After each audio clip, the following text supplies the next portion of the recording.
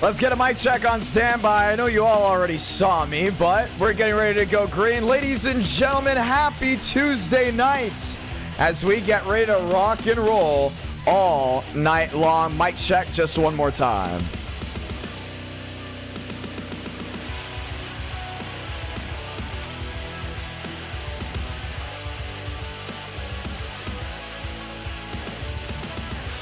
Four great races. We go Talladega. We then go racing at Rockingham with the trucks for the first time. It's going to be a lot of fun. The LA Coliseum, race number 3. How about race 4? Charlotte Xfinity.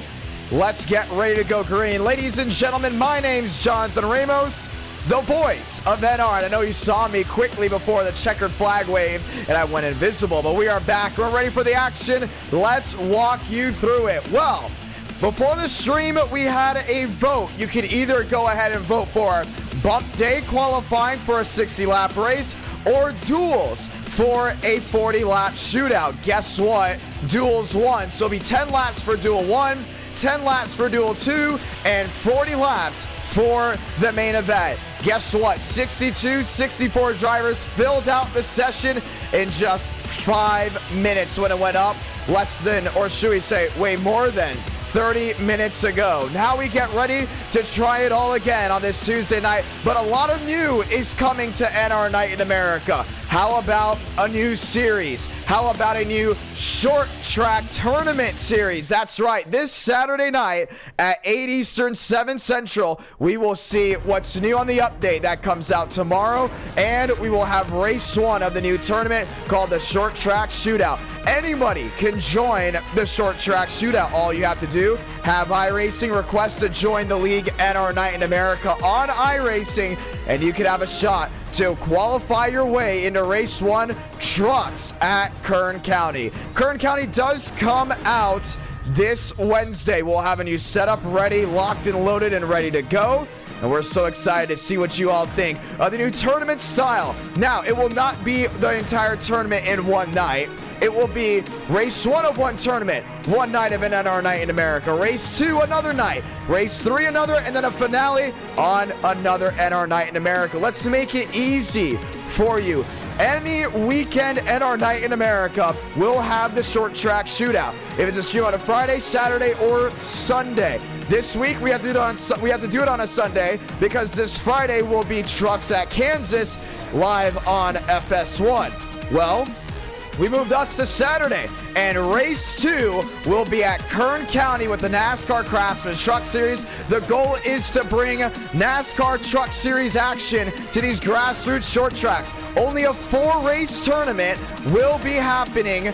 And guess what? It goes Kern County, Nashville Fairgrounds Speedway, New Smyrna, and ending it at 5 Flags Speedway. 2 minutes till we go into qualifying. The point system, consistency is key. You win, you get 15 points. You finish second, you get 12. Third, you get 10. 9, 8, 7, 6, all the way down to where you finish 12th with a 1 point earned. 13th on back, earn nothing, which means if you're within 15 points of the championship leader heading into round 4 at 5 Flags, you will have a shot at winning the short track shootout. Gonna be a lot of fun. It's a new thing that we've heard viewers say they're interested about. Well, guess what? If you guys really like it this Saturday night, we're gonna bring a super speedway rendition. We're gonna possibly bring a road course rendition, maybe even an intermediate rendition. The idea, give more value to every single race, including the ones on the weekends. Guess what? Today is Tuesday. It is a weekday, and we're ready to go trackside in just a moment, ladies and gentlemen, to say who of the 62 drivers will make the main event. And we will continue to explain the short track shootout as the night goes on. Under 50 seconds remaining before we go in and get it done. 62 drivers tonight, top 20 in each duel.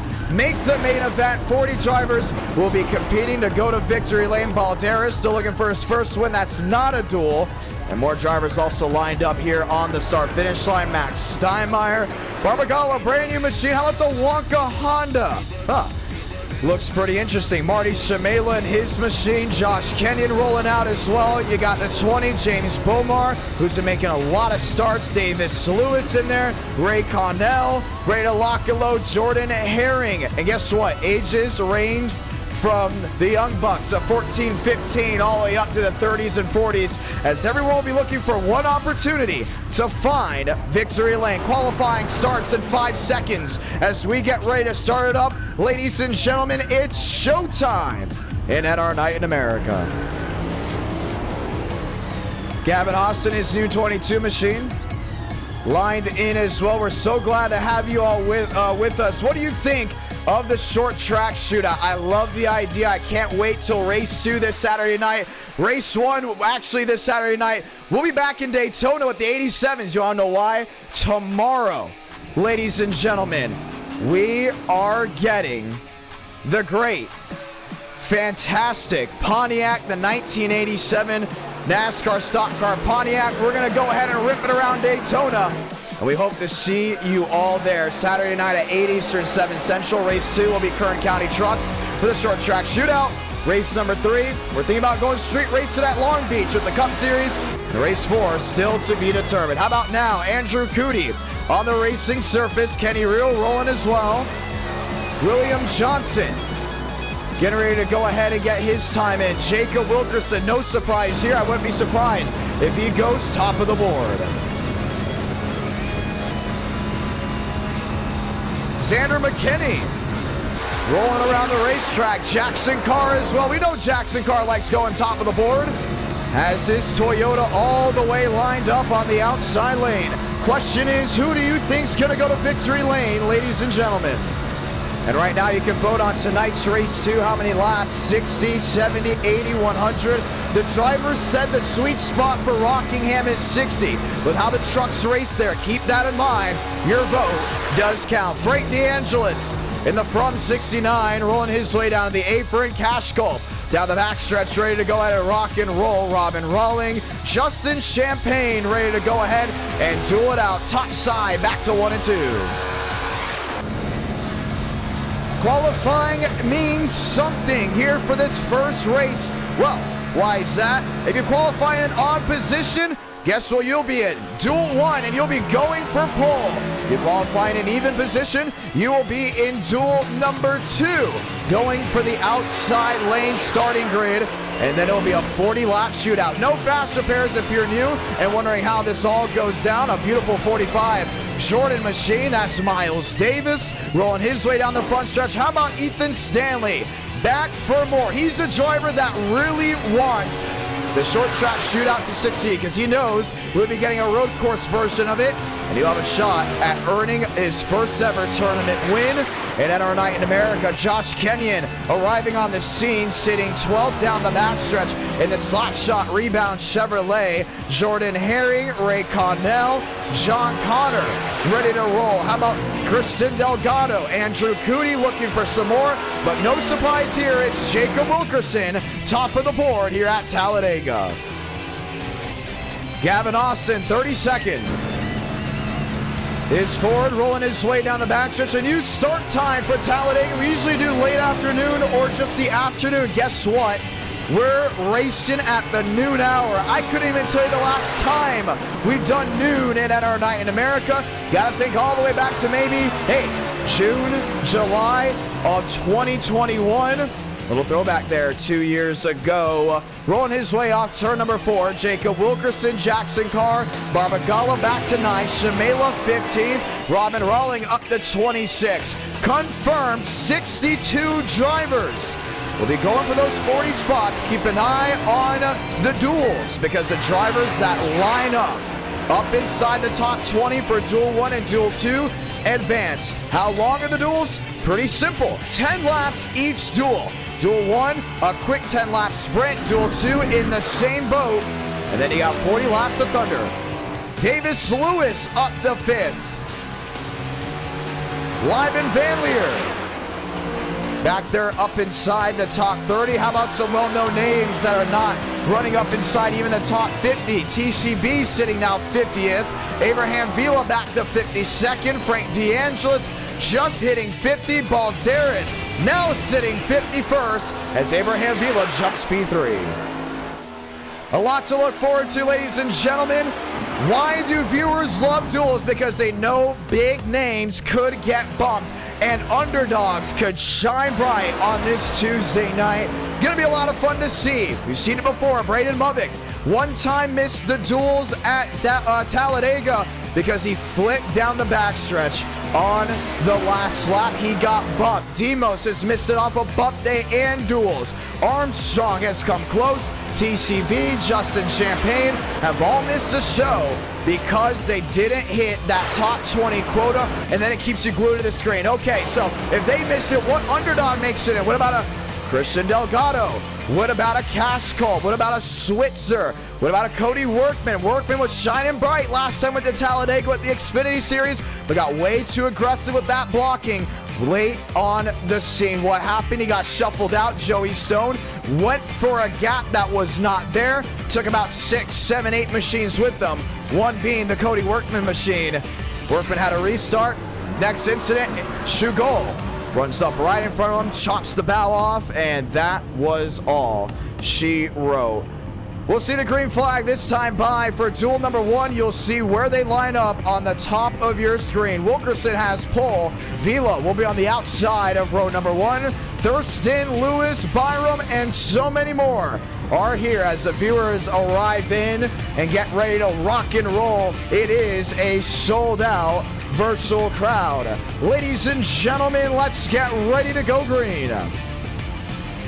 For the ones that were not, or let me phrase that, for the ones that were wondering why we were not streaming this Friday or Saturday night, I was in Winchester, Indiana, calling the Winchester 100 and calling the Jag CRA All-Stars Tour presented by Chevrolet and Performance on that beautiful Saturday night. Chevy, Toyota, Ford lockout back to row number 2. I look at the top of my screen, I see drivers that might have a great shot and that might not have a great shot as well. I don't think Robin Rawling is got the best odds of going to victory lane, but James Thurston and Drake Berry, you almost expect them to find their way top of the board and sit there. Keep an eye on it, because you never know what could go wrong.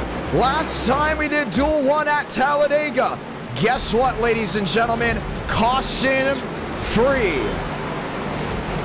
Duel 2, just one caution that's gonna fly by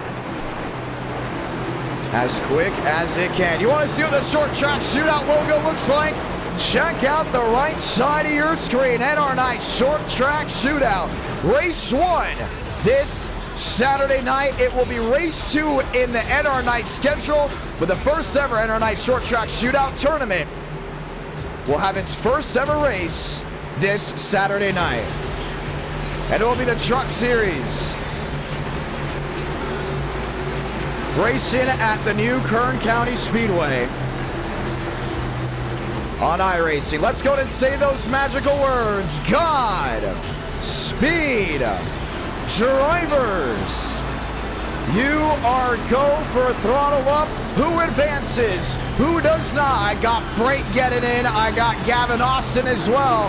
But you just never know how things may strike. Let's get ready to do it. Crowd gets ready to go back on their feet for the first time in a week. And they're going to stay up there all night long. Ladies and gentlemen, let's get ready to go green in duel 1. Davis Lewis on the outside lane, locked, loaded, ready to go do it. Crowd rising to the occasion as we get ready to roll. Pace car hard left on the pit road, and Jacob Wilkerson's STP Chevrolet gets ready to bring him down. Let's do it. Let's set your field here in Talladega, Alabama. Let's light the fuse in duel number 1.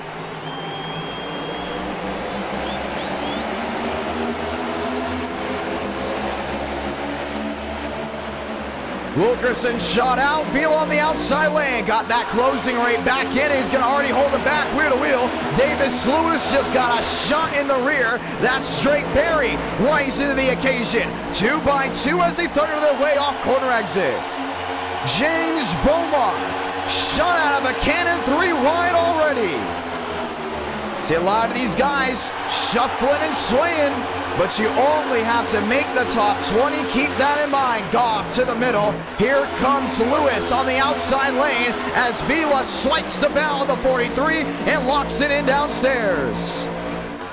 Vila in the Toyota. Wilkerson in the Chevrolet. Davis, Lewis back in third. TRD looks to get it done back to the line. They very much will. Vila leads lap number 1. Wilkerson's just sticking with them right here. It's a big ally. If you're inside the top 10 right here, top 8, you're loving what you're doing. You don't want to be back in that red zone. Lear, Williams, Steinmeier. That's where it's getting red hot. Already 3 wide as they work their way off 2. Riding with Kevin Champagne, 1 sideways down to the inside. On the apron, that might have been Steinmeier, maybe Palmero. We're not able to get a read on him as he has dropped all the way to the back. We stay green. Frank DeAngelis lined up with Kenny Reel. Top 4 breakaway down off turn number 4. Push comes the shove. Goff, Austin. 8 laps to go here in duel number 1. The aggressiveness is going to continue to go ahead and ramp high. Lewis has the number 12 pointed in the wrong direction. That's only on the roof. Everything else, smooth, calm, and smooth sailing as these machines work their way down off turn number 2. Riding on with Wilkerson. Another shot from the rear. See Gavin Oss on that outside lane. You can see what they're doing on the nose. Not a lot of places to run, at least early on, but you know you've made the main event as long as you stick in the position you are. Here comes Kevin Champagne to the outside lane, a driver that loves to put his chips in the middle and hold nothing back. 7 to go from Talladega. Thurston to third. Byram shuffling. Swaying, all chasing the Abraham Vila Toyota. There's still not a lot of places to roll. Blandino in, Culp in, now Bomar in. The 2x2 freight train has not changed up at all. Kevin Champagne sits in the 14th position. You got Williams downstairs. Lear and Connor really just in that magic bubble of where you could be in, and the next thing you know, you're nowhere near the front. Here comes Champagne to the outside. Lines up with Bomar. 6 to go from Vega. Well, just trying to get something to work. James Thurston leading back to 1 and 2. Goff had the 4 block him to the bottom. 3 wide, 3 rows deep, and there goes Goff to the inside. He's able to hold it 1 sideways. That's the 83, and the caution's going to wave for the first time. Frank DeAngelis involved. I believe that's Nolan Drake. That got turned sideways right in the middle of the field. And we will have a restart. And just that quickly, it's most likely going to be a quick 2-lap dash. And what does that mean for the drivers on the bubble that just needed to keep their car clean? Locke, Drake, DeAngelis, Joey Stone. Also on the outside looking in. He was just running back there. And I understand the strategy that some of these guys have of running towards the back. But in my opinion, from what I've seen in NR, it's never worked out for Stone at Talladega. I think he's got to get up there and stay up there.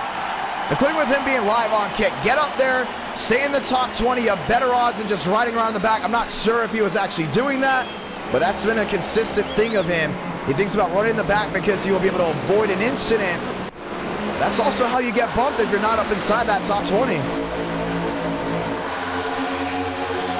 Let's watch again. A lot of shuffling. Nolan Drake, the ice white 83 on the outside lane. Frank DeAngelis on the bottom. Started with Goff getting tagged, and then, oh, boot scoot, see ya. That was a 63. That got right in the side of the 83 machine. Van Leer was a driver that caused that incident for Frank DeAngelis. He might be out. Look at the damage on the right side of his machine. So he will be working his way on pit road this time by with 5 coming to 4 to go. Joey Stone is back in tow. Max Steinmeier as well. A mostly calm opening duel, but we know things are about to get a little bit more exciting. We know things are going to get a little bit more aggressive because in NR night, it's just nature. You go for the win. That's how it's always been. That's how it's going to continue to be. Lights still on as we allow drivers to work on repairs to their machines. But here's the thing. Let's say you're Kenny Reel, you're Jacob Wilkerson, you're forced 3-4 wide. Coming to the line, do you bail out, including there's already an incident in the back? Or do you just keep it as close as possible? Because you know Kevin Champagne's going for the win. He understands he has to be in the top 20, but Kevin Champagne doesn't sit there and ride second. He doesn't sit there and ride third. He just goes for everything he can, and we're going to get the confirmation lights off this time by, as most of the machines have been able to go ahead and work their way off pit road. So we are going green this time by with a 3-lap dash. But I worry about the ones on the outside looking in. Ford on Ford.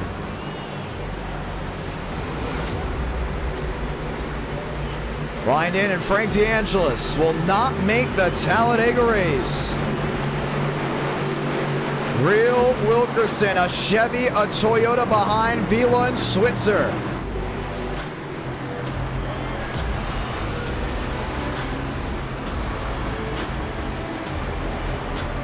Time to go back green. 3 Americans, 1 Canadian inside the Fast 4 as we get ready to rock and roll. Abraham Vila on the outside lane. Lined up with Gavin Austin. 3 laps to decide it in duel number 1. Going for pole, going to make the show.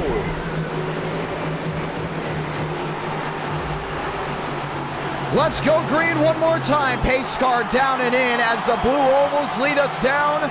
3 to go from Talladega.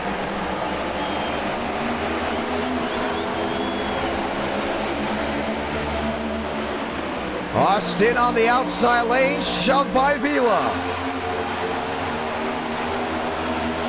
Kevin Champagne. Now on the outside, still lined in, has Kenny Reel behind, has Abraham Vila in front, and James Thurston swipes the bow and locks in the lead. Got Bomar looking 3 wide. No help, may have to go to the outside. Not gonna happen, he's out of the line. Wilkerson top, Champagne to the bottom. Champagne looking for the lead through 3 and 4. Thurston's gonna have another touch. Ford on Toyota. Blue ovals locked in on the bottom. 2 laps to go from Talladega. Wilkerson's trying to get help on that outside lane. He knows if he can control the main event early, he'll have a better shot at going to victory lane. A lot of these drivers shooting for pole. Or at least row 1, row 2, 3 wide, shuffling out. River Page in, barely. This will be the battle for the transfer spot. Robin Rawling, Connor as well. If they get to the white flag, this duel is official. Palmero swiped to the bottom. Drake Berry. Not a lot of places to run. Here comes Wilkerson. Makes up 1, makes up 2. Wheel to wheel there for 3rd. They're gonna do it. They're gonna make it back. Santa Blanca. 1 to go in duel 1. Oh, there they go. Wilkerson around. The big one to the high banks of 1 and 2. 1 up and into the air. Joey Stone is in it. Jacob Wilkerson gets it refired. This is the battle for the lead. Watching on, working their way back to 3 and 4. Davis Lewis looking for the middle. Runs it on the bottom. And how wide will James Thurston get? Vila on the outside, goes for the swipe. There he goes. Bomar to the bottom. 3 wide, back to the short shoe. Who's gonna win this race? Vila Toyota. Lewis downstairs. Abraham Vila victorious from Talladega. And who's gonna advance? Joey Stone limping in 25th. Wayne Kennedy versus Jacob Wilkerson. This is the transfer, and Wayne Kennedy makes the main event.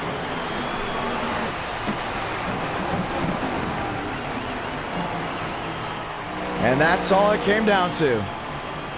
Unreal. And just like that, we bump out 22 guys. Joey Stone, once again, will not make the main event.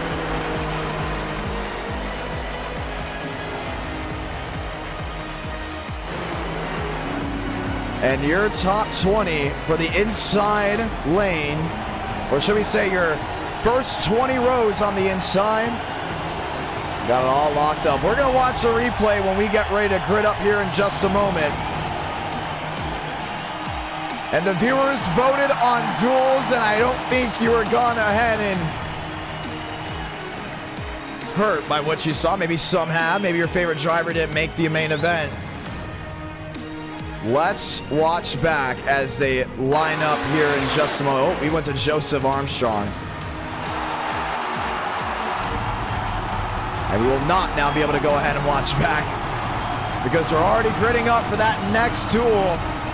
Top of your screen, you'll see where all the drivers will start in Duel 2. You gotta be smart, gotta be consistent.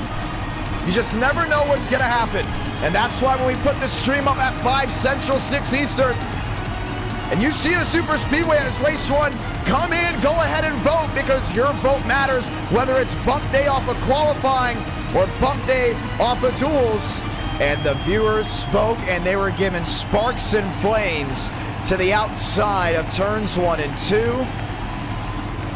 And now we get to see who's gonna get it done here. It will be Toyota on Toyota for that front row. The overlays having a little bit of a malfunction. Let's go ahead and let you know who is where. Rice, Winters, Shack, Lyles, Johnson. Lined in and ready to go green. I got TCB up there as well.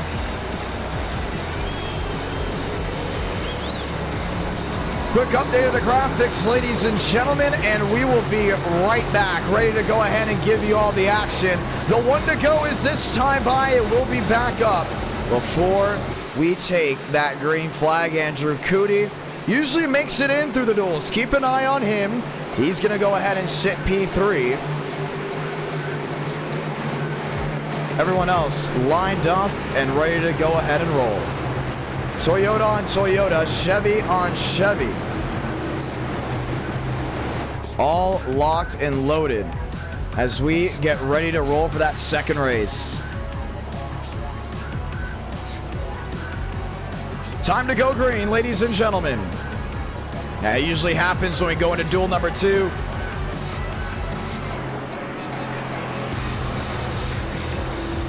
Warming the tires up just one more time. Godspeed, drivers. You are go for throttle up.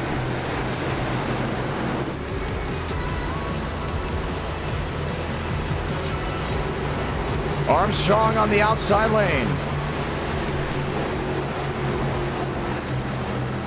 Baker will be right with him. You can expect them both to go ahead and work with each other. I'm excited to see what Jackson Carr has to offer. I'm excited to see what Andrew Cootie has to offer as well. Before we take the green flag, there it is, ladies and gentlemen. Crowd back on their feet once again because we're getting ready to set them off in duel number 2. Jackson Carr, the hot lap hero, versus Joseph Armstrong, one of the greatest in the grassroots scenes. Let's light the fuse for duel number 2. And the question is, what did you learn from Duel 1 as a spectator versus now racing in the next one? All right, now you would think, hey, let's keep it calm. Justin Champagne, not so fast. Leapfrogs the Balderas machine. Now put it to the outside fence. Christian Delgado. Put them wide. They all hold on. We stay green. Car on the bottom. Cootie in tow. Armstrong on the outside lane. TCB's got him right in line. Chugol lined up on the top side as well. McConaughey downstairs in the 47. Lot of separation as it goes back to that bullet train formation from Stanley and company, all lined in. Carlos Truther trying to get it done in that 11 machine. 9 to go. Jackson Carr led this one. 3 wide, and here comes the TCB machine on the outside lane. One in that front row starting grid. Cody Workman and the Young Life Chevrolet trying to make something work. A lot of shuffling back there. A lot of these guys jumping out of line. Lebsack, Champagne. Justin Champagne on the outside now looking in. He sits 22nd. 9, now 8 laps to go. 1 on the apron. 91. Cody Workman will lead this lap. 8 laps to go. Here comes Joseph Armstrong on the outside. Sided with Swearengin. Aaron Chugol, a driver mostly known for racing on the super speedways. Baker on the outside. Andrew Cootie in front of him.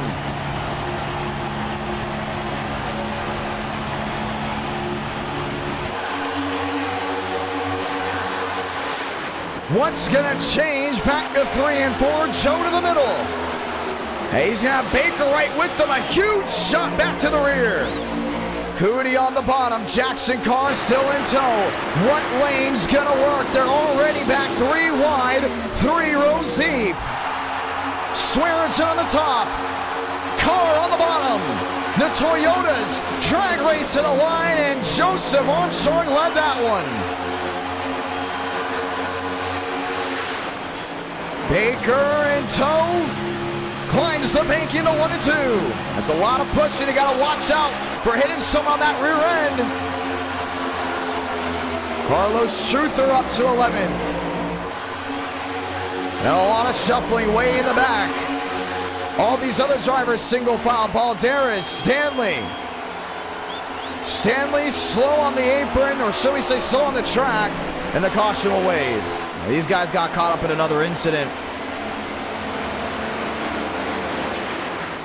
Didn't fully get turned around, lost the draft. And I don't think Justin Champagne's too happy with the 92. Ethan Stanley up and into the outside wall.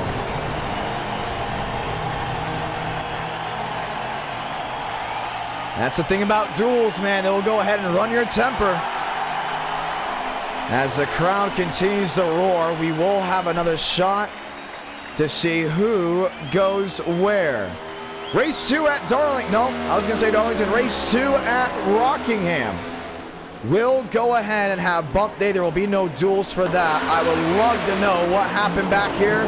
And it started with a slide.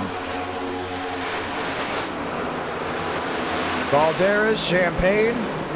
Not enough to end their race. But if they didn't get that caution, they definitely would have been completely out of it. And definitely you can tell why Justin's not happy. Justin's going 3 wide. Did Stanley chop him, or did Justin get in that quarter panel? That's the big thing to watch out for. Let's watch it again. A look. Oh, you be the judge down in the live chat below. And that's what's great about live streaming. You get to hear what the viewers think in real time when things are going down. Well, Max Swearengin is your race leader. If you're just joining on in, Saturday night we are bringing tournaments back to NR Night in America for the first time in 2 years. But the format is different. We are going to make it strictly trucks and strictly grassroots racing. But it's not all done in one night.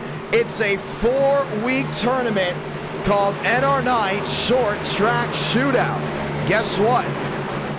Their first race, Saturday night, it will be race 2 of the NR Night in America night, should we say. Race 1 will be 87s at Daytona with the new Pontiac. Race 1 of the short track tournament will be trucks at Kern County, and it will be the second race of Saturday night. Gonna be a lot of fun. Short track shootout. Race 1, Kern County. Race 2, Nashville Fairgrounds Speedway. Race 3, New Smyrna. Race 4 at Five Flags Speedway. What do they all have in common? They're all grassroots short tracks. They're not on the NASCAR Truck, Xfinity, or Cup Series schedule. As most of these machines have now worked their way to pit road, we'll give them an extra lap. And at the same time, they're all grassroots tracks, and they'll be having a Truck Series day. We realize truck races are so fantastic on the grassroots short tracks. We thought, hey, let's bring back tournaments. Winner gets 15 points, 12th place gets 1, 13th on back, get 0. Anyone can join. How do you go ahead and join?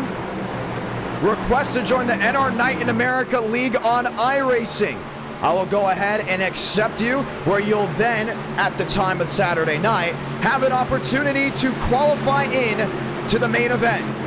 We will have bump day for the first ever short track shootout race, and it's going to be a whole lot of fun. If it is well loved by the community, we will have a super speedway version, a road course version, and even an intermediate version. But guess what? This Saturday night will be one big experiment. We hope you all love it.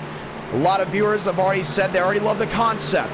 Let's see how it looks come Saturday night prime time. To everyone that dropped a like on this stream, we say thank you.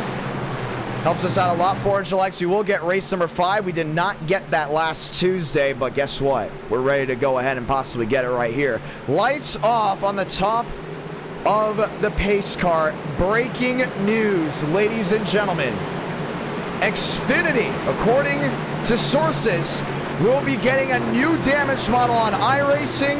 We might have to re-edit the schedule for Saturday, because that means the Xfinity series will have a race come Saturday night. Ladies and gentlemen, let's get ready to go green.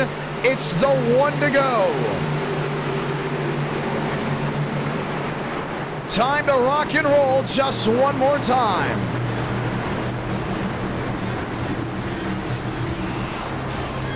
Andrew Cootie knows just because the white flag waves and it's official doesn't mean you're locked in. You have to stay up inside that top 20. Shamela lined in as well. Just like Duel 1, we'll have a 3-lap dash to see who will make the main event. Kenyon, Chad Thornquist. Thornquist due for a win. He's lined up with Jason Beckman. Who's excited for short track shootout? Who's excited to see points added back to NR Night, which means right now for NR Night in America, you win. It means everything. You finish second, heartbreak. Well, guess what? For the tournament, you finish in the top 12, you will have a shot at winning a tournament.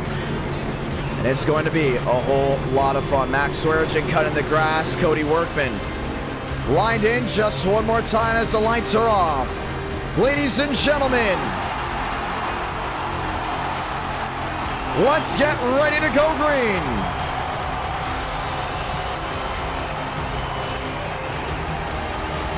$62 entered. 62 entered. Hope I said that correctly. Only 40 will be able to race in the main event. Let's find out who the final 20 drivers are going to be. Swearigan, Carr, Cootie, and Workman. Fast 4, 3 to go in Duel 2.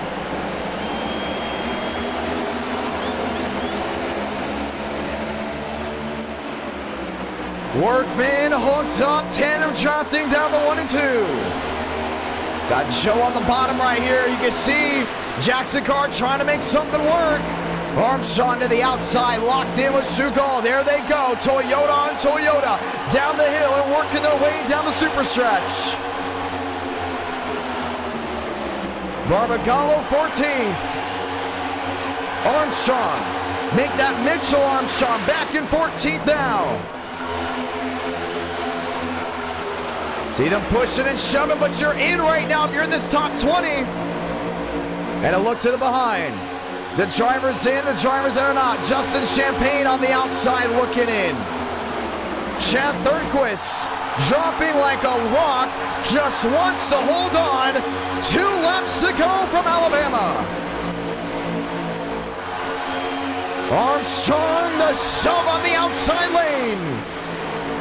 Workman to 5th. Cootie to 6th. Balderas back in 10th. What's gonna work? Shugold's trying to make something work on that bottom lane. Cootie up near the wall. McConaughey. Just a kiss on the right side lane. Swing, shuffling. Back to the line.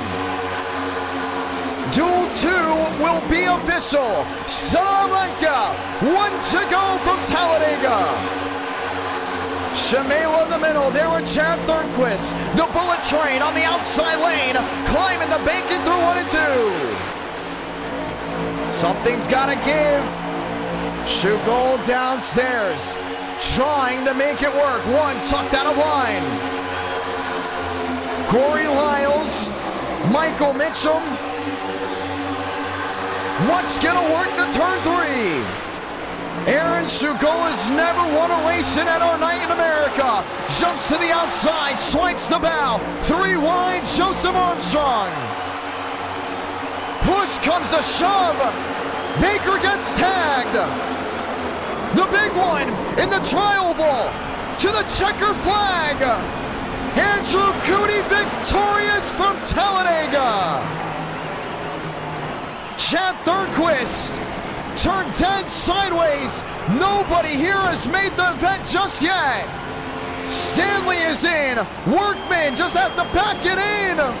Josh Kenyon will advance to the main event. Chad Thurnquist is out. TCB is out, and Cody Workman will be on the sidelines. Oh, he just had to reverse it across the line. Oh, no. Shades of Talladega Nights, what it could have been. Oh, man.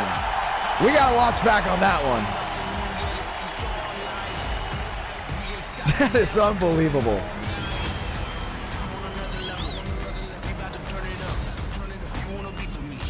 That is unreal. Watch back on it. This is the wreck in a tri-oval.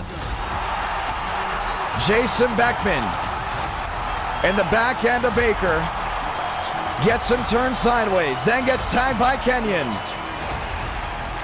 3 wide, 4 wide for a split second, 5 wide. Joe turned up the nose of Andrew Cootie. Max Swearengin also involved in Joseph Armstrong make the event. He gets it back refired. Mitchell Armstrong trying to limp it back to the line, and there's the damage on the 81. Bam, right into the pace car. Swearengin in, Stanley in, and they're still wrecking. They were still wrecking back there.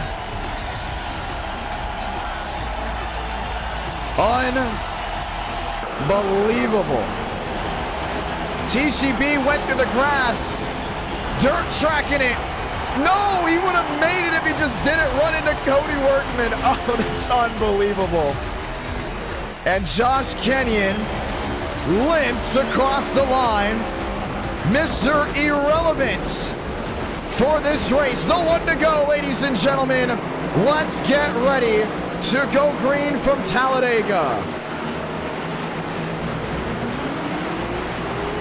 40 drivers lined in for 40 laps. This is the main event.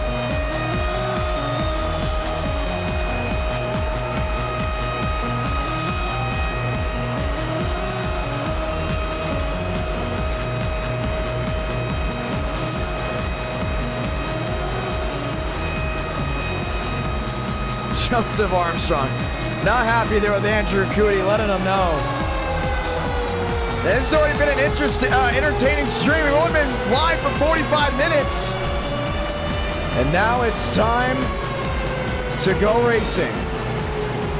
Vote how many laps for Rockingham, 60 or 100. That's the new one. And we'll actually have the voting come down between the 60 or 100. By the next caution, we'll go ahead and get them all lined in. Ladies and gentlemen, let's get ready to go green just one more time. I want to say the calm before the storm, as it has been rough and rowdy already.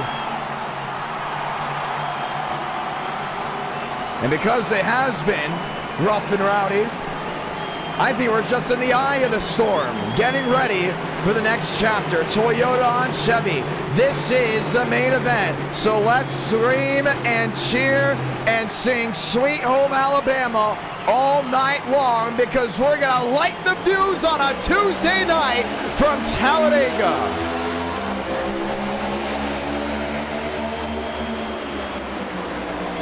Barbagallo shot to the back end of the Andrew Cootie Chevrolet.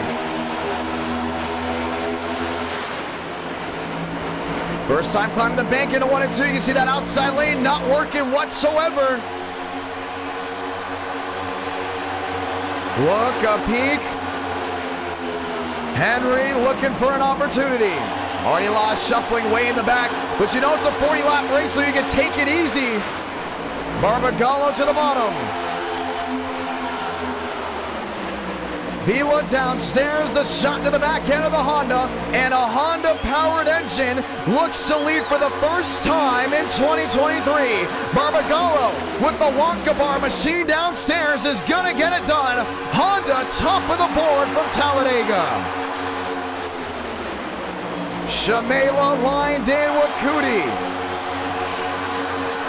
Highbanks back to 1 and 2. Already see him going back 3 wide. Kevin Champagne in the middle. No fast repair. You wreck, you're done. 4 wide looking and squeeze into the rear. Barb on the bottom. Cootie on the outside lane. Thurston back to 9th. Lyles back in 10th. And already you got a lot of machines scattering towards the back. Not wrecking, scattering, but in the way, shape, or form of keeping that car clean, because you know if things go wrong, you don't want to be in the wrong place at the wrong time. Oh, Joseph Armstrong has another idea. Let's go 3 wide in the middle. And Kevin Champagne will be hung out to dry and finds the boat outside the top 10. Stanley into the Sweet 16. Joe into second. A lot of shoving. Oh! Nearly turned Cootie in the wall. Little payback. Now you have more payback. You don't want to be doing that in front of the main pack. This is from Duel 2. He's racing as aggressive as possible. Here comes Lyles. Corey Lyles, top of the board in the Ford. He's blinking as well. Him and Armstrong were having issues. Abraham Vila, slingshot, engaged, but the Toyota won't go anywhere for now. Ford, top of the board. Lebsack, what a save. Kenny Reel on the apron. 3 wide, Thunder into 1 and 2.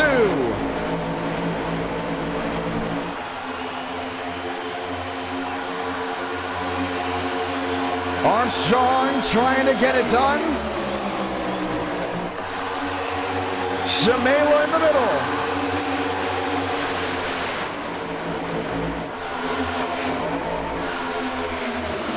See Kevin Champagne down that inside lane. Has Ethan Stanley right with them, and they have all shuffled out for the most part, which was a top 20 within about an 18-17 difference. Now is about a second and a half from the top of the board to the end of this main group. Abraham Vila will lead this lap. Jordan Herring, Matt Steinmeier, All lined in. Well, you're 5 laps in. You know you can at least take it easy because you got 35 laps to go in this main event. It's gotten wild, and they're racing very aggressive for a good reason. They want to force guys in other situations. But what if things strike bad for you? You see River Page struggling to get back in line. Balderas does not give him that lane. Bomar to the outside. Block, shot, see ya, one in the wall.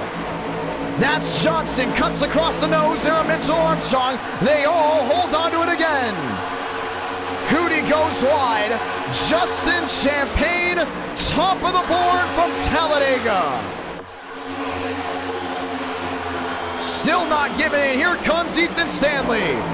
Remember, Stanley and Champagne got into it. They're in their duel. That was duel 2. Rivalries already from the 24 to the 20, from the 38 to the 92. Lining up on the outside lane, Shamela. Oh, there goes Champagne off the nose of Andrew Cootie.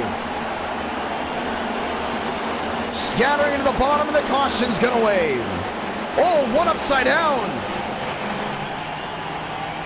Barbagallo goes belly up down to turns number 3 and 4. And that might be the end for him. Depending on the damage, he toes the pit road, and this will go ahead and change everything for the Honda-powered machine. Man, yeah, that's twice now Andrew Cootie's wrecked someone, if that was the case from what I saw. We are going to see the replay before we add anything more. Let's look back to it. 3 wide, holding on, a lot of blocking.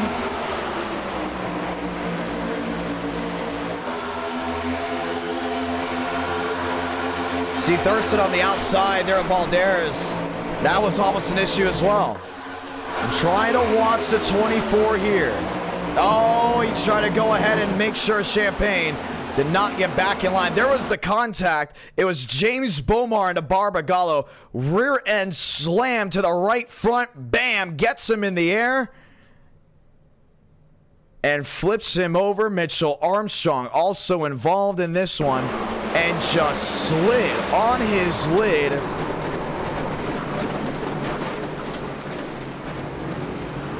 And there was just nowhere to go.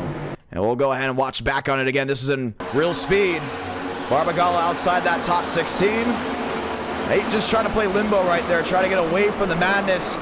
But James Bomar, you can see, did not hold the brake whatsoever. I mean, he was a dart without feathers. We're going to the inside. Watch it again. Watch the 20. Rolling, rolling, rolling, rolling. Bam. I don't know if he would have... Maybe if he did hold the brake, he would have been fine.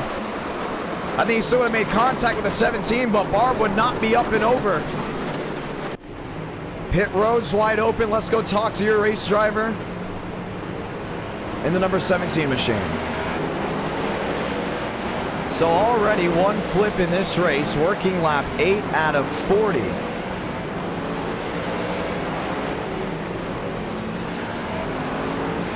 As we get ready to talk with him, I mainly just want to hear what he's got to say.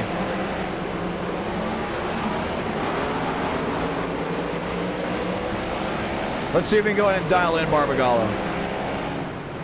Barb, it's a John. You got a copy? Yeah. Well, you went belly up there on the backstretch. Walk me through it. I crashed. That's all I got. I crashed. I just remember being on my 4 wheels, and then I'm up on my lid.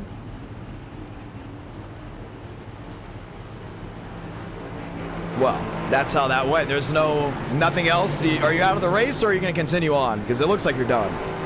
Oh, my engine was okay. I just need to see if I just need to probably get 8 minutes of like required, and that's it. I don't know how my engine's okay. It's working though. Sorry about that. I was just going through penalties. Apparently, Gavin Austin wrecked someone on purpose, and he will now be out of the race for that incident. Oh, all right. It's already been crazy. Walk me through it from your vantage point. 2 cars wreck in front. I go low, and somehow I managed to get on the worst. Oh, that's how it went. Do you want to say anything to anyone back at home? I don't know. I really don't know. come on, man. You've been begging for an interview. Oh, one of you guys have been begging for an interview in a while for different people. I'm giving you the spotlight, man. Show some enthusiasm. Yeah, we'll be back on track in 47 seconds. Well, we hope to see that Wonka machine back out there. Hopefully we get the golden ticket to find victory lane tonight. Good luck. Right. Barbagallo, ladies and gentlemen. Well, 8 laps in, now 9. This time by Jaden Henry will be leading us to the green flag as we get lights off this time around. I'm surprised he didn't show a lot of enthusiasm. Probably not happy that he went up and over. But it should be interesting to see what the rest of this race has to offer. Ladies and gentlemen, the one to go. Time to go green.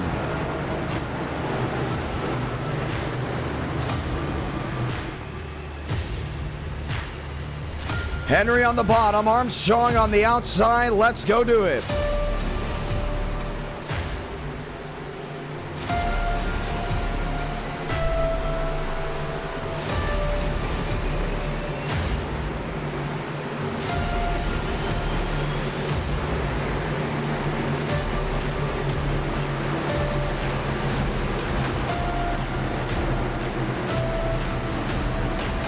Stanley, Lyles, McConaughey lines up and loaded just one more time. Toyota up front with that being the Joseph Armstrong machine on the outside lane. He continues to have blinking issues. We're going to keep an eye on that. Nonetheless, let's get ready to bring them back full saw, ladies and gentlemen. Just one more time. If you watched live at Winchester Saturday and Sunday, I say thank you to everyone that tuned in there. Watching live right now, we say thank you if you're watching back as well, saying hello. 400 likes on a night stream, we will have race number 5. And you, the viewer, gets to vote. This Saturday night, race 2 on the schedule will be the first ever short track shootout. And at our night in America, a tournament with the NASCAR Craftsman Truck Series at grassroots short tracks. And our night's version of SRX, Chevy, Toyota, lining up just one more time. 31 laps to go from Talladega.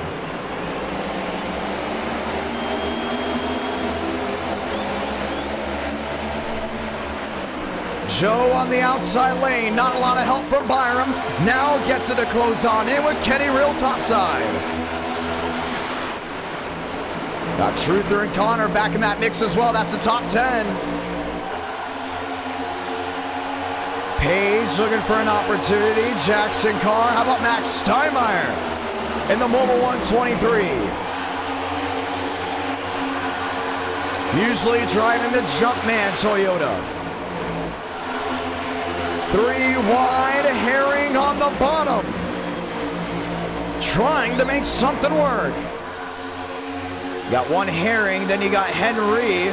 Jaden Henry right now leading this field. Kevin Champagne through the middle. Slipping his way through. 30 laps to go. That's a sprint. This is the main event. You win, you get it all. You finish second, well, you get nothing. That's what it comes down to. That's our night on a Tuesday night. Jaden Henry fading. Herring to the bottom, Marty Shamela top of the board.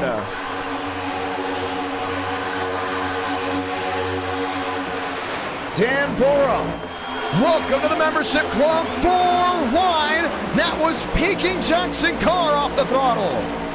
And these next gens just have a huge suck to the driver in front, or the car in front, should we say. Sometimes we've seen that momentum shift with a side draft of how easy it is to go from, what, 200, 204, 205 down to 195? Sometimes it's 10-mile-per-hour differences just in the middle of the pack, and that's why you have to keep your eyes open at all times. Here comes Davis, up to 11th, looking for the top 10 for the first time tonight. Steinmeier in the wall. Pounded it with that right side. And the 55 car was right with them. 3 wide, 4 wide was way in the back. Another shot. Marty Shamela. Now this aggressive blocking is just going to go ahead and snap something around. You got to keep an eye on these guys. Shamela's aggressive. We've seen TCB, Kevin Champagne get aggressive as well. So rephrase that, TCB's not in this race. Got to keep an eye on the drivers that continue to go ahead and get over-aggressively this early because things might not work out late. Vila in the middle, Shamela to the bottom. He's trying to get helpers down there. He's trying to get that second line rolling. Battle for the lead, Kevin Champagne, top of the board. Joe up to block, can't get it done.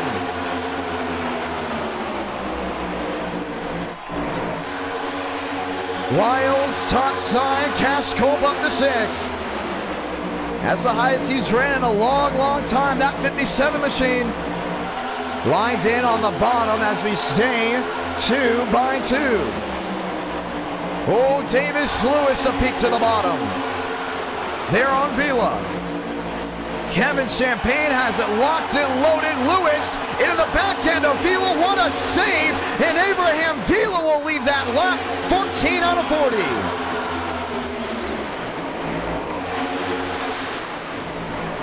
Armstrong, Thurston, Kenyon, and Herring. Up inside the top 18. See Shamela on that outside lane. Lined in there with Champagne. Vila locked in. Oh, and there goes Marty Shamela. Around down to the inside. Locks it in. No further issues. We stay green. I think Vila was discarding what he would say, not me, what he would say, the trash from drivers getting overly aggressive. And this has just singled out the entire main pack. We've had an issue from an incident way back to the rear, but we stay green. Lap 15 out of 40. That's the thing. Once you open up the iRating cap, you will have incidents back to the rear end. But as long as it's not up front, we do not call it. Corey Lyles all over Kevin Champagne. Vila being shoved on the bottom. Carr peeking to the outside, no difference. Miles Davis lines up downstairs. That's with McConaughey. Another peek topside. Vila wants something to work. So does Max Swearingen. Another look, another peek. 2 Toyotas chasing a 4 back to 1 and 2. 25 to go from Talladega.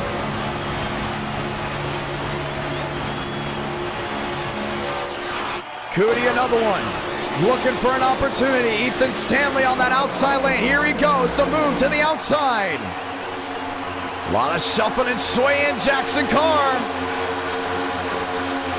trying to get something working back to the middle. Second group, 7 seconds back. Pushing, swaying. Back to the start-finish line. I'm so sorry. I did not know the ticker was not there the entire race. It's there now. 24 laps to go. Apologies for that. Cash Culp up to second. Now we had it on our screen. Thurston, Swearingen, lined up 2 by 2. Josh Kenyon on the bottom.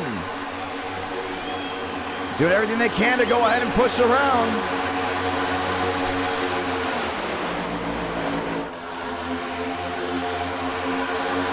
Culp on the outside.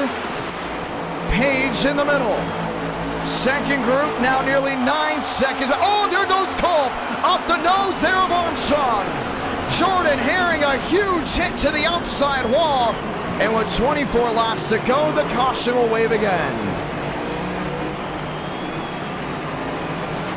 Max Seimeyer got the piece of that one.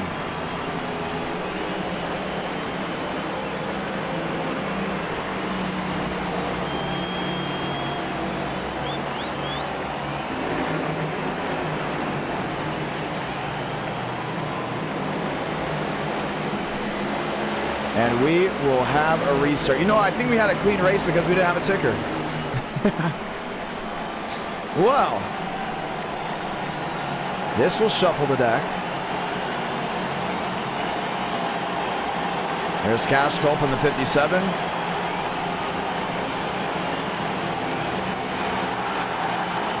Race 2 from Rockingham, ladies and gentlemen.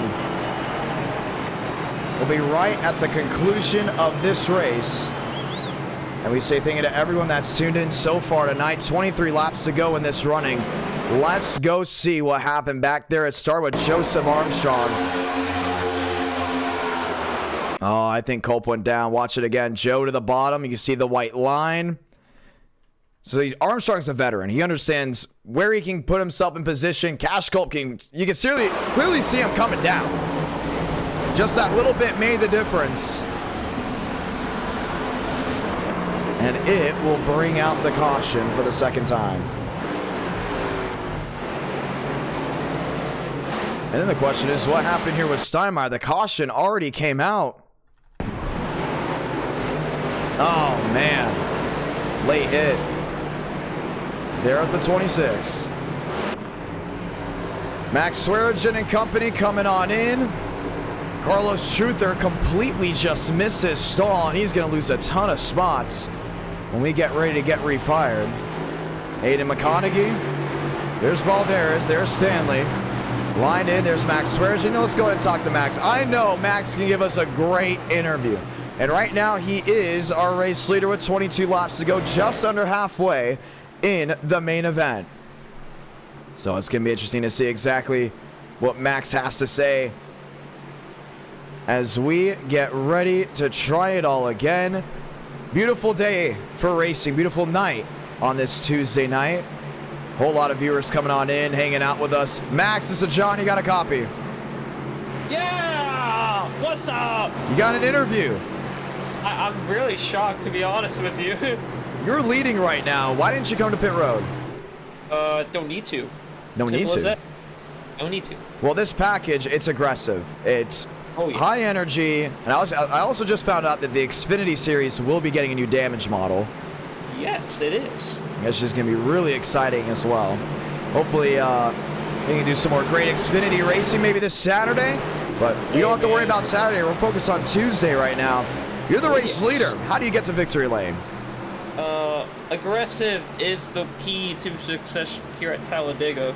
I mean, you saw how I was doing. I was being aggressive, trying to go by everyone, throwing blocks, making moves. That's what you gotta do to win these things. You gotta survive. You gotta be out front and hope you got a good drafting partner by the end of it. Qualifying duels, you went through that scare and you saw what could happen on the last lap. It could also happen on the last lap here. You've been in position to win multiple times. I don't think you've ever won at Talladega. You are completely wrong. I have one. You have one at Talladega? No. August the last year of the Gen 6. That's right, you did. I remember that. Okay. You've won at Talladega once, but you've never won it in the next gen. No. Talk to me about this aero package. It is a very draft heavy. It's the side drafting on this really insane for some reason. It's hold on, I'm getting a weird message. No, it's more or less you gotta have a good drafting partner and you build a lot of huge runs in it. Like I was trying to build runs on the Gavin Austin early on. Just building runs, side drafting, and just making aggressive moves. That's what this package is really all about. This is what I experience. Probably the same for other drivers, so. I'm excited to see what you can do, Max. I mean, you're a great driver in NR night. No. Well, yeah. Sometimes in your opinion, you got to do the coin flip. Because in my opinion, either you win, you go to victory lane, or you end the race early on the record. But here's the thing. In NR night, well, that's changing now with how the tournament's going with the short track. What do you think about the short track shootout coming out? Hey man, I think honestly that's a really good idea. It gives me throwbacks to the good old days, like August of 21, with all the old tournaments we used to do then. It's been 2 years since we've done a tournament. Can you believe that? It has really been 2 years. It's been 2 years since I started as well. That's actually wild. But I'm really hyped for it. I mean, I'm not doing the first tournament races. I'll be out of town. But I should be there for all the other ones. You gotta be there for Fairgrounds. Fairgrounds Trucks is gonna be unreal for race 2. Well, we're so glad you love it. If it's well-loved thing by the viewers. Come Saturday night, we get a super speedway shootout. We get maybe a road course rumble. What do you think of that? Us expanding. Where Tuesday nights is mostly just regular NR night, and then Friday, Saturday, or Sunday, it's all tournament night, where race 1 is for one tournament, race 2 is for another tournament, race 3 is for another tournament. Same with race 4. What do you think? Dude, I'm not down for it. Let's get it going. It's up to the viewers. We're so glad you love that idea. Good luck. Hey, bro, we're about to go green. Hey, I appreciate it. Go like the Street TV Race 5 tonight. Let's have some fun. Let's roll. Swearigan back in his chat. 20 laps to go here from Talladega. Crowd on their feet. Toyota has reigned supreme up front. Let's go green just one more time.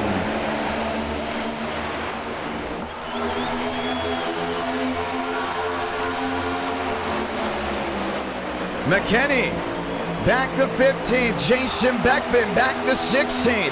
Jackson Carr, your leader. How wide do you get?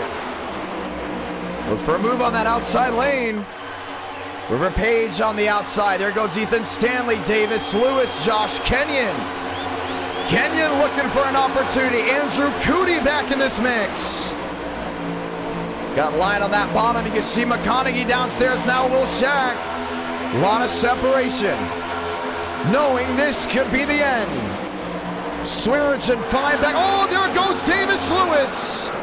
Josh Kenyon rear ends the inside wall. The caution will wave once more.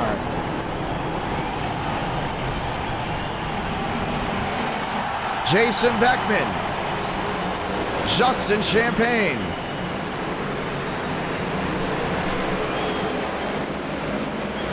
And that's how they all come back together.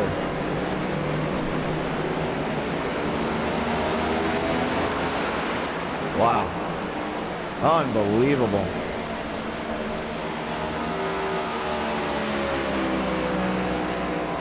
And we will have a shot at trying it again.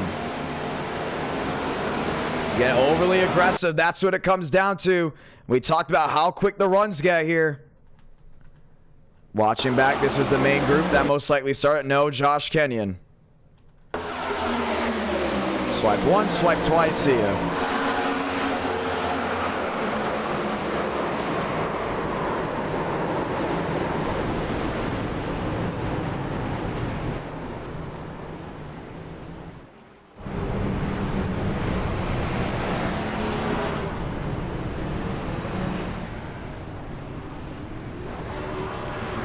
Wow.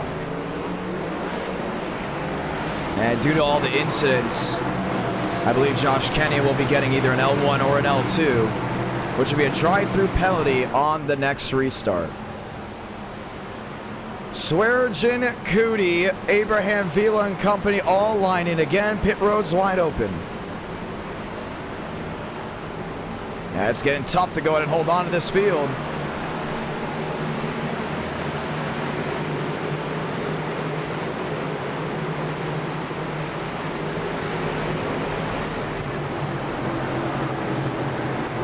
Joseph Armstrong and company on the racetrack. Davis Lewis, see the damage on the right side. James Thurston. There's Kevin Champagne. Beckman. McConaughey. Stanley. How about the 98 machine? Ricker Byram. Lined up, and we will have a restart. And it's completely different. How is Barbagallo still in this race? He's somehow now up to 5th without a nose. Well, he's going to try to win it with a modified.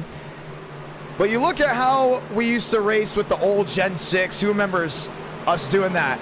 Well, we plan on actually bringing it back at some point in the not so distant future. Small spoiler, not a lot of push, not a lot of suck. Well, when you get a big spoiler with a tapered spacer here on iRacing, a lot of moving parts. And with the next gen having a rounded rear end, you see some guys get on that back end. And that's where Josh Kenyon made that mistake. Toyota on Toyota, Chevy on Ford.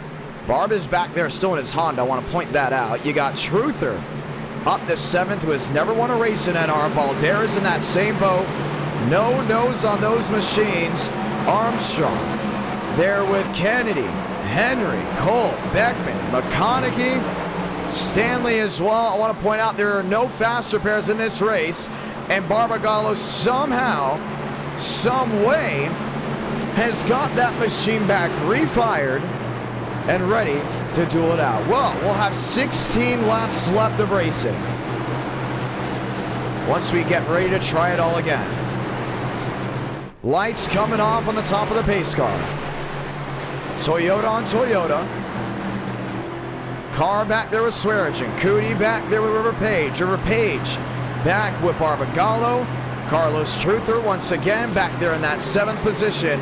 Let's do it one more time. 1 to go from Talladega. Make or break time. As we get ready to try it again, we will have an iRating cap for race number 2, I believe. It will be back to 2,000. Time to go green.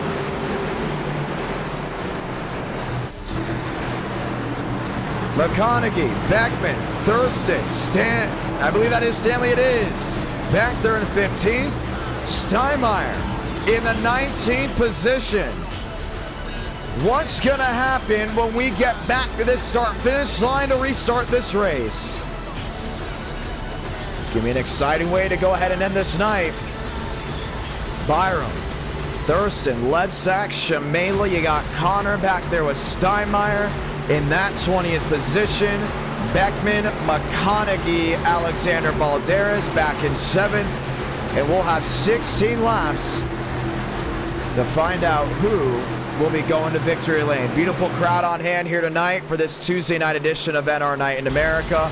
So glad to have you all with us. Let's get ready to go back green. 2 by 2, one more time.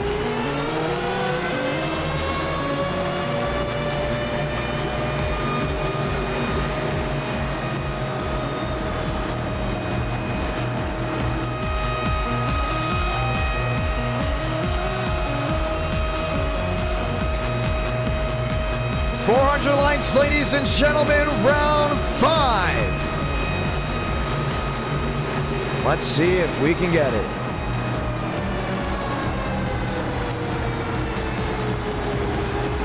Barbagallo trying to get it done. Shades of Senior.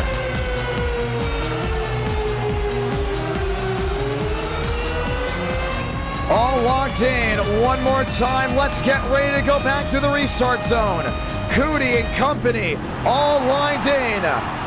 Back underway from Talladega.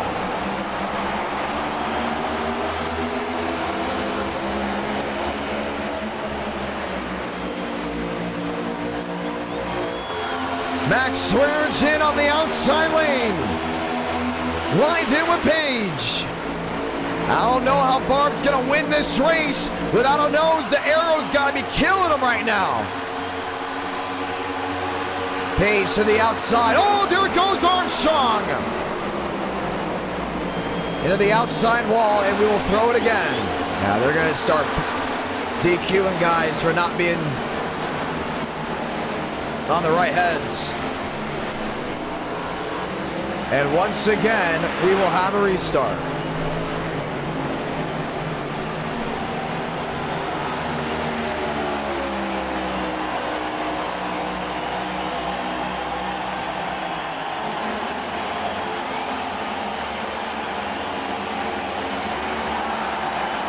Armstrong will come down and pit road again. And we'll wash back.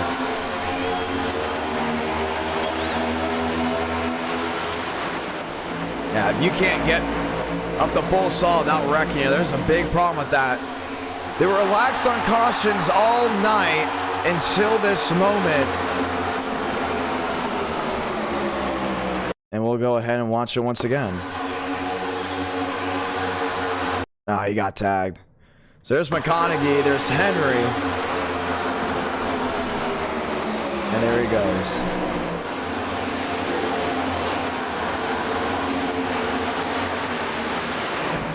And Jaden Henry We'll be given an L4. It's a drive-through, and you got to hold it for a lap. And they're only doing this because it's gotten reckless really late in this race. The duels went by mostly on a smooth side. The beginning of this race had a couple incidents. It's gotten to the point where some of these guys have never won a race in NR Night in America. Getting aggressive, over-aggressive with 15 laps to go. You still got 15 laps to go ahead and make a move, which is still enough time to make something work. Getting anxious, getting desperate. And that's what happens. We will see the one to go this time by. So lights are coming off. Jackson Carr, Andrew Cootie, River Page all lined in and getting ready to try this once more. Mostly a two-car incident. And for the ones that are new, we don't completely follow NASCAR rules. For instance, NASCAR rules are basically you get wrecked, something happens, drivers police themselves. We used to do that a lot. Sometimes we still do that. But on the sim, sometimes you have to step in a little bit more, almost like Formula One, you know, but not to their high degree. For instance, there's been wrecks already, and we've done nothing about them. But once it becomes consistent and it's going to be an issue for a very long time, that's when we have to step in and say, hey, L2, have that guy come down pit road. L1, put him in the back. L3, 30-second hold on pit road, or L4, you got to hold it for a lap. So those are the things that keep the racing etiquette for the most part very clean. There's been multiple times we have gone ahead and penalized guys for an incident really early. We set the tone with the drivers. Very clean, consistent, and strategic race to the finish. It's almost an idea of we know these drivers are racing either in their dorms, their living rooms, their family rooms, or somewhere, right? Sometimes you get your head off your heels and need someone to go ahead and bring it back level. That's why we have the penalty system. It's worked so well in NR for so long. We know new guys that have come in, watched NR for the first time. They're like, hey, I don't get the penalty system. I don't like it. In NASCAR, they do this. But in NASCAR, they do it a certain way because the sim sometimes has different rules than reality, even though it is a simulator. And L5, your boot, scoot, and see it. We have yet to have the L5 anyone tonight. No, let's rephrase that. Gavin Austin for wrecking drivers on purpose under caution. Big, big no-no. Let's get ready to try this once again, ladies and gentlemen. Pace car going downstairs as we get ready to take the green flag.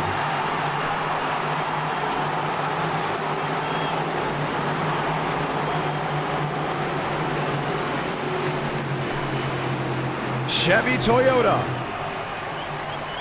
Ford, Toyota right behind.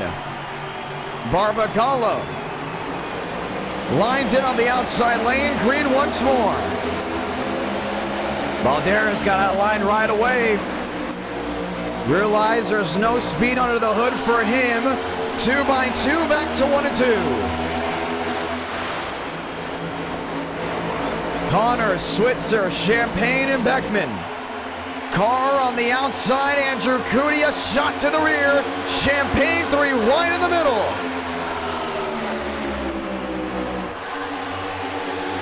As long as that 17 stays in the draft, you have an opportunity to go to victory lane.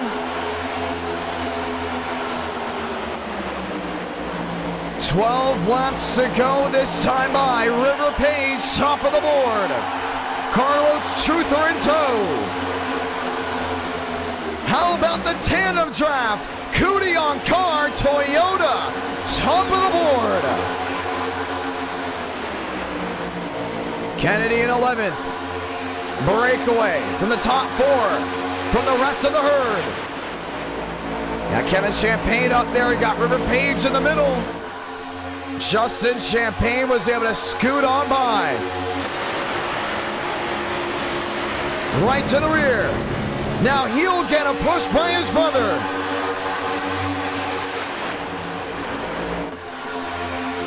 Cootie in second, Max Swearengin in third. Still no aggression. There's the move to the inside. Both Champagnes in tow. Ford on Ford, put sticks on the board. 11 to go from Talladega. Something's got to work. Something's got to move. Justin going wide. Champagne front row thundering to the high banks of 1 and 2. Got Cootie back there. We see him do bold things when it matters the most.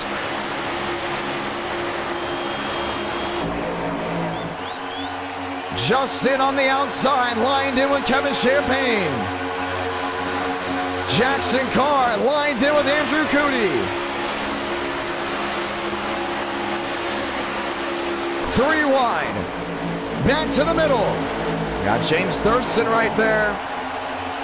Still no change. Carlos Truther wanting something to work. 10 to go from Talladega. Armstrong in the middle in trouble. Nearly got hooked. He wants to get to that outside, but he knows if he get more machines with them in the middle, they will just be riding down off corner exit. Andrew Cootie again, Max Swearengin in tow behind, but it's the bullet train that carries its way back to 3 and 4. A look, a peek, Truther to the middle, Truther to the bottom, Truther working his way downstairs, climbing the ladder. When you make the move, you're Justin. Jackson Carr, Andrew Cootie. Cootie just all over the back end of that machine. 9 to go from Talladega. Here comes Steinmeier. Involved in an incident early in this race. Now an opportunity to find victory lane. Kevin Champagne. Now he's way far out in front. Justin closes the gap. Ethan Stanley to the bottom. Lemsack trying to make something work. See Joe down there. Lined in with the 92, Ethan Stanley. The look to the outside. 3 wide. Now shuffling his way through. Carlos Truther leading at Dega. 8 to go. Oh, he stuffed them in the wall. Armstrong topside, Truther in the middle. Ethan Stanley going for it all downstairs. New race leader.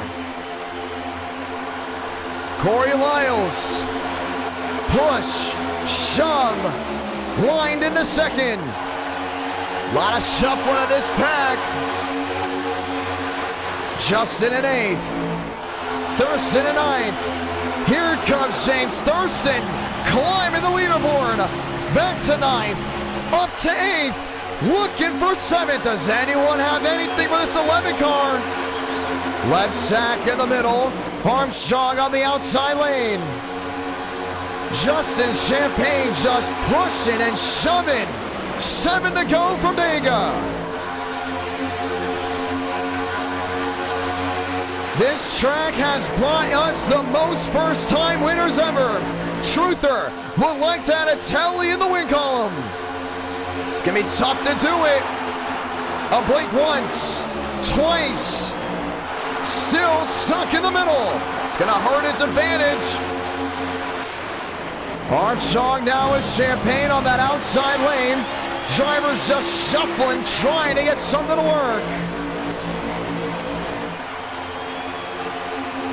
The run down the hill. The run to the start-finish line. Armstrong and Toyota lead another. 6 to go. This crowd's not going to be sitting down.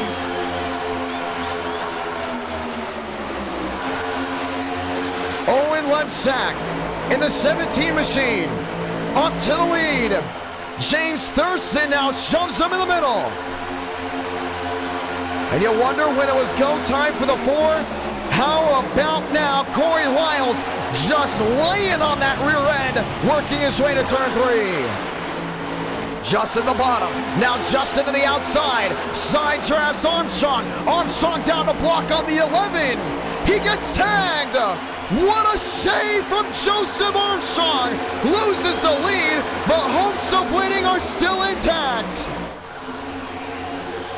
5 to go. Now Jackson Carr leads to the line. And he's got Andrew Cootie in tow.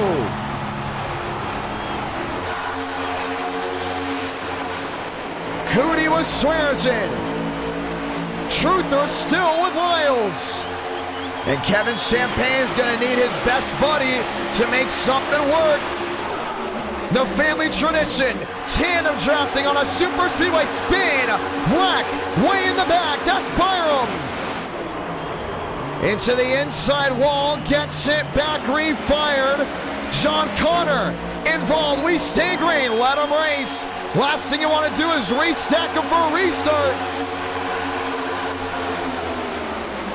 4 laps to go this time by from Talladega. 2-car spin way in the rear. Byram still rolling. Let him race. And how Barbagallo's able to hold on up front, I still have no idea. Trying to get his first win. Not in a next gen, but should we say a modified side draft? Armstrong, middle, lined in with Steinmeier. 3, 4, 5, 6, now the bullet train. And this could be shades of the NWP 400 for when they stuck single file for those final couple of laps. But the question is, will someone jump out of line? A look, a peek, Andrew Cootie trying to find redemption in Dega. See that bottom lane really not moving well. Max Swearingen in his Camry thundering down off turn number 2. Jordan Herring, Jason Beckman, James Thurston, how about Max Steinmeier?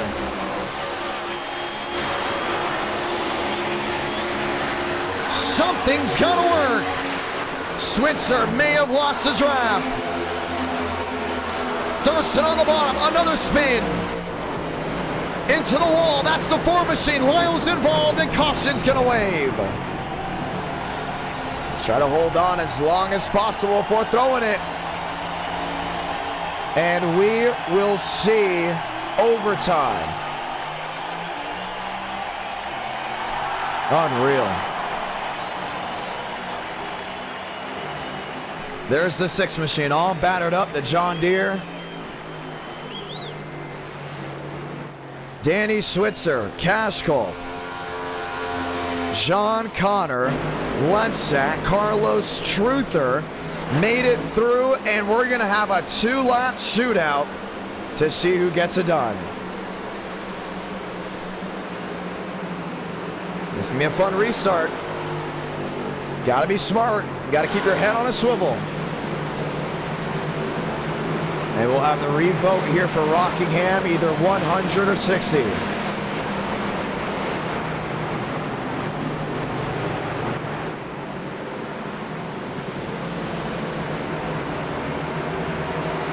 $60 laps, a quicker race. 100 laps, a longer race. Closing on nearly 200 likes. We say thank you to everyone that's tuned on in. Let's see what happened. Now, I don't get the over-aggressiveness back here. Maybe to make a move on the bottom, yes, but watch the 83. Gotta commit. That's all you gotta do in this scenario. Nolan Drake up the track and into Lemsack. Unless his driver's not committed to their lane. And that will calm the engines down again. You can see Jackson Car and Company rolling their way back to the start-finish line as we get ready to go again. 50-50 vote. If you're just tuning in, you won't want to miss this Saturday night. Next time by, we will get the 1 to go. But next Saturday night, aka this coming up, Saturday night at 8 Eastern, 7 Central, and our night's short track shootout will have its first ever race. It will be the second race on the schedule for this Saturday night. 87's at Talladega with the new Pontiac. Will be race number 1, showing that one off. And race number 2 will be the Truck Series at Kern County, the brand new track being added to the iRacing service.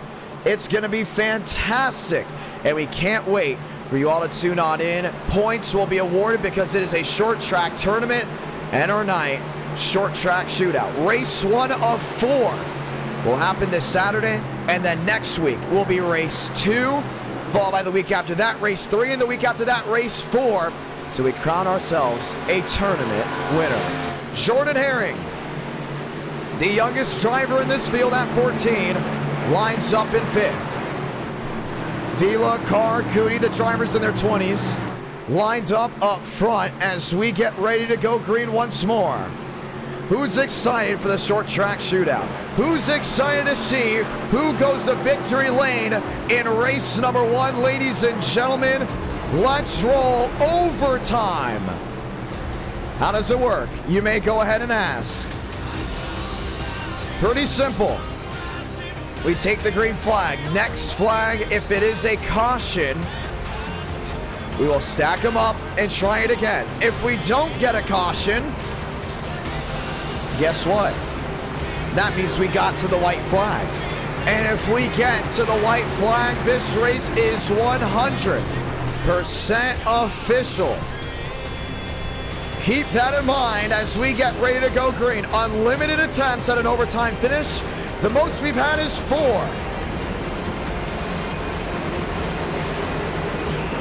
Talladega, we usually only need 1. Relaxed yellows for incidents in the back. Toyota versus Chevy. Let's go green.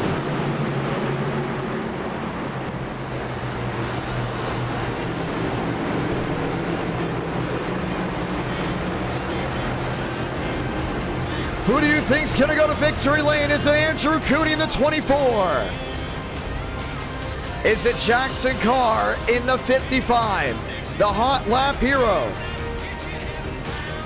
Is it Herring in the 72? Is it Swearengin in the mystery machine, the number 15? How about the modified Barbagallo? Or do we pop the champagne with Kevin Champagne in 6?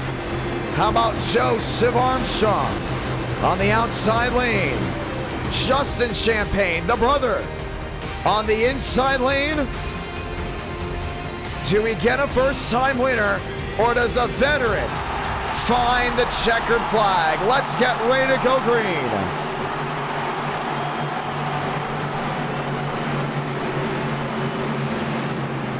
Kenyon, Connor, Truther, Lewis, Stanley.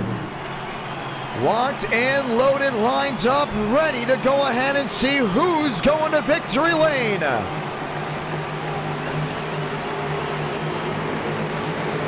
Two by two. 500 watching live, prime time, Tuesday night. Talladega. When we announced it was with the next gens with race 1, everyone got excited. They got on their feet. They knew it was time to shine bright. Leaderboard will shrink as they'll rise to the occasion. Overtime in race number 1.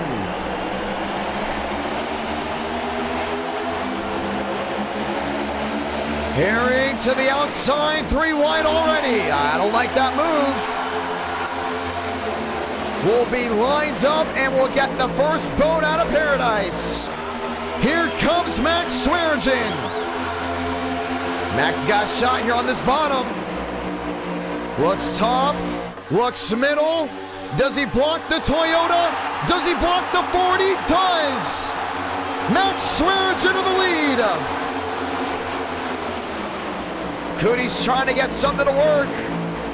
Armstrong on the bottom. Kevin Champagne now retakes the lead. Joe's gonna try to make this thing as wide as possible. Here comes Jackson Carr. 1 spinning to the apron. Never mind. We stay green. That was John Connor. They're gonna do it. They're gonna make it back. Salamanca. 1 to go from Talladega. 3-car breakaway.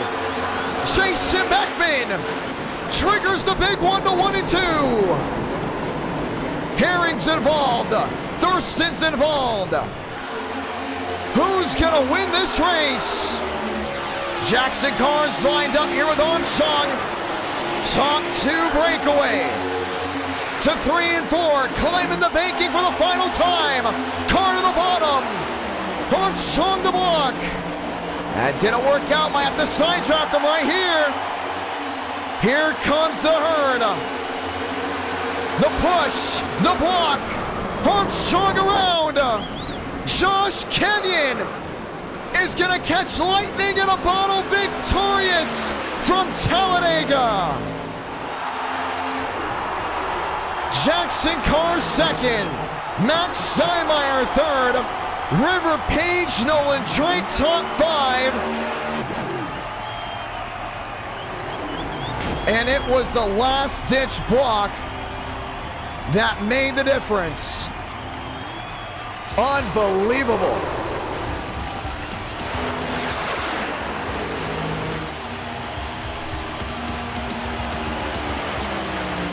Josh Kenyon walks into a win in Dega. Race 2 from Rockingham.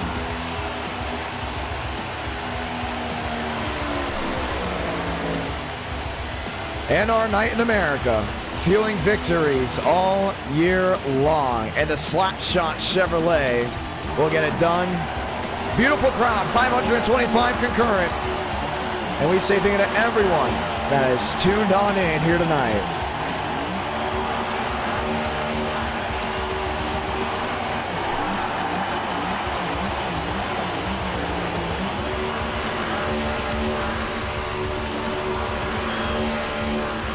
And for the ones that tuned in late and didn't see the fantastic racing early, you watched the full race, man. You're gonna get a whole lot of love for what we do here at our night in America. Fueling victories all year long. Let's go ahead and watch back to see what happened at first.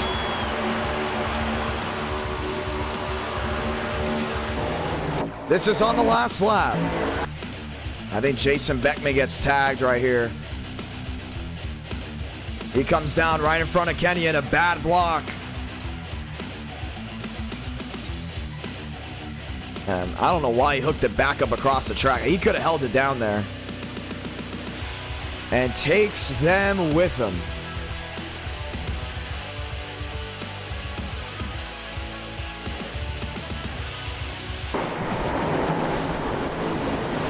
And then here comes the second group. They know if they work together, they'll be able to catch the front runners.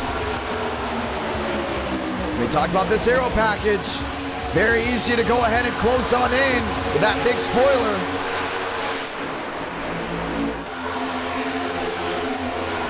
Closes in Max Swearigan.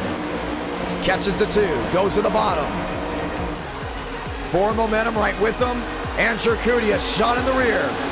Jackson Carr, a huge block on the 15. Shades of James Busher's win. And you see Joe goes down to block. Oh, this wasn't even close.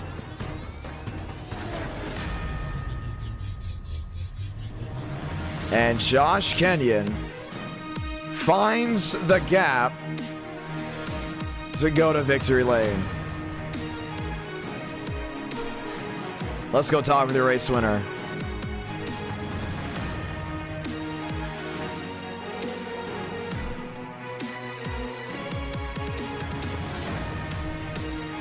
Race 2 right after this. Once again, the short track shootout this Saturday night as we head to Rockingham for the second race tonight, ladies and gentlemen. We say thank you to everyone that's tuned on in. You won't want to miss Rockingham Trucks. It's going to be fantastic.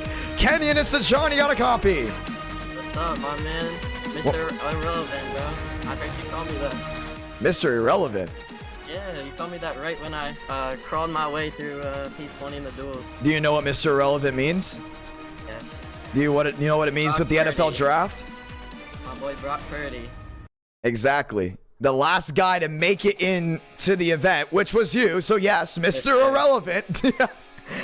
And somehow wins the race. Yeah. I was gonna push Marty there because he got me my first win here, and he just made a weird move, and I was like, oh, there's an opening here. It just opened up, so I took it. Yeah. Wow. and you went to Victory Lane. Do you want to say anything to anyone back at home after we get ready to go ahead and start up Rockingham? Yeah. Like to thank all the viewers, and sorry to Davis Lewis. I thought I held my line. He said he's gonna look at the replay. He was chill with me. He wasn't mad. And he got penalized. Oh my goodness. Yeah. Everything happened. Yeah. But yeah, happy I won. Thank you to all the fans in the chat. I see you. Thank you to all the haters too. I don't know if there are any, but thank you. And yeah, I think Demos just said I've taken Thurston's Mickey wins. So I'm the new Mickey Mouse.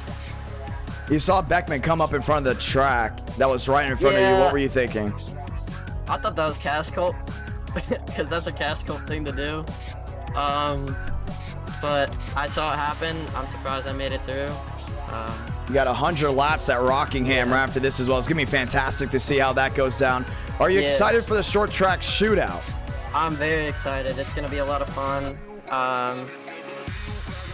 I'll be the number 4 car, probably. Chase Purdy. Chase Purdy. It's going to be beautiful. Well, we talked about you making your name in NR night. Now that's 2 wins at Talladega. 3. Sorry. Oh, that's right. A Josh Williams win at one point, because that's what you had as your last name instead of Kenyon. Yep. 3 wins, all from this track. What makes this track special to you? It's because I suck. So, of course I went on a full throttle check, but recently I've been doing way better at intermediates. I've been qualifying better, finishing better, and got a P2 at Watkins Glen a few months ago, and then got a, I think, P7 the other time we did Watkins Glen. I've been getting better, but then pretty easy track, so of course I win. But yeah, I'm excited for the truck shootout. It'll be a lot of fun. Gonna be exciting. Do you think you have a shot at winning it, at least points wise? Because the way the points is, it's, I want to say in some cases it's forgiven, but as long as you stay in the top 12, you'll go ahead and earn points. Yeah. It's forgiving, but it's not, because if you don't finish the top 12, you get 0. Yeah. I think I could maybe run top 10. I'm not too big into short tracks, but I'll definitely practice a little bit. Have some fun with it, though, main thing. But yeah, I don't have Rockingham, but I'll be in the LA Clash, so I'll see everybody there. Gonna be a lot of fun. Hey, congratulations. Thank you.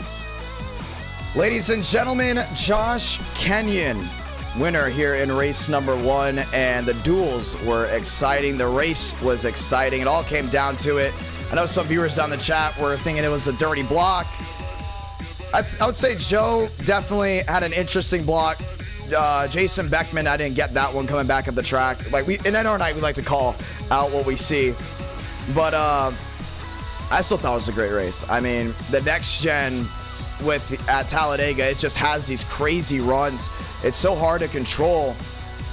And at the end of the day, what comes around goes around, and just like that, things went right around. We will be putting the iRating cap on for race number 2 at Rockingham. 2,000 iRating is the limit. That is usually the average anyways on iRacing, so we have it there because we want great racing. We want to see this all go well. Session is up. Password is IDK, and we can't wait to see you all there. Let's say hello to some viewers on the chat. What did you guys think of this? Coop Dog, how's it going? I believe that's Lyndon. How you doing, Lyndon? That is MB in the chat. Eric W, Joseph Armstrong. 100 laps. That's what we got with race number 2 as we get ready to get it done. Matt, how's it going? Cash iRacing, Bill Productions, Wesley in the chat as well. Got more people in here. Frost Ice, how's it going?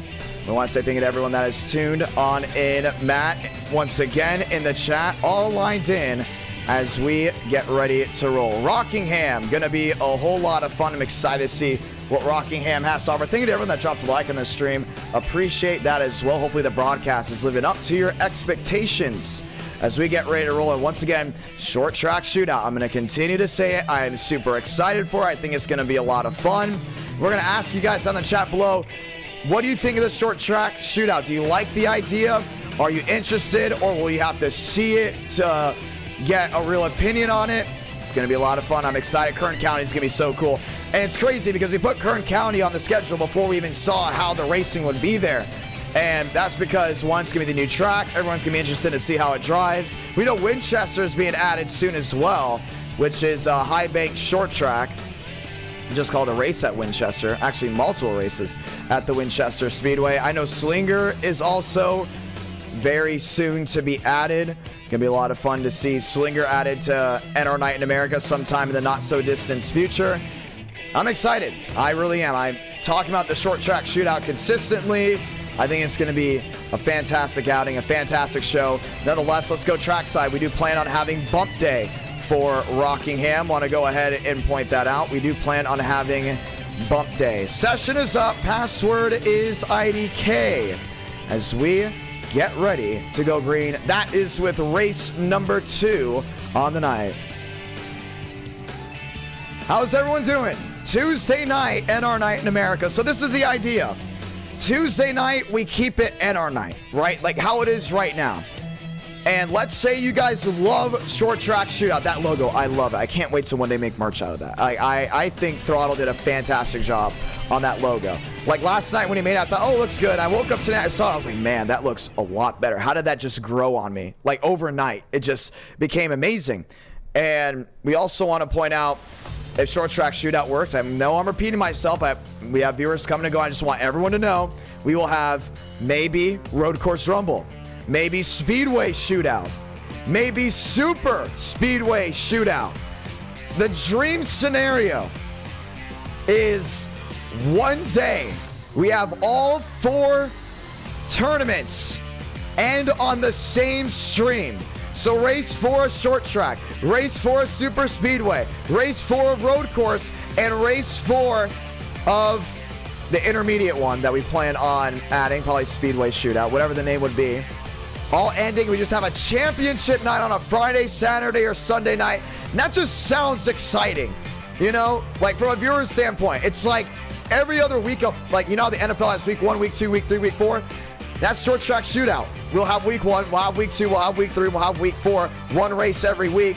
And we have multiple tournaments. We just got an entire NR night of just different tournaments. Tuesday night is basically like local racing at a short track. You know what I mean? Your local legends, your local heroes battling it out for the same great racing you're used to and you love and you're addicted to.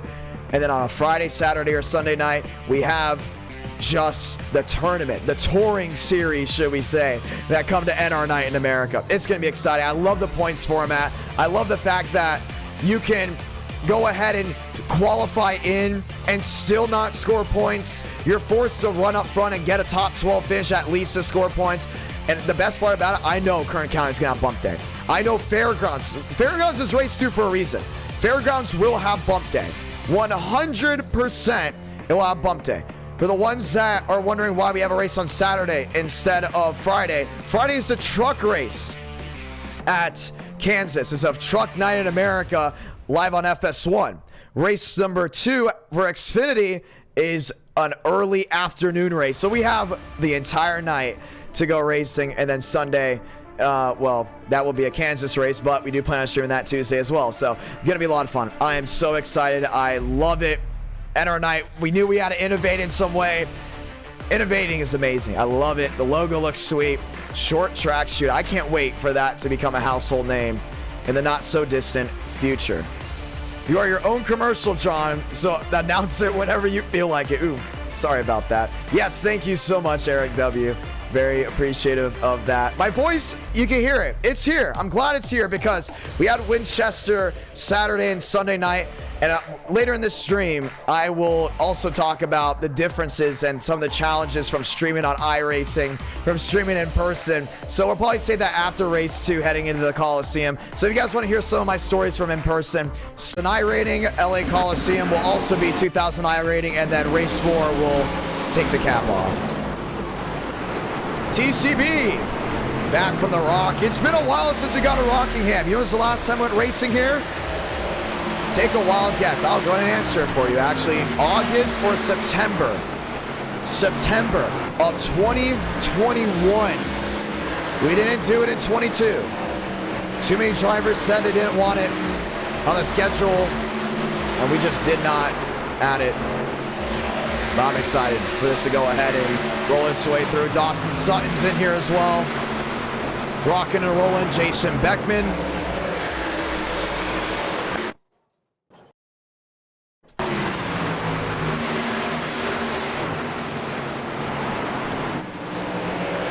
And we are back, ladies and gentlemen. So sorry about that. I went ahead and made a little mistake, but we are ready to go ahead and now come back, because when I change the overlays right when I advance the session, that's what happens.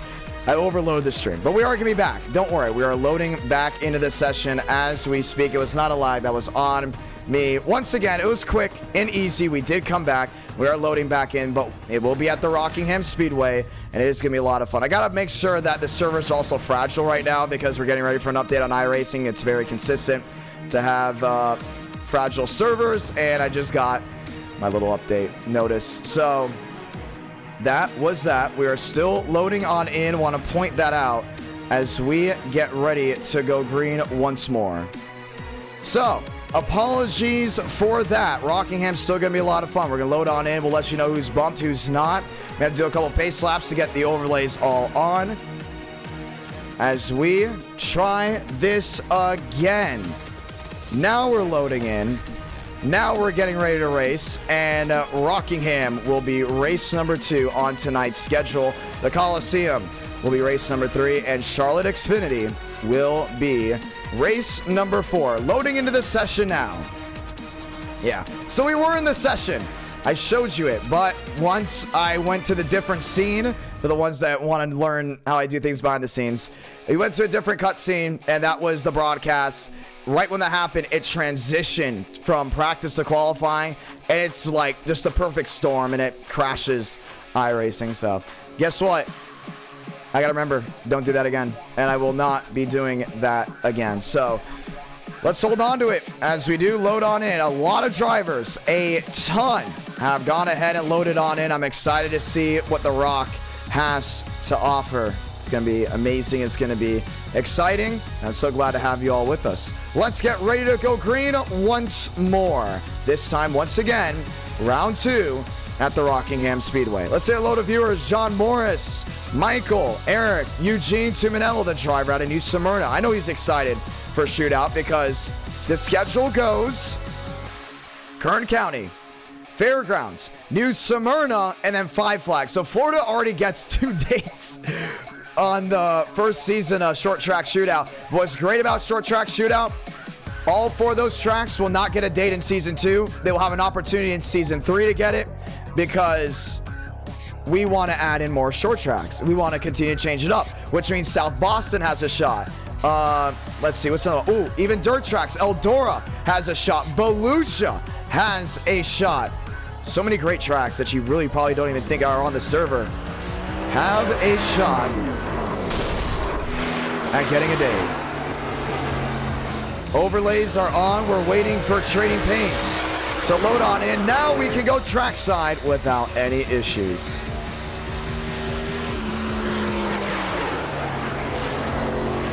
Anthony Burrows, top of the board, ladies and gentlemen. Welcome to Rockingham.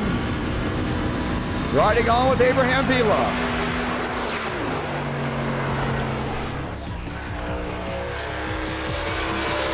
And it's going to be a great race on the last night. We're so excited to see what this has to offer. How about James Thurston?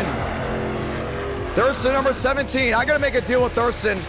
With the short track shootout, I can actually automatically place drivers' numbers. This is in a league session, not a hosted. Have you ever wondered why some drivers' numbers are different than their actual schemes? Trading Paint Pro numbers do not line up with iRacing numbers. And sometimes drivers change their schemes so many times in numbers, they forget to change their iRacing number. But in the league session, I can automatically place it. If Thurston promises that he's running the 17 for the full season, I'll make sure that his overlay matches his scheme. Want to point that out. Workman, Stanley, more machines rolling on through. Let's get ready to go green.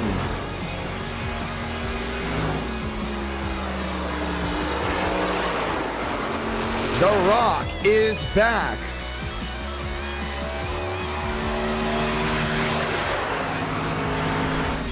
And we are confirmed 40 drivers will be taking the green flag. 41 drivers will be taking the green flag. Now, we're not going to bump that last guy. Let them all race. They all probably just bought Rockingham. Don't want it to go to waste. Let's go green. 100 laps from Thunder Alley. Max Swearingen, Anthony Burrows doing the justice, putting the Toyotas on the front row. Let's go green.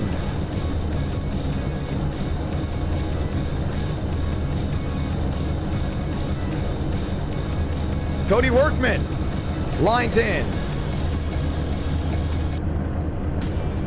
And we're excited to have you all with us in a couple laps time. We're gonna go ahead and drop the hammer. YouTube, I know, is putting ads on this live stream, so for the ones that are still sticking around with us, love you. Very grateful to have you all hanging out with us on this beautiful Tuesday night edition of NR Night in America.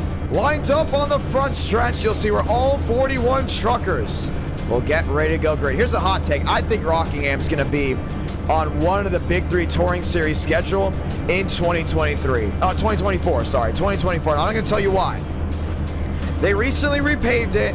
They added safer barriers. I think this gets the All-Star race. I think the Rock comes back as the All-Star race, and Wilkesboro becomes the Easter Day race, and we would lose the Bristol Dirt race. That's what I think, personally, will be happening. And it would be so cool to get Rockingham back. We know North Carolina has been doing a great job of restoring all these historic racetracks. It's due. It's due to come back in NASCAR, whether it's Truck, Xfinity, or Cup, or all three. So keep an eye on it. We're super excited to see how that all goes down. But right now at NR Night, we're ready to go green. Next time by, we will see the one to go. Wow, these trucks look photorealistic in the sim right now. Excited to go ahead and see how this goes down. Dawson Sutton, his 26 machine. Baker in his 25. Next time by, the one to go.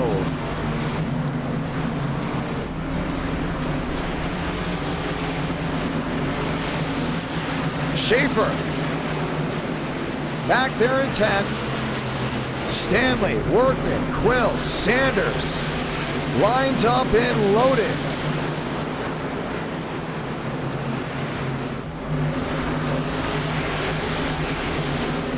And we'll get ready to drop the hammer just one more time. Is Rockingham considered a short track? I don't think so.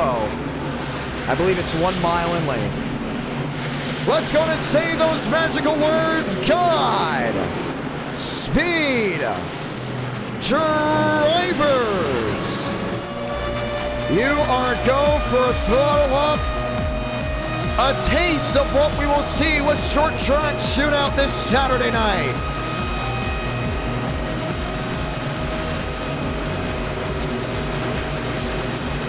And don't you want to see what The Rock has cooking as we get ready to drop the hammer?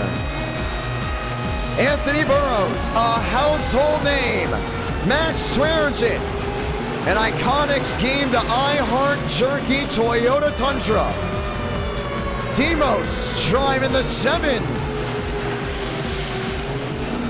Carlos Truther in the Toyota. As we get ready to go green, ladies and gentlemen, so glad to have you all join us on this beautiful Tuesday night, sun setting in North Carolina.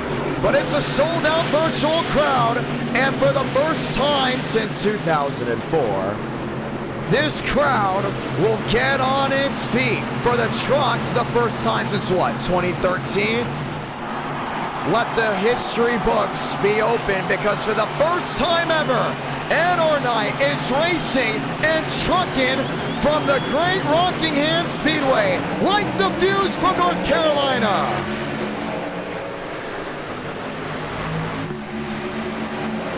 Sutton, 3 wide, 4 wide, there goes Truther. Into the outside wall, and the caution's gonna wave. That didn't take long.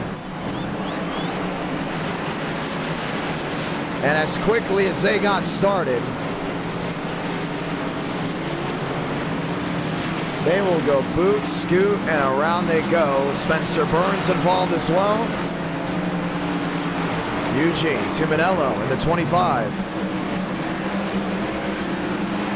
The Jumpman 23 there, Max Steinmeier. It's 100 laps, 4 wide into turn 1, man. That's something, that's for sure. Let's watch back on the replay.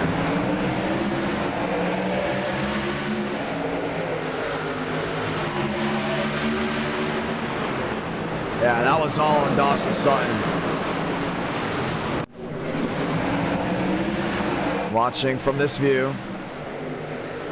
So Sutton goes low to block the 61. Comes right up, and there's just no room. I mean, could say racing incident. James Bomar involved, and then Sutton actually got hit and wrecked at the end of that one, so he might not get a penalty because he'll be coming down the pit road to begin with. And they all try to leapfrog each other right away. Just was not going to work. Anthony Burrows, Max Swearingen all lined up. Sutton and company came on in, and we will see the one to go next time by to try this again, and hopefully without any issues. 2,000 iRating, that is the cap for tonight. This race filled with drivers that race to the short track scene around the United States, from the Carolinas to Virginia, from the Upper Peninsula of Florida, North Florida, even in Tennessee. Some drivers from Alabama, some drivers up in the Midwest, and other drivers, well, the household names of NR Night in America. Lights off this time by. Anthony Burrows will elect the bottom lane. Max Swearingen will go to the top as we get ready to go green.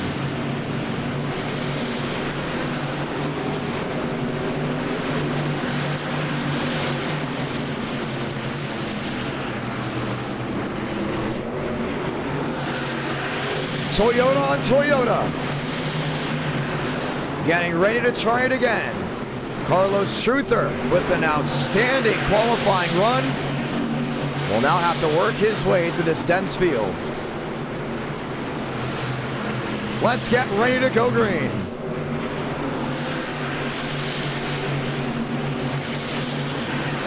Trying it just one more time. Pace car down and in.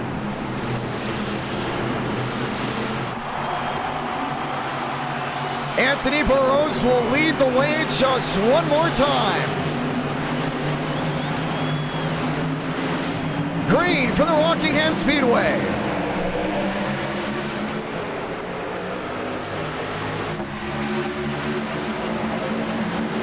Abraham Vila, 3 wide to the middle. Max Swearingen, sideways off turn number 2. At the rear end, just go in from him, 3 wide again. Mose finding his way through on the outside. Baker right with him. Demos downstairs, wheel to wheel. They got aggressive again. This is going to be an aggressive race. Drivers trying anything and everything possible. Chase Schaefer, should we say. Wheel to wheel, one to the inside wall. Way in the back, no issues. Jacob Quill watching on. Here's Vila. A bumpy surface makes it difficult. Another wreck in the back. Tuminello in the wall. One machine to the inside. Stop downstairs. No caution just yet. Connor Gray gets it refired. We stay green. Spencer Burns around. Caution's going to wave. Yeah, too many incidents. A lot of these guys trying this track out for the first time.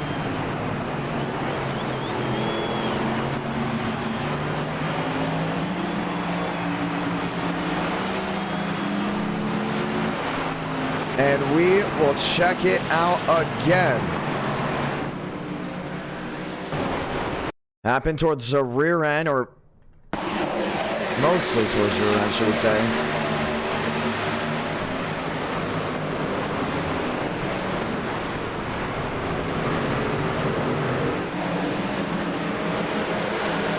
And start with Jason Beckman.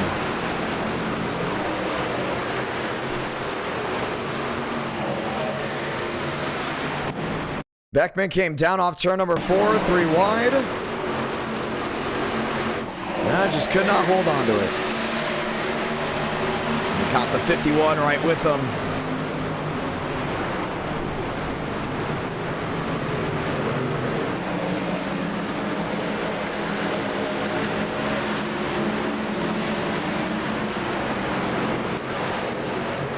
And we will try it again. This is Spencer Burns off corner exit.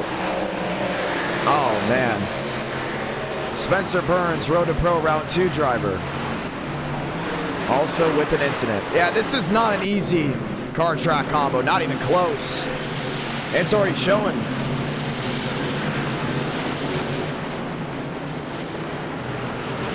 So we'll try it again. And they've already been alerted to hold on to the car. It is a 100 lap race. You have a lot of time to make things work. Pit road full of machines still as they get back and rolling. 2 cautions in the first 9 laps. Drew Jua back on the racing surface. And we will try it again.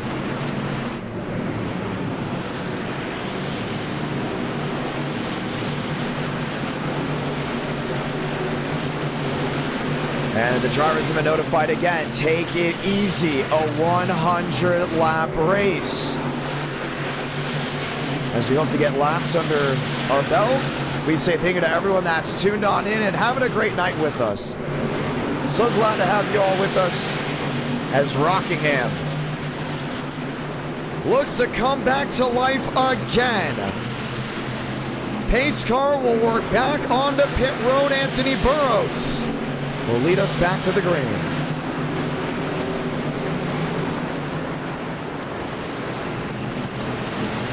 Burrows and Baker. Stanley and Bomar. Let's try it again. Back underway.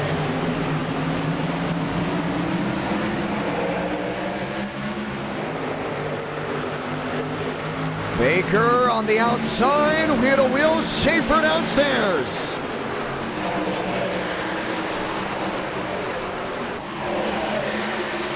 Got Bomar looking back to the inside. Battle for 4th. Ethan Stanley will hold on to 2nd, lap 12 out of 100.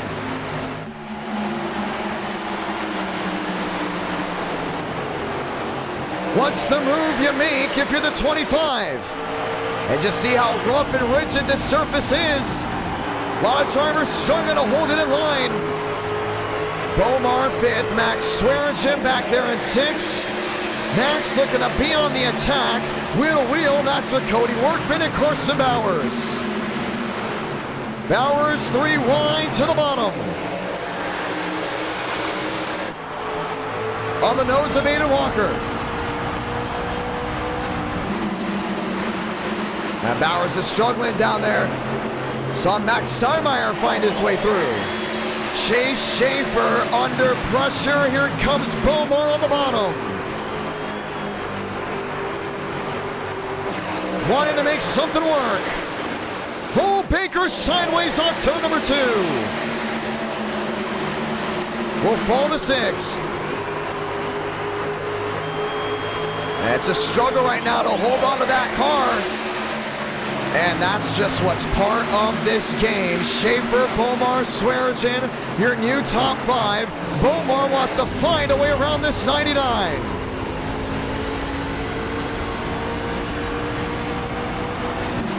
Another grab to turn 3. Top side. Wheel to wheel once again. Toyota versus Ford. And another Toyota will crack the top 3. Ford in 2nd. Burrows your leader in a Tundra. And Rockingham, one of those beautiful tracks. You can just sense the speed while watching it. And how tough it is to hold on to your car. Should we say the truck? Baker closing in, back to the tailgate. Lap 17 out of 100. Lane Sanders, Jacob Quill. Quill under pressure. That's Byram right behind him, looking for an opportunity.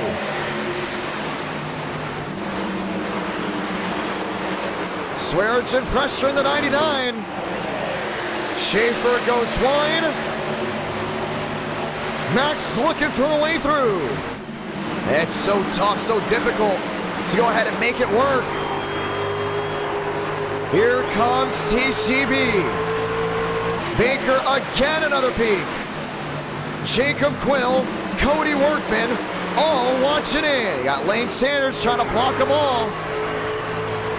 A blink out of the 25. Sanders back to the outside. Ethan Stanley closing on into Burrows. It gets him on corner entry. Can't get really a lot off corner exit. Quill to the bottom. Workman stuck in the middle. Not a lot of places to run. You see the biggest movers. James Thurston up 13 spots. Jacob Quill. Another mistake to the inside. Matt Steinmeier have a night up to 14th. Aiden Walker just looking to hold on. And James Thurston has had to work his way from the back to the front. He is back up inside this top 15. Keep an eye on it. Stanley losing time with 80 laps to go. How about Lane Sanders? 2 cautions early in this race. Sanders wanted to squeeze. Thornquist looking for a way through.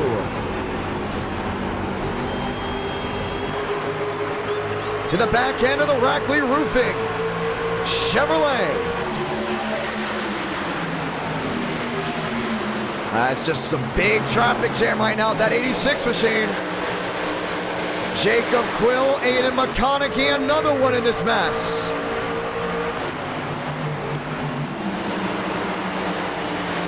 I love what Lane Sanders is doing right here, just staying on that outside, trying to keep them at bay, but these guys are hungry. Trying to find a way through, blocks top, daylight downstairs. Oh, Thornquist gave him a tap in the rear, and Sanders will scrape the wall. Chad Thornquist will sneak on through and find his way to 7th. Bump and run as they're pack racing their way back to 3 and 4. It's tough to work with. Anthony Burrows, what a lead by him. 1.5 seconds. It's an old school butt whooping right now. That's exactly what you want to see if you're an AB fan. But everyone else continues to watch this massive battle work its way off corner exit. Sanders still in trouble. Shuts the door on the 25. Thurston to the inside. Max Steinmeier still there. Lap 25 out of 100. That's the fast action racetrack. Thurston downstairs again, wheel to wheel. The lunge to turn 3. And James Thurston will crack the top 11 for now. Not the drive he wanted off corner exit. And Stanley will continue to fade while we're watching them. Stanley goes to 3rd. Schaefer goes to 4th. Where is Max Swearinger, should we say? As Swaggy's dropped like a rock. I mean, he is nowhere to be seen. Sutton still towards the back end of this field. James Beaumont up in that 20 machine in 2nd. Looking for his first win at our night. Can it come from the rock? Schaefer to the bottom. Ethan Stanley on the outside. And there's Swearinger back in that 5th position. Stanley in 3rd, lap 28 out of 100. Here comes the 99, Schaefer on the bottom.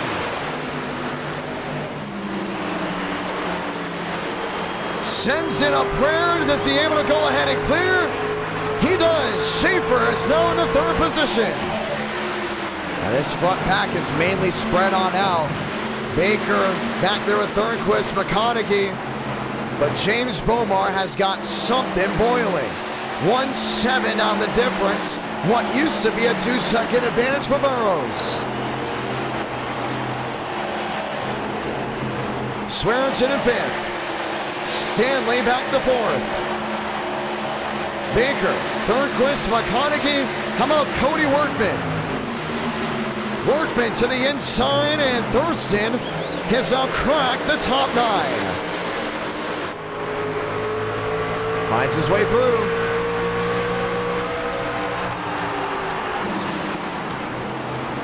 James Thurston into 9th, and he's going to hold on to it. Yeah, Cody Workman just doesn't have any drive off because it's just the way he exits. He's a fast driver on entry, needs to be a fast driver on exit. You see Walker doing a great job running that outside lane, just getting that drive down off. Keep an eye on it. If Workman's going to make up any time, he's going to have to adjust. And Thurston continues to put a tear on this top 10. Now he battles for the 7th position. Or should we say closes in soon. He finds his way around McConaughey. Rockingham. This race will be very much like old Atlanta. Tires will wear and they will tear nonetheless. Thornquist next in line with that 17. A lot of unknowns heading into this race. That's what's made it so interesting. Thurston on the run to the outside. Gets to the back end of the TRD. Nearly put in the wall. 1.5 the difference. 1.6 now for James Beaumont. What a drive he has here closing into Burrows. And a fantastic run. Oh, one to the wall. That's the 24 machine. Right in front of your race leaders. Forcing the yellow. River Page. And Beaumont lost a lot of time just from that wreck. And the caution will wave for the 3rd time, and you can expect it to be a nightly end here for River Page. Let's watch back. Drove under Beckman.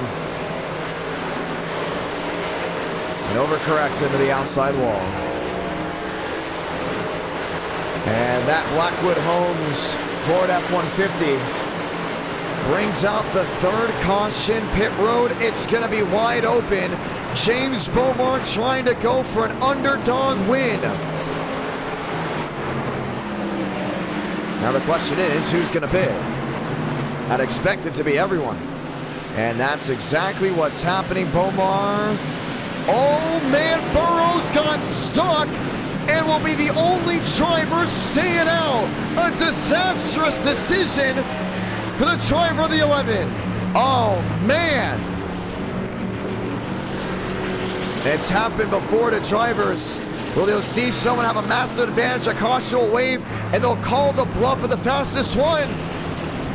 Burrows staying out while everyone else comes in. Unreal. And this will shuffle the deck entirely from the Rockingham Speedway.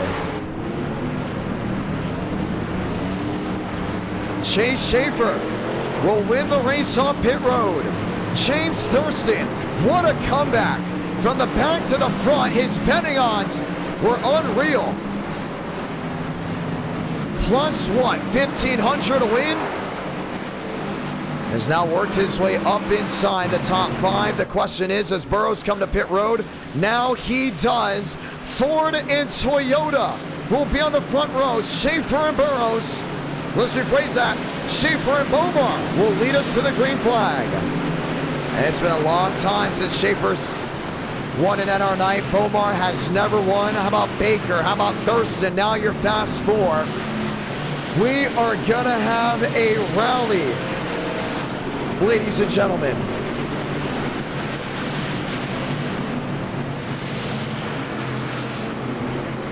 Time to go green.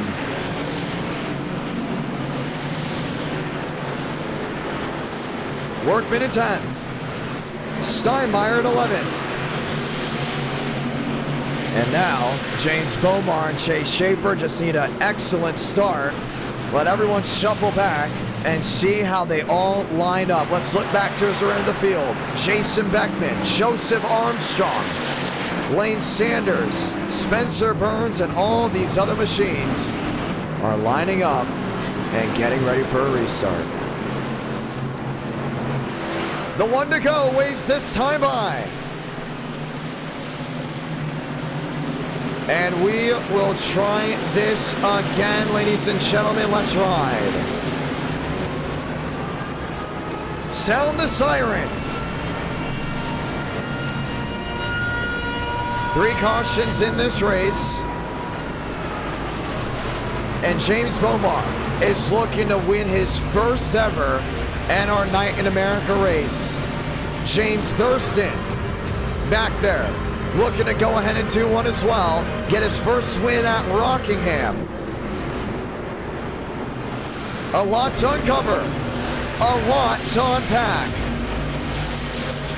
A lot of racing left to go, but the storylines continue to shuffle.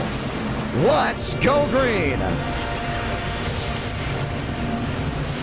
Crowd back on their feet once more. Schaefer versus Bomar. Baker versus Thurston.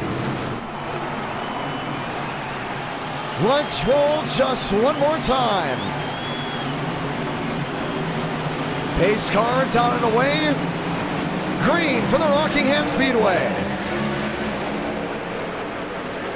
Thurston 3 wide on the outside already.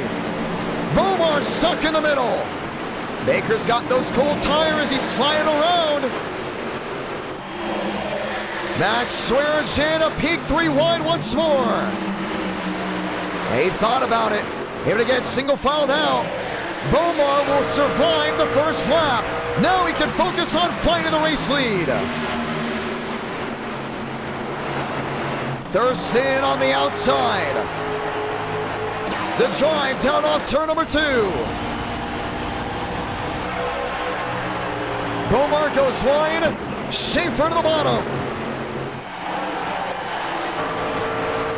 Shuts the door to the inside.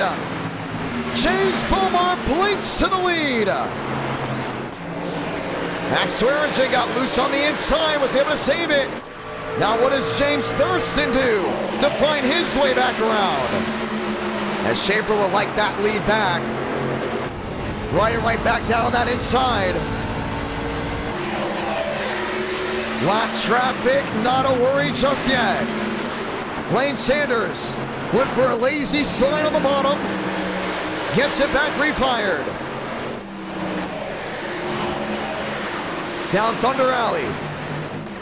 And heading to 3 and 4. Thurston's goal, get the drive off the outside lane, but this top 2 is not going anywhere. Schaefer in the 4, dialing it up. Backs up the run. Lap 43 out of 100. 3 trucks make it 4. Under a second, how about Chad Thornquist? Looking to put on a tear. Thurston, another big heave.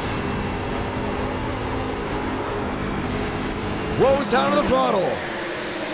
Baker, Walker, McConaughey. Workman, how about Byram?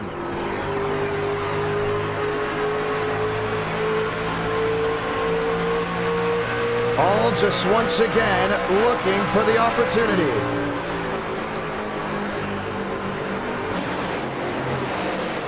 Schaefer losing time, half a second of the race lead. He's losing it big time right here. You can see Thornquist even showing some speed on that outside. Tires will mean something, as it's already shown. Lap 46 out of 100. Schaefer under pressure. Thurston to the inside.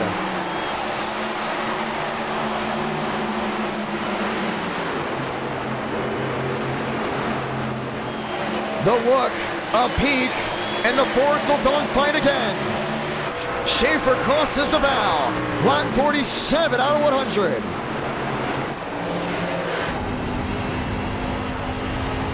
Riding on with Thornquist. Thurston again, another look. Drives it in deep. Schaefer looks up in.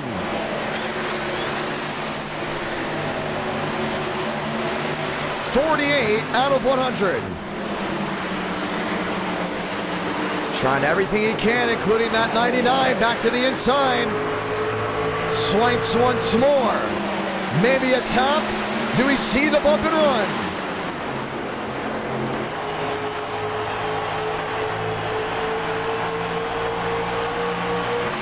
Couldn't get to him. Second, third, and fourth stuck in a gridlock. Walker, Baker, McConaughey, Workman, all fighting to continue on. Max Steinmeier in PBR has now 2 machines in the top 10. Well, what Byram's doing there in that Rackley 25. Great job just staying out in front. Ladies and gentlemen, next time by, we say welcome to halfway.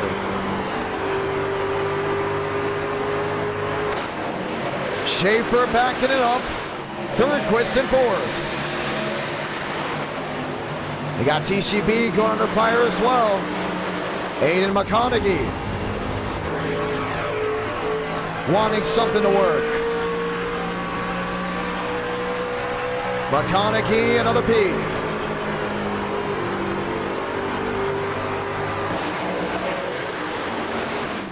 Oh, Thurston into the lap machine, turning him around in front of the field. Thurston lost his cool. Caution's gonna wave.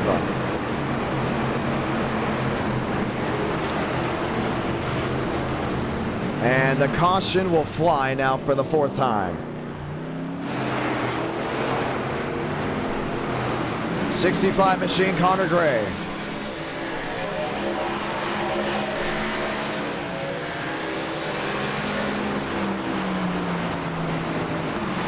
Let's go watch back and see what happened. One of the lap trucks not having a good day. Got on the wall. Thurston then hits him and came up and decided to wreck him.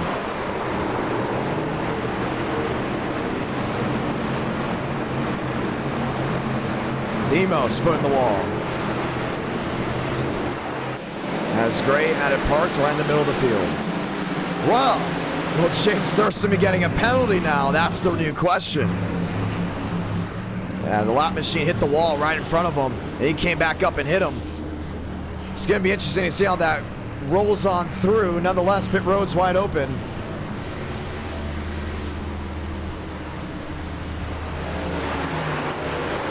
And they're saying no penalty for Thurston. Lap car was being unaware.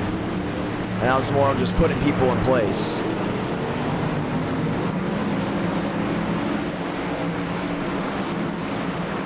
So Schaefer will now hold on to the race lead as Bomar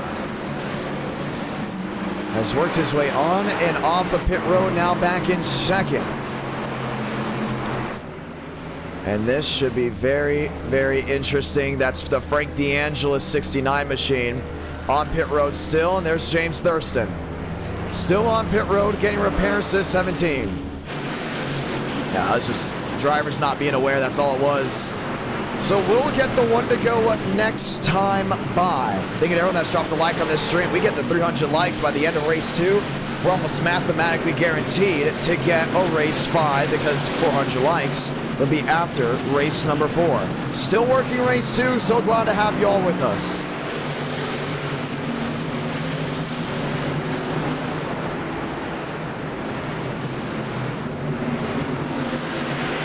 Let's get ready to go green.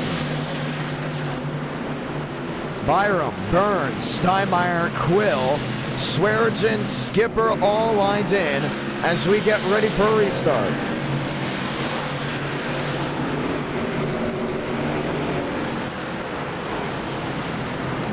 So lap machines will go around and get their laps back, as James Beaumont will have to fight and claw his way back to another win. He had a huge lead early on, and we'll have to try to get something to work specially. Thornquist on the bottom. Walker up there in fourth. Baker, Stanley, McConaughey all lined in. If we get 300 likes, we're mathematically on track to get 400 likes. That's after race 2, 300 likes, which means we would get a race 5. Time to try it again from Thunder Alley.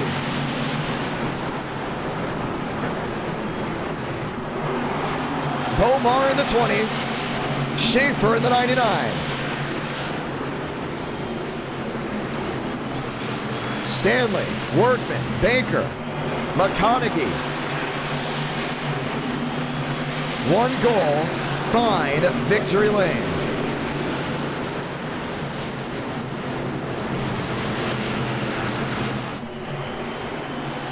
Pace car, hard left onto pit road. As we get ready to go back green. Pack racing again at the Rock.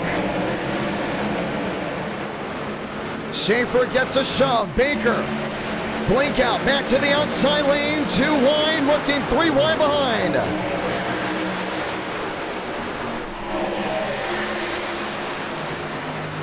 Stanley in 5th.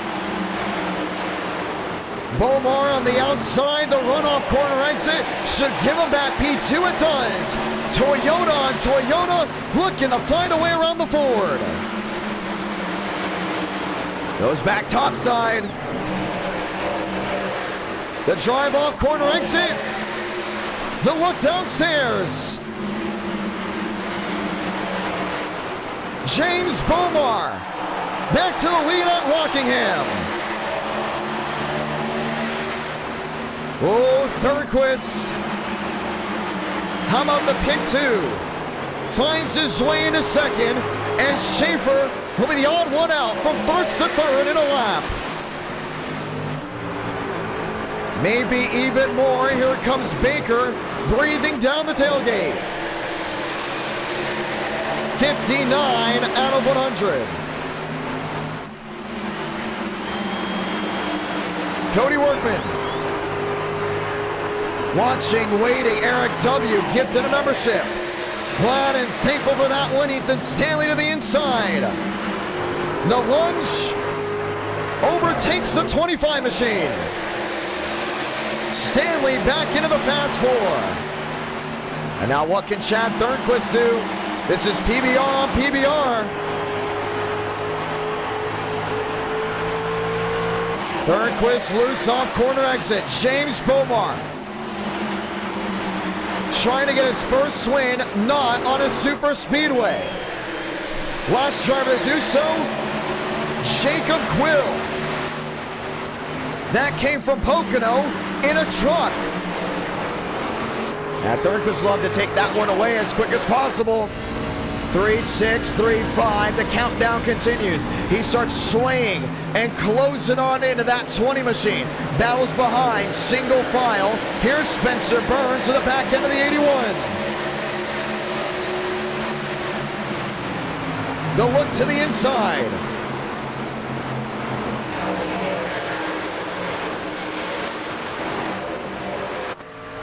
Schaefer under pressure down Thunder Alley. Still see that 91 trying to go in and creep away in. Trying the bottom side again. Ethan Stanley goes back wheel to wheel. Half a second the difference. Now less. From Bomar to Thornquist. This is the battle for third. Chase Schaefer back into that third position.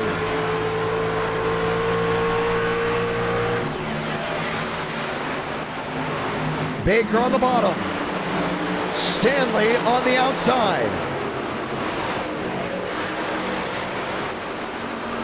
2 seconds back. Oh, and there's the damage for the 06. Spencer Burns involved in an incident. And we're going to go ahead and check back to see what happened. And this was coming down off turn. No, this is actually before that. This is with him and Workman. I'm not sure if it's going to be worthy of a yellow, but that Toyota is just junked. Oh, try to get in line in front of Jacob Quill. Went for a spin, and that will go ahead and bring out the yellow. So Spencer Burns brings out the 5th yellow of the night for an incident between him and Quill. Let's go watch back on it again. Yeah, so this was coming down the backstretch. Working his way back to 3 and 4. Try to get in line with that 71.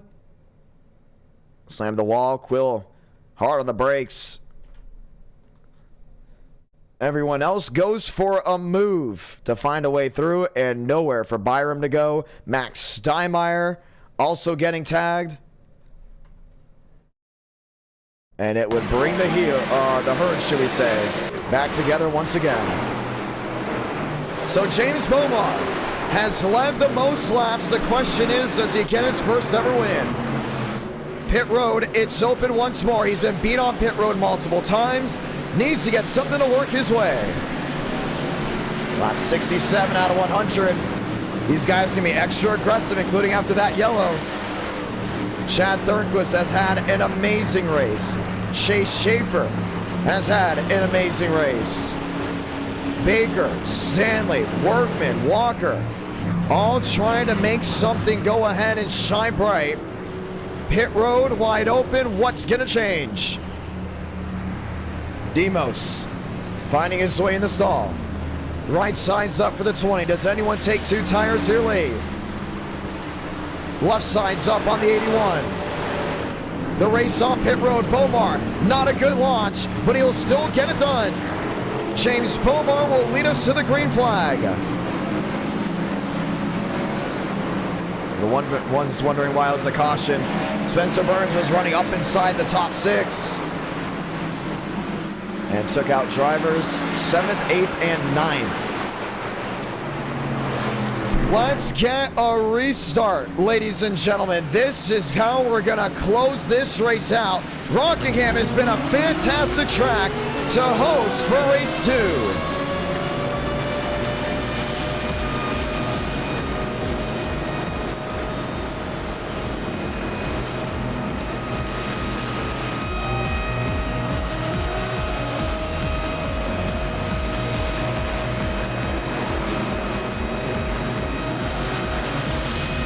Time to go green, the one to go.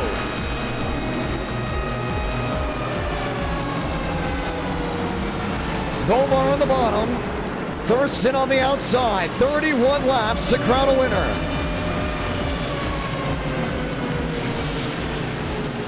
Chase Schaefer caught speeding and will go to the tail end of the field. Thornquist, Bomar, Stanley, and Thurston. That's your Fast Four. Who's going to find victory lane? A lot of fun to see how this one goes down. Pace car down and away. Bomar looking for his first. Thornquist looking for his first this year. Matt Green from Rockingham.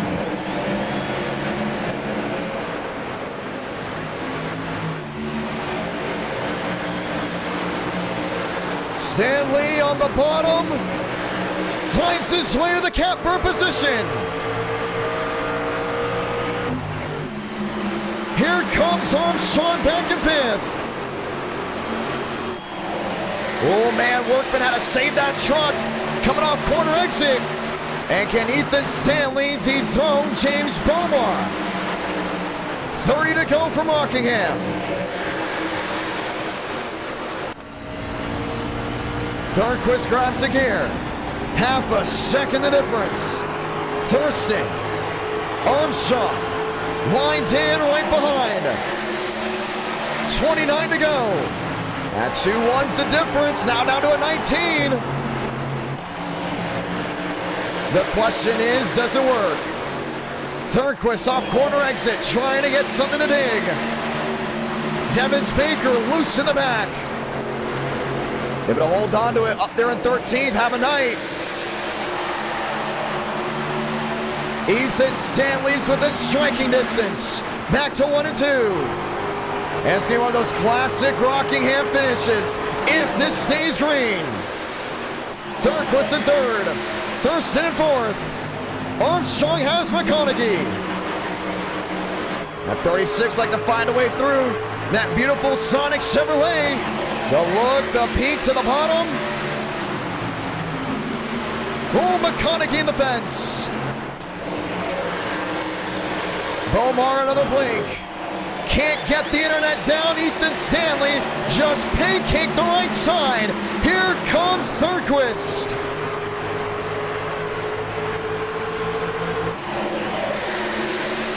Trying to make something work next time by. 25 to go.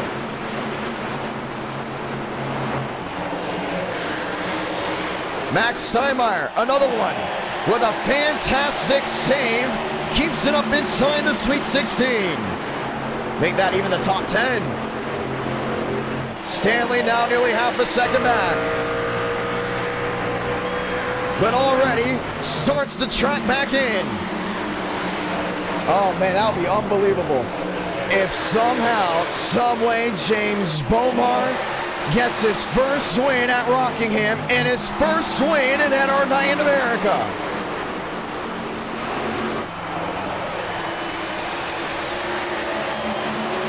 Chad Thurquist back there in third. Ethan Stanley, 3 back, 3-5. Needing a drive on corner exit. He's poised to go to victory lane. Last truck win was Long Beach just a couple weeks ago. 23 laps to go. Thurston back and forth. Joseph Armstrong sniff in the rear. Joe looks to the bottom. The drive in deep. Bomar continues to have internet issues. Keep that in mind. 22 to go, and Joseph Armstrong has snipped the top 5. Can he lock it in? Thurston goes wide. Armstrong's going to hold on to it. Joseph Armstrong up the 4th. See Stanley still struggling to get something going. The best of the best in the Truck Series. You think Joe, you think Thurston, you think Demos. Lined in behind and needing something. That magic potion to find victory lane. 21 to go. Can James Bomar do it? 20 to go from Rockingham, North Carolina.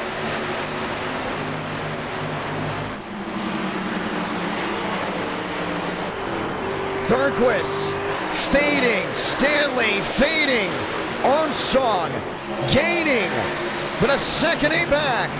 And Joe's got to find something to work. Either needs a caution or needs someone to make a mistake. And the other question is Bomar pushing it a little bit too hard? Do you question that? Stanley dials it into a 6-1. Bomar off exit, gets it back and gives him a 7-4. He's been racing at NR9 for a good amount, a long portion. Needs this to stay green, 18 to go. One of the veterans that has yet to find victory lane. Here comes Armstrong to the inside of Thurquist. He's making up a lot of speed, making up a lot of time. Thurquist side drafting, trying to keep him down. Joe is there.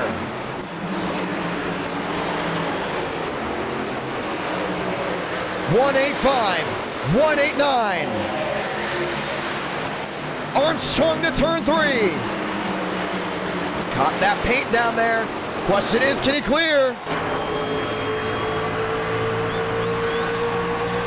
He's got it made. Joseph Armstrong, P3, 16 laps to go. He's just flying out there. Stanley's got nothing right here now. Can Joe crack the code and find victory lane? Take the W away from Bomar. Time running out. 15 laps to go. Stanley's got to get something to work. Loses time on entry. Finally, trying to gain it back on exit. Didn't work. Thurston, contact again. Got tagged there with Thornquist. Joe is on his horse. 1.5 the difference. Hey, he's got a shot to go ahead and get this done. If he can get around Stanley as quick as possible without any issues, Joseph Armstrong is going to make this a race.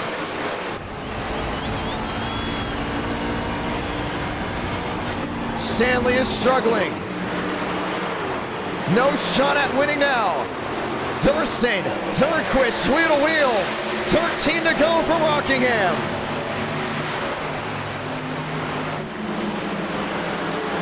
Not really giving each other a lot of room.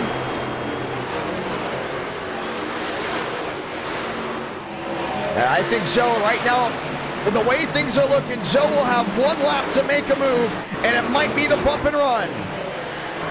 Here he is to the rear end of Stanley.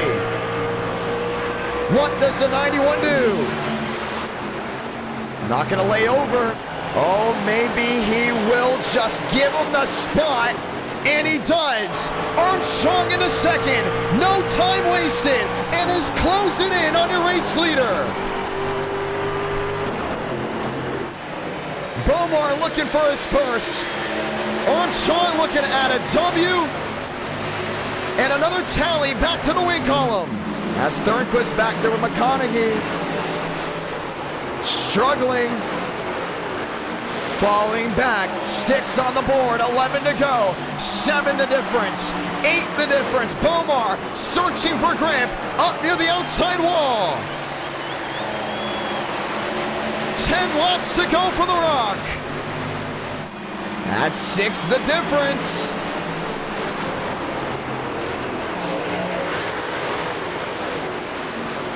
Down to a 5.9, down to a 5.8. Half a second back. We thought he would have one lap to get it done. He may have a full 8 to 7 to duel with. Shuffle the deck, 9 to go. Joe on entry. Smooth, calm, consistent. Stanley back to third, Thurston back and forth. Here's the mosh pit.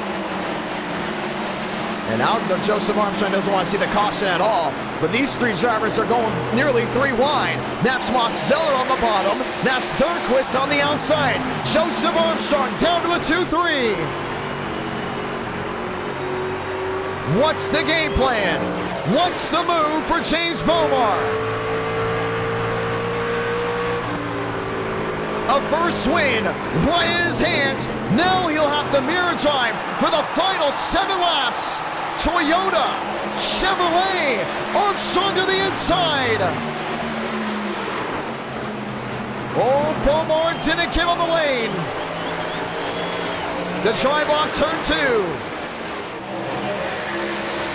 2. The dogfight for the lead will be make or break for the win. Bomar top side. Armstrong on the inside. Toyota on Chevy. 6 to go from Rockingham. He's not going down without a fight.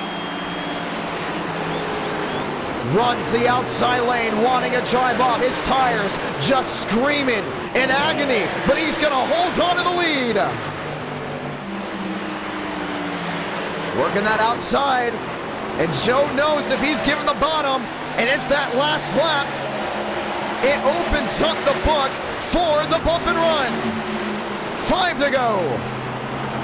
Bomar back on the outside. Here comes Armstrong, sniffing downstairs. Can the 22 find a way around the 20? To 3 and 4. 10 the difference, 7 the difference. Wheel to wheel off corner exit. Tundra versus Silverado, 4 to go. Joe used up a lot to go ahead and get to him. When do you make the desperate move? Bomar to the outside. Armstrong to the quarter panel. 3 to go from Rockingham.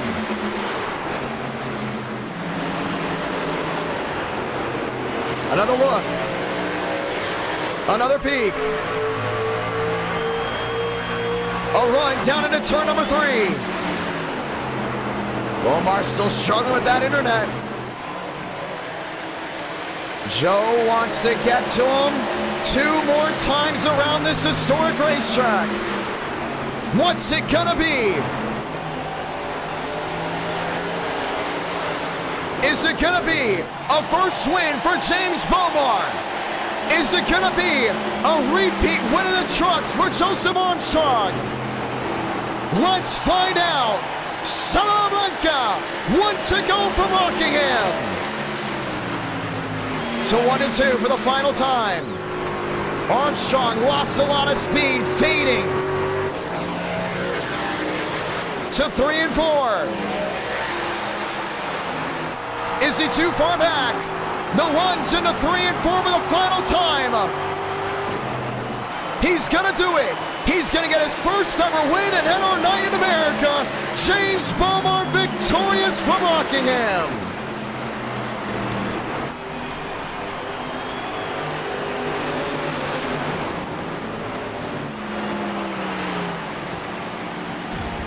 Armstrong second, Stanley in third, Thurston in fourth.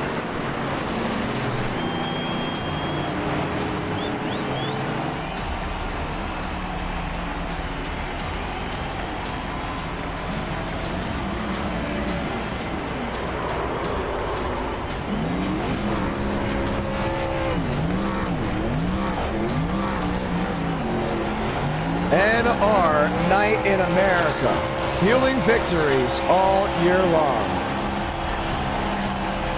And he didn't get it at Talladega. He didn't get it at Daytona. He got it at one of the toughest tracks and had to beat some of the best to get it done. Hopefully he can get an Ethernet cable now so he can stop blinking. James Beaumont does it.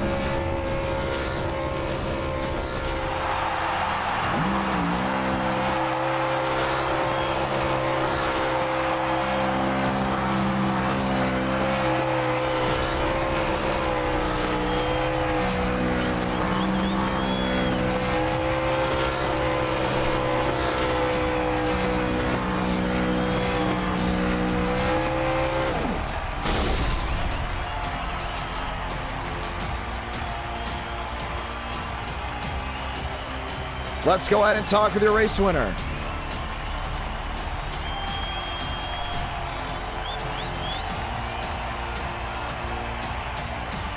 PBR back in victory lane, and this time with the new face. Beaumont, so Johnny got a copy. Yes, sir, I got a copy. First ever win in NR Night in America. How about that one? I don't know if we can hear him. Let's give it 1 second. We're gonna go ahead and lower some things, and we will try it again with him.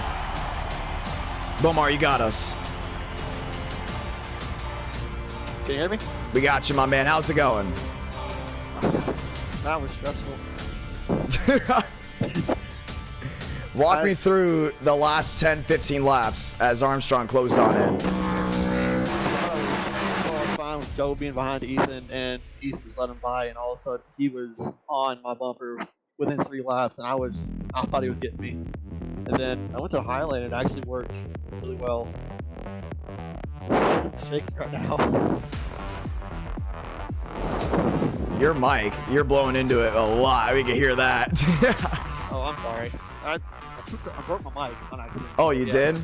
Well, most importantly, the race. That's what's most important about this. You started blinking a little bit. We worried you were going to go ahead and blink out. You went wide. You stopped Joseph Armstrong. Did you think he was going to go ahead and get into you at any moment? Or do you think like the internet was going to give out at some point? Normally my internet's pretty fine. It's just on. I don't know why it does that. I think it's computer issue, to be honest. But sometimes I would listen to the stream and hear my mic. That's crazy. But once you would get to me, he would get to my corner panel line. He would tap me a little bit, but it wouldn't be enough to like disrupt me too much. Yeah, we did go ahead and see that. Running that outside lane, how much did that benefit you towards the end of the race? Honestly, towards the end of the race, it benefited me a lot. Like, because for some reason after that last pit stop, my car got so tight, and it wasn't as good as it was earlier in the race. But I was able to, once I went to the high lane, I was able to hold him off pretty well, which I'm glad it did. Because I know he's really fast. Yeah, he really started closing in. Tire wear, that's the big thing I want to talk about. How big of a difference was that in this race compared to other tracks? Honestly, it's like the tires didn't like go off as much as you would think, but they went off a pretty decent because it was like a combination of the heat and just tire wear in general, just making it tight and slippery at the same time, which, yeah. Well, it was exciting. Do you want to say anything to anyone back at home? Thank you PBR, thank you EC Racing, thank you everybody. Thank you Todd for letting me be on a team, even though we don't have a good reputation right now, but thanks. That's all I got. Oh, the reputation is fine. It was just that one stream. I think the reputation is fine, personally. I'd hope so. I mean, I don't do anything wrong. No, you didn't. You raced in the NWP. Well, you got through the duels. No, sorry. You did not make it through the duels. I was not able to make it because my internet kept crashing. Oh, really? Yeah, that's the only reason I couldn't do it, because my internet would shut off every 15 minutes. Oh, man. Well, we definitely saw the blinking. Hopefully you can get an hopefully you can get an Ethernet cable so we can see you back in victory lane more, because that was an awesome race. It looked amazing to watch, at least from the live stream. It was fun to drive. It was fun battling too. 81% said it was a great race. James Bomar, congratulations. Thank you. And that will end race number 2. Let's go racing in a fishbowl. I saw someone said that in the live chat. See, I do read the live chat. I do want to point that out. I read the live chat actually very consistently. But we're going racing at the LA Coliseum, ladies and gentlemen. That'll be 100 laps. It will be a quick race, as caution laps will count for this one. Bump day will be there. Only 24 drivers. Let me say this again. Only 24 drivers can race. That's it. Only 24. So that means we'll have 4 laps of qualifying, and we'll see who gets bumped. We know people are definitely going to be getting bumped at some point. Why are we doing the Coliseum? Well, the short track shootout, it might be on the schedule. We know we're sticking with mostly grassroots tracks. I've always wanted to see trucks at the LA Coliseum. I don't know why. It's just something that I've always wanted to go ahead and see, and we may see it once again. Nonetheless, ladies and gentlemen, maybe we won't see it. You never know. Race 2 comes to a close. What do you think of Rockingham? I'm reading the live chat. I liked it. Some drivers didn't like it. Some drivers really did love it. Yeah, I feel like even before we did it, we knew people were going to be one side yes, one side no, weren't going to like it. So personally, I like calling it. I love the Rockingham Speedway. 2 years since now, should we say, we've been to that track. So it's nice to go and have it back, and I'm excited to see what the trucks do again. Next time we'll be seeing truck racing Saturday night, Kern County Race 2 on the NR night schedule. Race 1 of short track shootout. I am beyond excited. I cannot wait to see the drivers that come on in and try to join it, try to win it. 4 weeks of action. Week 1 is this week. We'll also have some bye weeks because I will be calling more races for the ones that tune into NR Night and tune in to the races that I call in person. Thank you all so much. You guys are fantastic. You guys are absolutely amazing, helping this channel out, helping the channel grow in so many ways. So we're very grateful for all that you guys have done. I know at Winchester there was, I wouldn't say an audio issue. It's something that I have to do personally, and that's adjust. So for the ones that don't know, there was a wreck at Winchester, and it was posted on Instagram, and it was seen by a good amount of viewers of mine.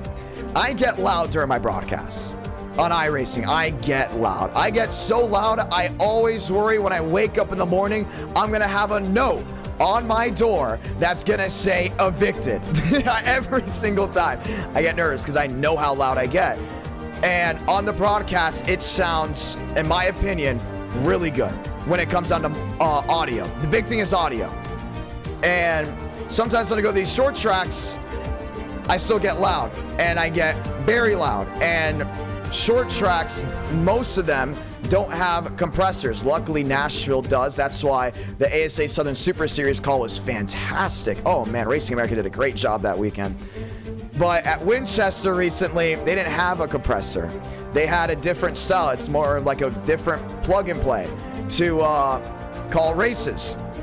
And I got very loud for Gio Ruggiero hitting the outside wall in 1 and 2 after cutting a tire. And it sounded like I broke the sound barrier. Racing America posted it, and people were like, who was that guy? And some people were like, there's no way that's IDK, which is me, obviously. And no way that's John. And I saw him like, oh no. So one of the things that I have to work on is adjusting.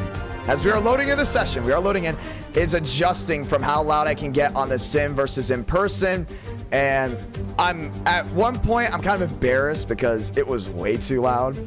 Like, way too loud. The audio was not compressed at all. There was like not a single compression.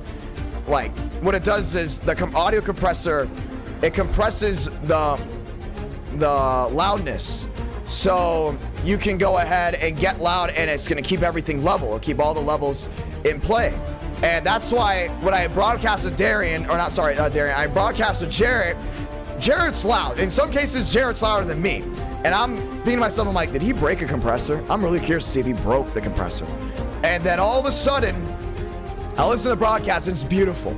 Fantastic. I'm like, thank goodness for the compressors, because we both get loud and excited.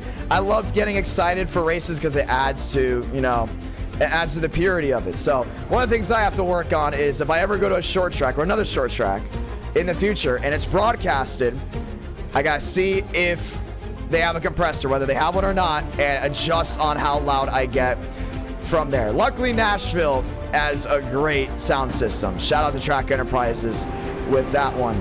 But yeah, something for the near distant future to keep an eye on for, because I listened, I was like, see, I've gotten louder. But I literally told myself when I heard it the first time, I was like, I know I have gotten a lot louder in iRacing and in person.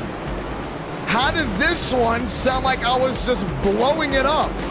It was really embarrassing, but something to look at, saying, okay, hey, gotta tone it back for some of these short tracks that don't have compressors. So I'm excited. I'm excited to see what the future holds. And I'm very thankful to the CRA, Winchester, Track Enterprises, everyone that's given me the opportunity to broadcast in person, because stuff like that, at first I look at as a negative. And then I look at it as, okay, well, I learned from it. I know from iRacing, I have to adjust how loud I get. You know what I mean? I can get loud, I can scream, like I just did there. And it's probably sounded pretty normal, like you heard at Rockingham. Sounded pretty normal. So I'm excited. Really, really excited to see what the future holds.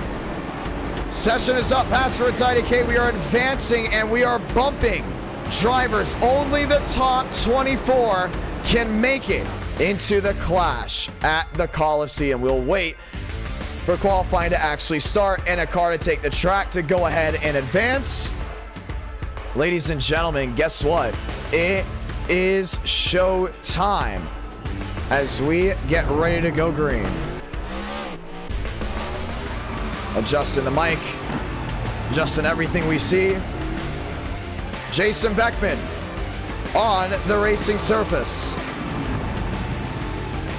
See, that's something I want to point out. Not everything is, a positive. It's a big learning curve. It's like, okay, well, if I call bigger races in the future, I got to remember certain tracks have certain compressors. You got to adjust. Luckily on iRacing, I've been doing this for so long and have so much control. That's the big thing about iRacing. I have quality and audio control. I don't have audio control in person broadcasts because they have a cameraman and they have someone working the audio. So I have to do what I can and just learn from certain things like that, but super excited about it. Let's qualify. Walker, top of the board, top 24 advance. Everyone else goes home. Emery, 20th. DeAngelis, 19th. Now Sweargen in the 17th spot. Don't be surprised if some of these guys do 2 laps and then wait. DeAngelis rolling his way through. Let's go racing in a fishbowl. I do want to point out, the graphics look fantastic. There's so many of these racetracks. James Bomar would like to add 2 to the win column. Joseph Armstrong bringing back a classic where the name Hack Strong was born.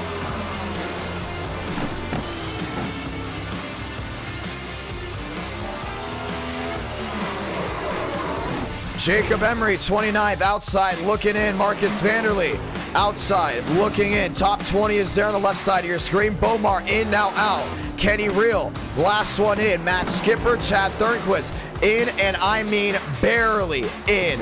CJ Allman, in, back there in 20th. Now, if you drop a 13.89, you look pretty good. How about Dawson Sutton? There in second.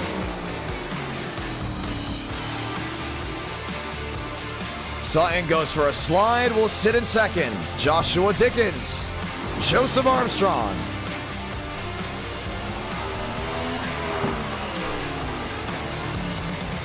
Joe rolling his way around. Aiden Walker, top of the board. Eugene Tuminello in. Chad Thornquist barely in, so is Matt Skipper.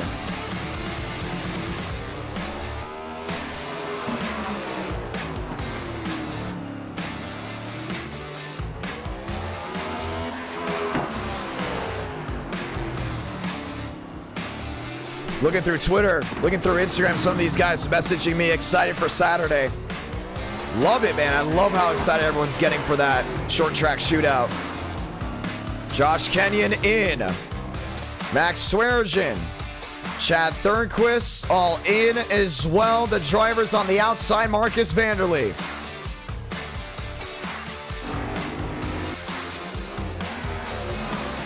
Rolling his way down off corner exit. Spencer Burns on the outside looking in.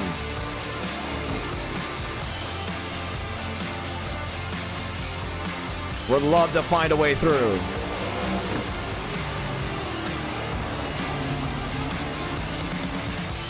Burns sneaking his way back to the line. Does this bump Matt Skipper? It does, and it bumps Chad Thornquist. Spencer Burns, 24th quickest. Michael Mitchum rolling his way around. So Spencer Burns is in. Thornquist is out. Matt Skipper also out. Kenny Real is out. Lane Sanders is out. Oh, Devins Baker looking to become one of the last drivers to go. And he knows what the times are.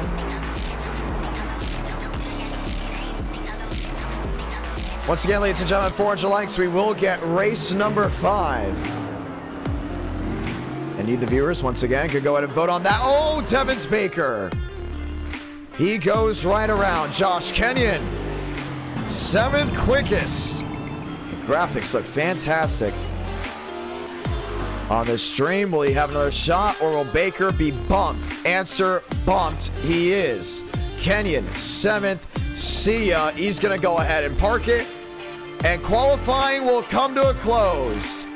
The 4 drivers that are making it in that are not on the left side of your screen. CJ Allman, James Bomar, Wesley Napier, or Napier, should we say. Wesley Napier and Spencer Burns in. Everyone else, pack the bags. You're heading to Charlotte for round number 4.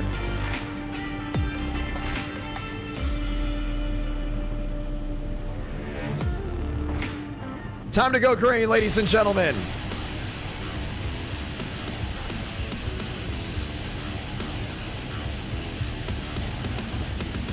And race number 4 from Charlotte will be a 60-lap race. Now, this race may be going by quick, so keep in mind about that. Let's go green. Tuesday night and our night in America.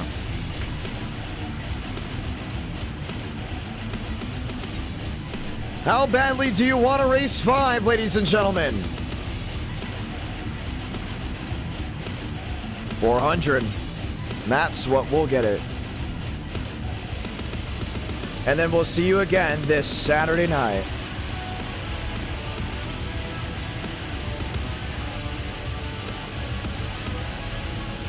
Yes, that was the call. It's still there on Racing America. That call, it's literally the same way I would call a race.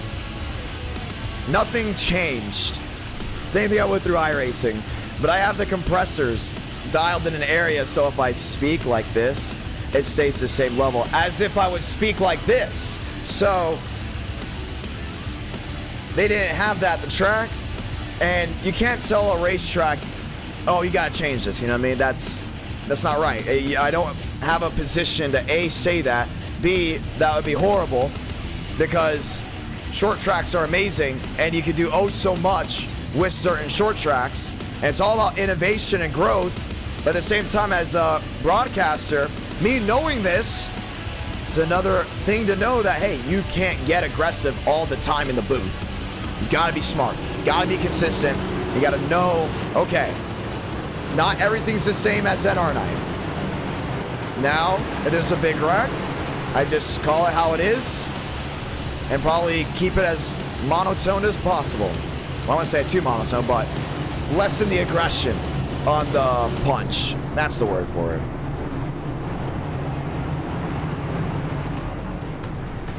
Next time by, we'll see the one to go. Let's say those magical words. God, speed, drivers. You are go for a throttle up. Do we see an NR Night short track shootout with the trucks one day here at the LA Coliseum? Maybe season 2. Maybe season 2. Only time will tell. Some of the greatest and most wildest races have actually come within this corridor, these walls. Let's clash just one more time.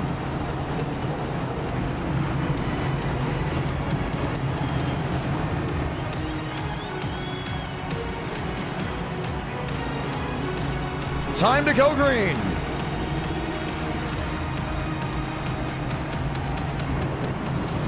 Pace car down and away, going for throttle up. Let's light the fuse from the LA Coliseum. Stanley putting a nose on, throw around goes the 11. Relax, yellows will be on for this race. Keep that in mind. Beckman, huge lockup. Up and into the outside wall. Spencer Burns around. This is the battle for the lead. They get a back refire. We won't have to worry about it, but they will not. Caution's going to wave. James Bomar, winner at Rockingham. Involved in that one. Let's take a look.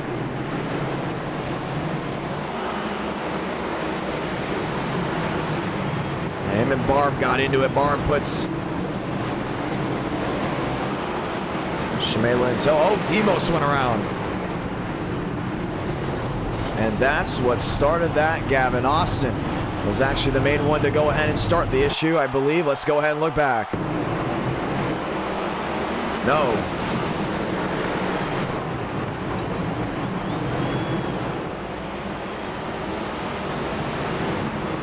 Yeah, I would say it's about 6 different issues all at once. You know, the rumor is the Coliseum might actually get an actual race date next year compared to, let's say, the Clash. So keep that in mind as time continues on, because you may see this on the Cup schedule one day as an actual points-paying race. That's just a rumor, but it is something that you may want to go ahead and keep in mind. Lights off. Pace car makes a hard left onto pit road, this time by Walker, Sutton, Stanley, and Kenyon. That being your fast four. Krabick here again.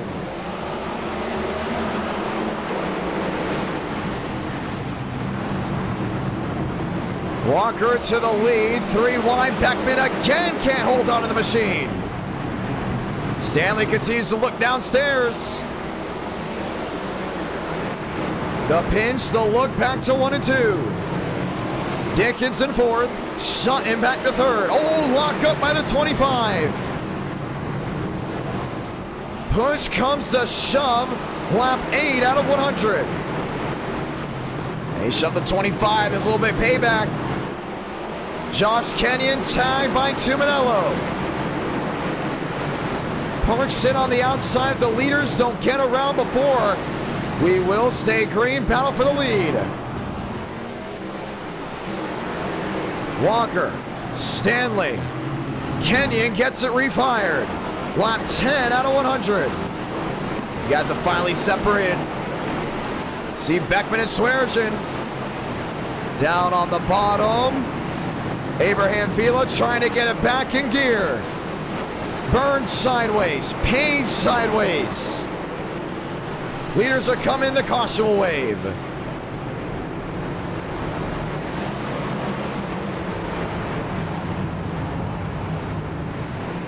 And we will have another restart. What's interesting about these small tracks is they have nicer graphics on iRacing from what I've seen. I think it's mainly because of the poly, so keep that in mind. Clearly when we start the short track stuff later this week. The clash at the Coliseum.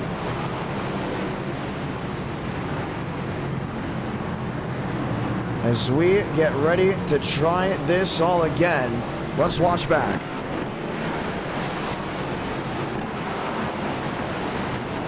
So start with the 45 going wide. Page and Burns getting tagged. And Shamela just not lifting. Walker and Stanley. Lines up 1-2. Sutton, Armstrong, Swearengin, Beckman, Mitchum. Gavin Austin of the Hawaiian Airlines 22. As some drivers still look to find a way to get their laps back. We'll get ready to see the green flag. 1 to go. Lap 14 out of 100. As we get ready to try this all again. Walker and Stanley, Chevy on Chevy. Lined up 2 by 2. Stanley on the outside, Walker on the bottom, back underway from LA. Oh, another one. Beckman, Swearengin. Do they get it refired? They do. We stay green. Sutton to the inside of Walker. Jason Beckman has just not been able to go ahead and get that car rolling at all tonight. And the caution will wave again. Let's watch back. Oh, that was Gavin Austin, actually. Apologies for that.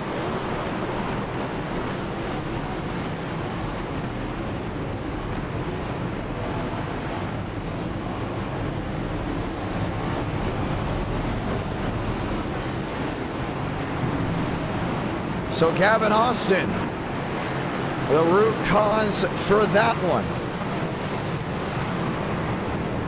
That's something to keep in mind. It's made now multiple mistakes, and they've called it.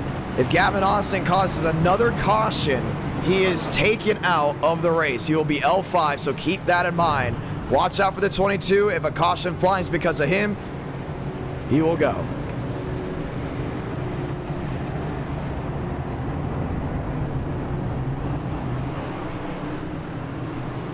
Time to go green again, the 1 to go. Sutton, Walker. Both drivers have won before in NR night. Both racers that race in person, whether it's in Tennessee, whether it's out there in the Carolinas. Let's get ready to go back green. And this is the updated setup. They're at the next gen at the Clash. Time to go back at it. Sutton and Walker, lap 20 out of 100. Vila, Shamela sent it in.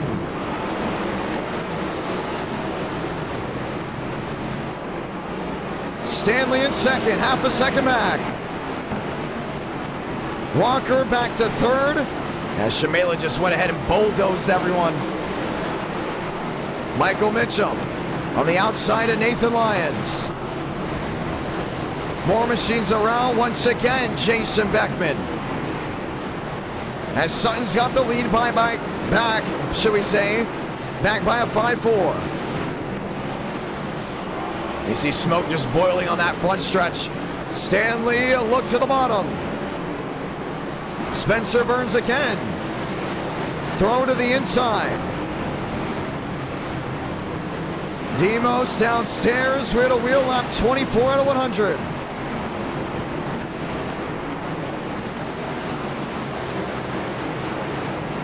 Five the difference. Now 6 lap traffic in front of the 25. Puts his way back to the bottom. Stanley 5-9 back. Walker right there as well. Ethan Stanley's an interesting character. You know, you'll go ahead and win on a street course with the trucks. He'll run well with next gens inside of a football stadium. He is just that guy that knows how to go ahead and run like that. Caution's gonna wave again.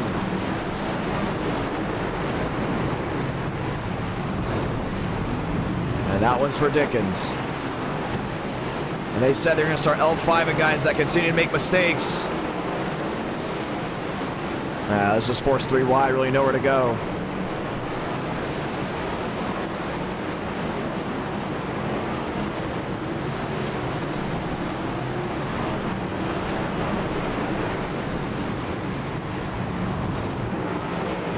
And the caution will be out again.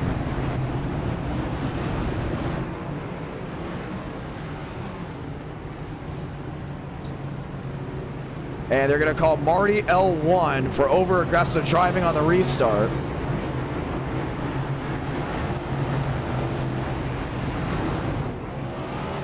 And we'll get ready for the restart again.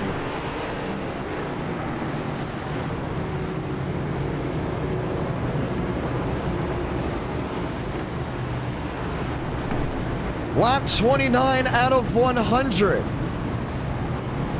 Is what you expected. It is the clash at the Coliseum. You saw what happened this year. But these drivers in this scenario, and it's going to be tough to go ahead and make something work. Lights are on now. You'll see the lights come off in just a moment as we'll get the one to go again. Want to say thank you to everyone that's tuned on in so far tonight. And our night in America, fueling victories all year long.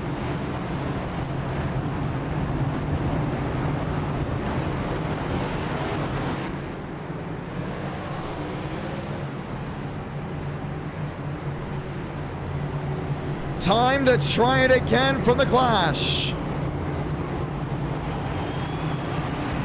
Sutton, Stanley, Walker, and Mose. Green once again.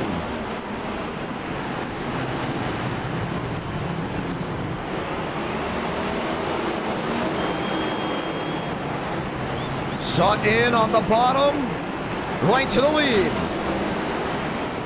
Stanley's gonna look back to the bottom. Tried it again.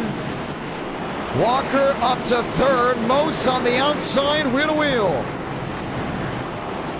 River Page. Spin in the back, we stay green. Stanley, the shunt moves the 25. Sutton spins the tires. Here comes Mitchum. Trying to find his way through. Spun on the DoorDash side. Keeps it back straight. Ethan Stanley now with a 1-2 lead. They spread out enough to where they can get green flag laps in. Lyons now up to third. Mose back to fourth. Frank DeAngelis around. Walker to a 2-4. Closing in on Stanley.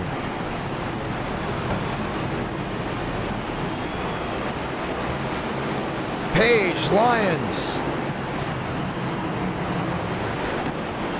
Trying to get something working. Spencer Burns gets moved. The battle for the lead. Frank going wide. Walker back to the rear. Still can't find a way through. Lap machines all over the place. See River Page just gets sent again there by Stanley. Bumper cars in a fishbowl, Chevy on Chevy. What can Walker do?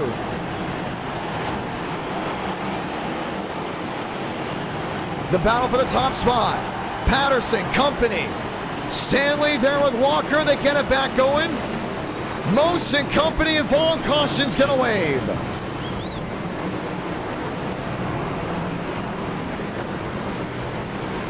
I believe we got 10 laps in that time. Just want to go ahead and point that one out.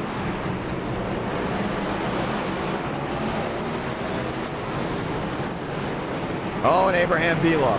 His race is... No, that's Nathan Lyons. Lyons blows an engine. He's out. Let's go see what happened to go ahead and start.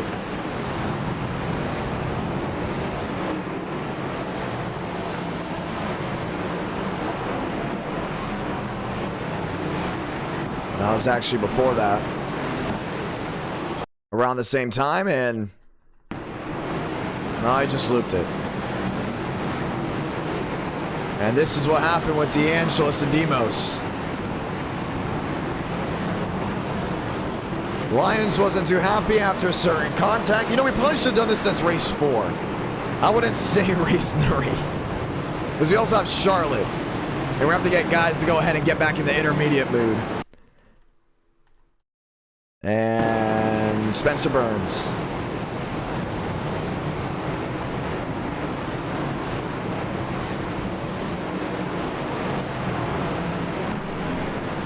Let's get ready to try this one again.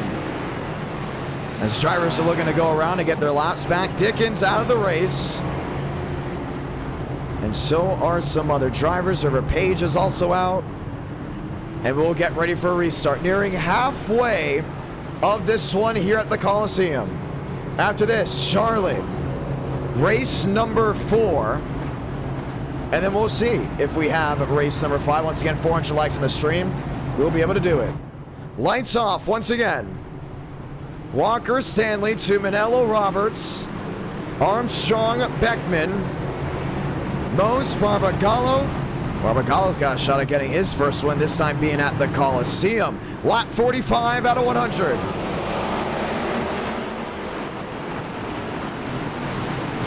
To Manello, ascending deep. Roberts on the outside lane, wheel to wheel. Joseph Armstrong trying to make it work on the bottom.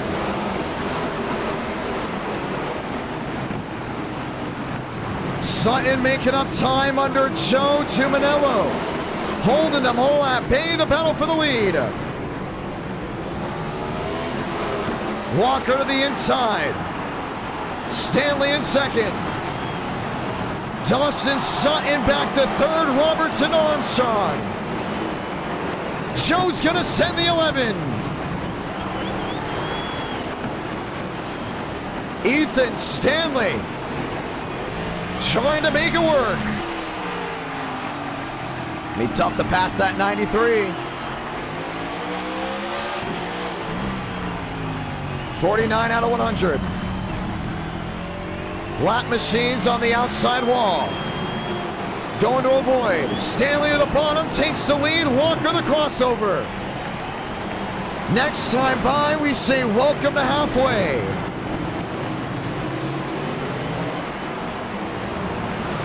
Max Sweargen parked up there. Relaxed yellows, hyper relaxed yellows. The same guys keep wrecking. We're going to ignore it. DeAngelis, Barbagallo. Stanley and Walker back nose to tail. Frank going way wide. Up and out of the way. 3 drivers with a shot at going to victory lane. And we've seen it before. For the ones that don't know the trends, at least at the Coliseum, this is how it works. First half, rough and rowdy. Second half, once drivers have been taken out of the race, we've seen long green flag runs. And we might be seeing one here now. Roberts and Armstrong continue to go at it. Walker the look to the bottom. Kenyon the shot for the 20. Sutton to the inside of Barbagallo. All looking to avoid. Joseph Armstrong got a win here before. Stanley and Walker keep it wheel to wheel. Joe to the outside, Sutton now in third. Lap 56 out of 100, and it was by design to do 100 laps because we knew by halfway who was just wrecking and couldn't hold on to it and who was just having tempers flare. Roberts into the wall. Lap machines way in the back. Let's watch the leaders. Stanley, Walker, Dawson, Sutton in third.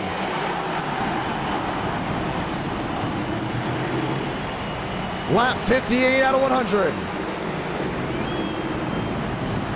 Now Walker's doing everything he can to go in and close that gap. Still a 2-8 back. Right to the rear again. Lap 59 out of 100.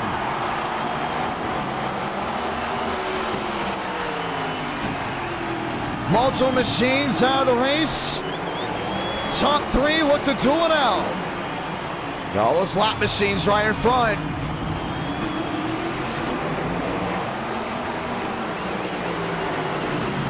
Gray to the outside, DeAngelis to the outside. Oh, there they go. Gray up and into the wall. DeAngelis not happy with him. We stay green as they continue to pump and run. Stanley versus Walker. That's been like this since lap 1. Sutton back in third would like to go ahead and make things change.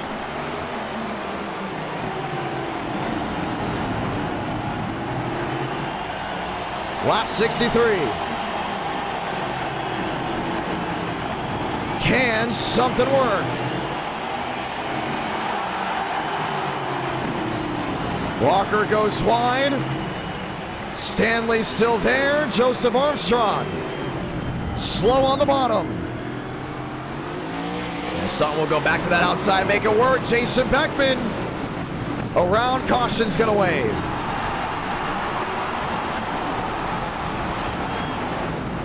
And on lap 65, we will have a restart. Let's go see it. Oh, Frank, what are you doing? DeAngelis and Mitchum making one on the wall.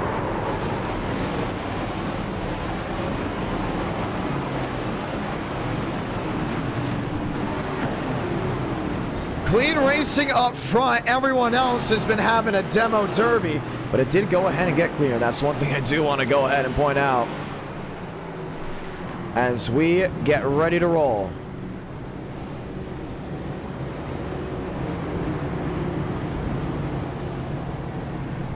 Stanley, Walker, Sutton to Manello. That will be your new top 4.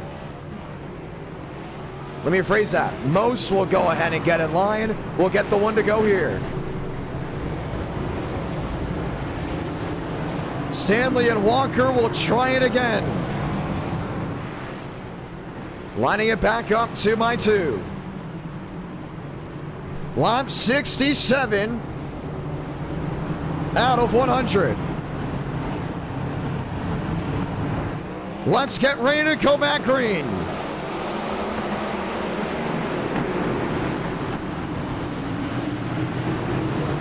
Sutton, Walker, wheel to wheel, Demos back and forth.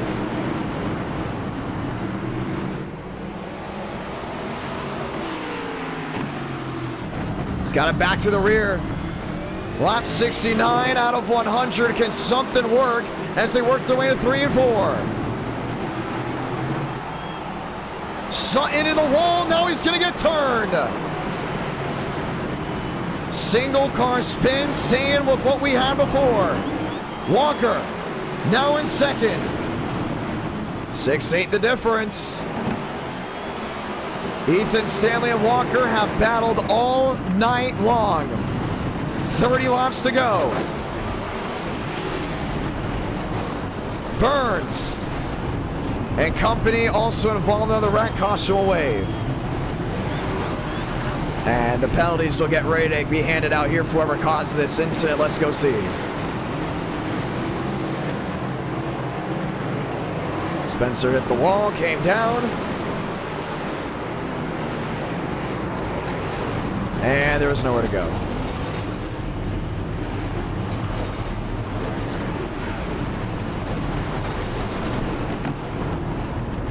So Spencer Burns with another mistake in this race. We'll line them up back 2 by 2 as we look to at least get 25 laps to have a shootout. Hey, you see how many guys are out of the race? I mean, that's once again, I think, by design. We knew stuff were going to go ahead and get rough and rowdy. And that's the Coliseum. We used to do this as race 5. It's supposed to be some fun gimmick as a race 3 on a Tuesday night. And we will get ready to go to Charlotte for the next one. Let's see if we can still hit 400 likes. Would love to go ahead and have a race 5, ladies and gentlemen. I'm excited for what Saturday has to offer. Let's get ready to go again. 2 by 2 once more. The Coliseum.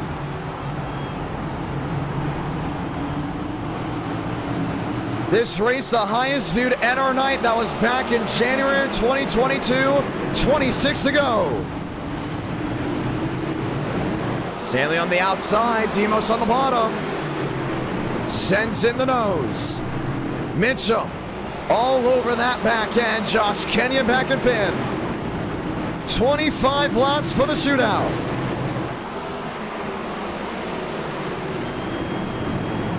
Stanley in 3rd. Mitchum back in 4th. Michael Mitchum struggling to get any type of speed. Walker now in the 1st position as Stanley had a slide off corner exit. Aiden Walker top of the board. Demos back there in 3rd. Mitchum back there in 4th. All lined in. Ethan Stanley would like to get something to work. And Demos continues to creep on forward, trying to look to that bottom. Lap machines might make things difficult. Michael Mitchell watching on as well. Walker, lap machines in front. Gavin Austin again. Austin to the bottom. DeAngelis on the outside. They're going to squeeze the middle.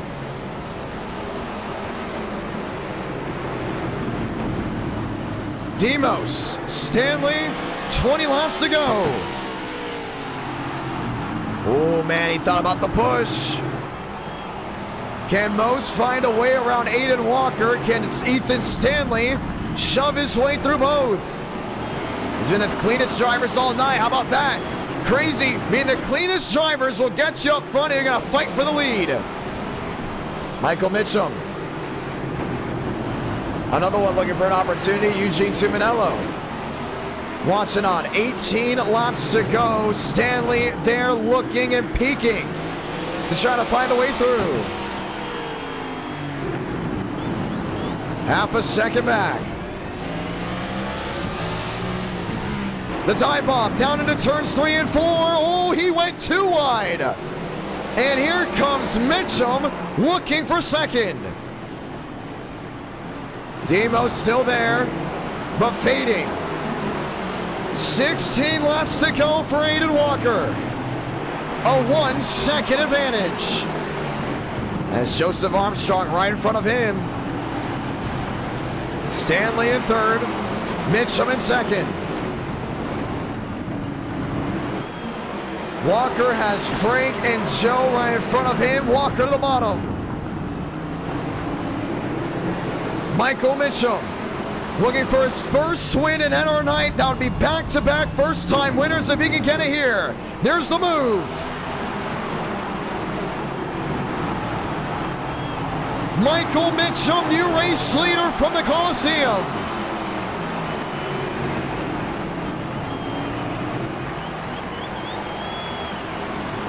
Stanley to the inside. Moves him. Ethan Stanley top of the board with 12 to go. Walker's gonna do the same. Push, rub, shut. Anything you can to find the lead.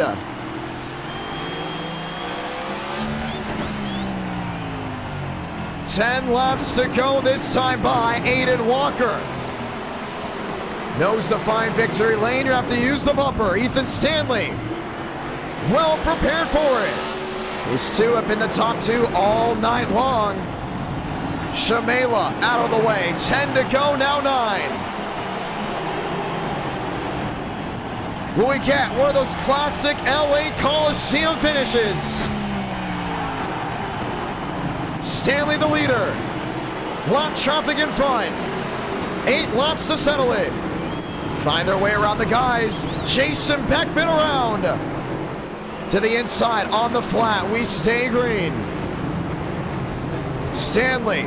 Walker. Walker looking for a drive.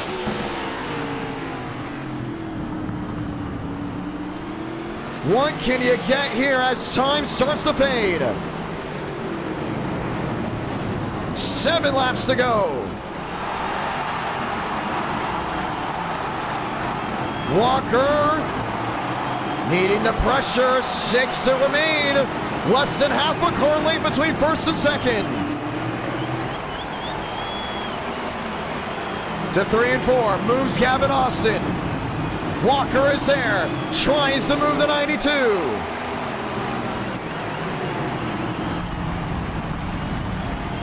5 now, 4 laps remaining. Lap machines now behind him.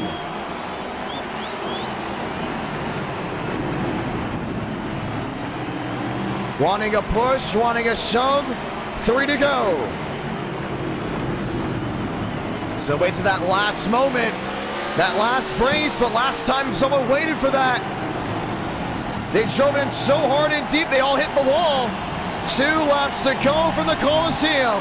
When do you make the move, Hayden Walker? To 3 and 4 to get the send-off. Santa Blanca, 1 to go from Southern California. Walker might be too far back. Lap traffic might play a dividend. Stanley to the bottom, DeAngelis on the outside. Here's the shove, the shot, he turned him. Hayden Walker victorious from the Coliseum.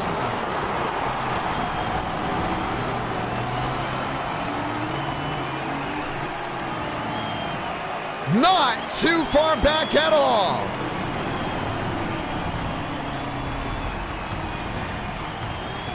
I mean, just ran right through him. And our night in America, fueling victories all year long. We don't do the Coliseum much, but when we do, it's rough and rowdy. Charlotte right after this. With the Xfinity Series.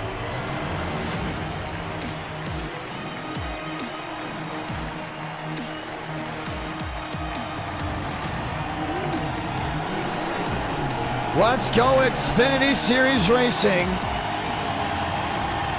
70 laps at Charlotte.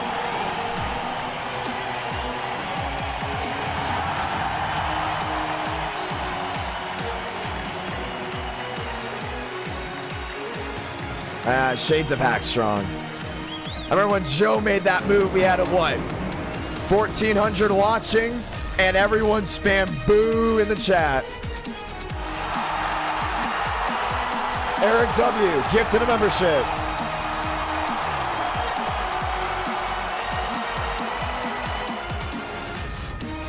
Let's go talk to Hayden Walker.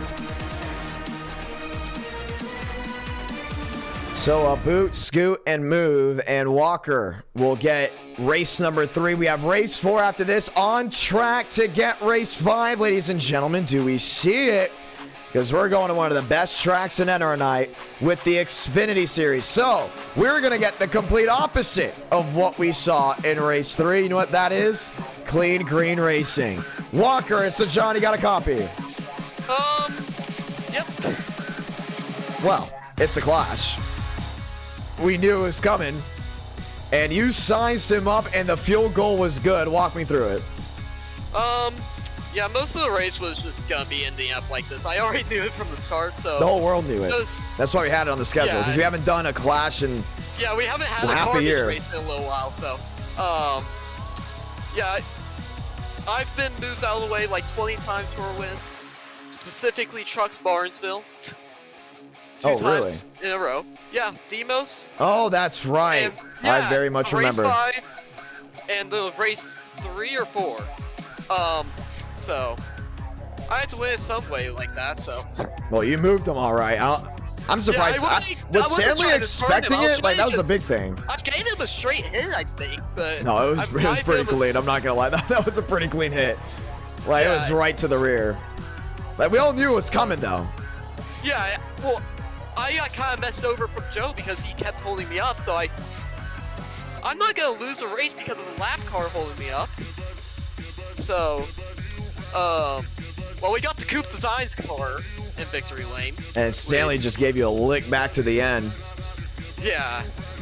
Well, it was fantastic. You know, when's the next time you race at National? Are you racing family night? I'm now racing the next one.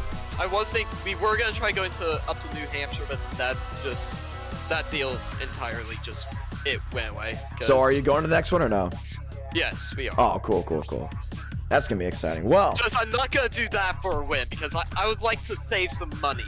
Yeah, you wouldn't do it for in person, but you know what? The Coliseum, that's different. Walk me through all the races tonight. Well, the first race I missed because I was at Chick-fil-A. Second race, yeah, I just had a late speeding penalty that kind of just ruined. A lot of people did that, and there's some were even saying Bomar. So, all right, yeah, no, I like confronting he controversy. Did he speed? He won, but did he speed? Sure he did. I'm 75% sure he did. So the question is, why didn't he go to the rear? But other guys did. Because he was same reason as Bofuka. No, someone cleared the black. Oh man, that's loud. Yeah, well, I sped on pit lane 2, and I still got my black cleared, but I still decided to go to the rear. Yeah, because you know. I'm surprised they didn't text me, because if they would have texted me, I would have called it off, because that's what I did for Nashville too. I got a text and I called off the restart. So if that happens again, ladies and gentlemen, in the future, let me know. Put a rule in. Oh no, there's already a rule. The rule is text me, have one of the admins text me, and we'll call off the restart and we'll go look at it. So, wow, that's pretty interesting. Well, that's twice now someone's done it like that, but still happy for Bomar, in my opinion. It's still a great race. We're heading to Charlotte with Xfinity. Are you excited for Xfinity to finally get that new damage model? Well, have you already seen the paint scheme that I'm already running for this, right? No. Oh, you're gonna love it. It is pure SKS. Let's just say we didn't have enough money to pay for. I might have to with how my car looks. I might just try starting on full just because, you know, for fun, and then I'm just gonna start park it. Because the thing looks like it can't even run a lap. So I think you should race and try to win it. We should. We're excited to see how this one goes, my man. I'm excited. I think it's going to be a lot of fun. Do you want to say anything to anyone back home as I make the session? Well, I won at Kingsport. You did? Recently. Wow. Yeah, on the Speedway, so I actually got some real-life interviews done. Nice. So, and that one was completely clean. So, not like this one. Well, I would say that was the only interesting race. By the way, iRacing cap is off for Charlotte. We're going to keep it in the day, and we will have bump day. Session is up, by the way. Session is... Oh, I put trucks, not Xfinity. Sorry about that. Session is not up. I caught myself. I was going to go ahead and lose some more money. Are you excited for the short track shootout? That's what I'm excited to hear what you got to say. If you didn't see on the rear spoiler of my truck, I already have the logo placed on it. So. Oh, really? Yeah, like, you know how the Craftsman, the trip thing, whatever it is, I put it right where that would be, so. Wherever that was. The logo is right next to me at the time. Yeah. Do you like the logo? A lot of people have told me they like the logo because it reminds them of old vibes, but I want to know what you think. I'm gonna rate it a 7 out of 10. Not the best logo. Still, in our night logo's probably #1. I'll take that. It was made in like 15 minutes, so like it was made like in 2 seconds. We needed like just a logo quick, and it just grew on me. But I'll take a 7 out of 10 for a logo. I have no problem with that. Are we after the season opener at Kern County this Saturday night at 8 Eastern, 7 Central will be race 2 of the night, because we're going to bring the Pontiac and the 87s for race 1. And guess what? Our great track, our favorite track, Fairgrounds, will be race 2. You know why? Because most people have Fairgrounds. Race 3 will be Smyrna, where we'll probably have it just solely focused on the championship, not probably a big bump day. And then race 4 at Five Flags, which almost everyone has. We'll have a huge bump day for that as well, for the championship. Not many people have Five Flags. Well, not no, we as bump many guys for people that. have Five Flags as Nashville, but Smyrna won't get as many people. I already know that. Yeah, Smyrna's probably gonna. Well, the thing is, for all these short tracks, guys, we're not doing 40 drivers.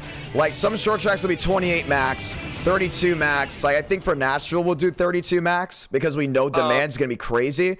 And Kern County will probably be 32. But Smyrna, I think maybe Five Flags will be 28. Smyrna and Five Flags probably need to be 28 or 25. Yeah, so to us, that's a full field for the shootout. And whatever we think, well, you know, Smyrna's gonna be close for getting to that. But let's be honest, Five Flags, we bumped guys last time. We had 40 people last time for Five Flags for trucks. And Fairgrounds, we had a lot of people talk about me going back within an enter night. Session is up. I know, I can see the complaining already in the chat. Yeah. It is up. But I'm excited for Kern. I think Kern's going to do well because Kern's one coming out Wednesday, which is tomorrow. It's also a new track. Yeah, and we're testing it right when it comes out. No one's going to know. No one's going to know how it drives. Like, but you might have a basic idea. I mean, it's probably going to be Southern National, but slightly bigger. It won't be as big of a wreck fest, but no, it's going to be a good race. I'm fully prepared for Kern to be an amazing race. I think Fairgrounds will be a good one as well, since you guys have really got it slotted there. You got to make Five Flags a 200 lapper or 250 lapper. So the goal is to make it like the features of short tracks. So we'll see about Five Flags, the finale being 200, but everything right now is 100. But here's the best part, ladies and gentlemen. All the tracks that we have for season 1, whether you probably like this or not, are not going to be in season 2 of the tournament. We're going to go South Boston. We're going to throw Myrtle Beach probably as the finale or the first race. You know, we're going to put some free tracks in there and maybe even Eldora. I might put Eldora in season 2 for like race 2 or 3 and then have the finale at Myrtle, because Myrtle's like one of our greatest short tracks that we have. And probably throw Hickory in there as well. Can't forget that. I'm excited. I think it's going to be a lot of fun. For Myrtle, though. That truck setup we ran last time was yes, 100%. Oh, a new setup? We'll probably go get a new setup. I'm not worried about that. But I will say, though, for all the ones that are listening and watching back at home, this is our SRX, okay? I want to point that out. The short track shootout is our SRX in the way of, you know how Tony Stewart brings guys to these short tracks and they have fun, they do all these cool things? Well, that's us. We're going to say goodbye to Walker right now, so I'm joining the session.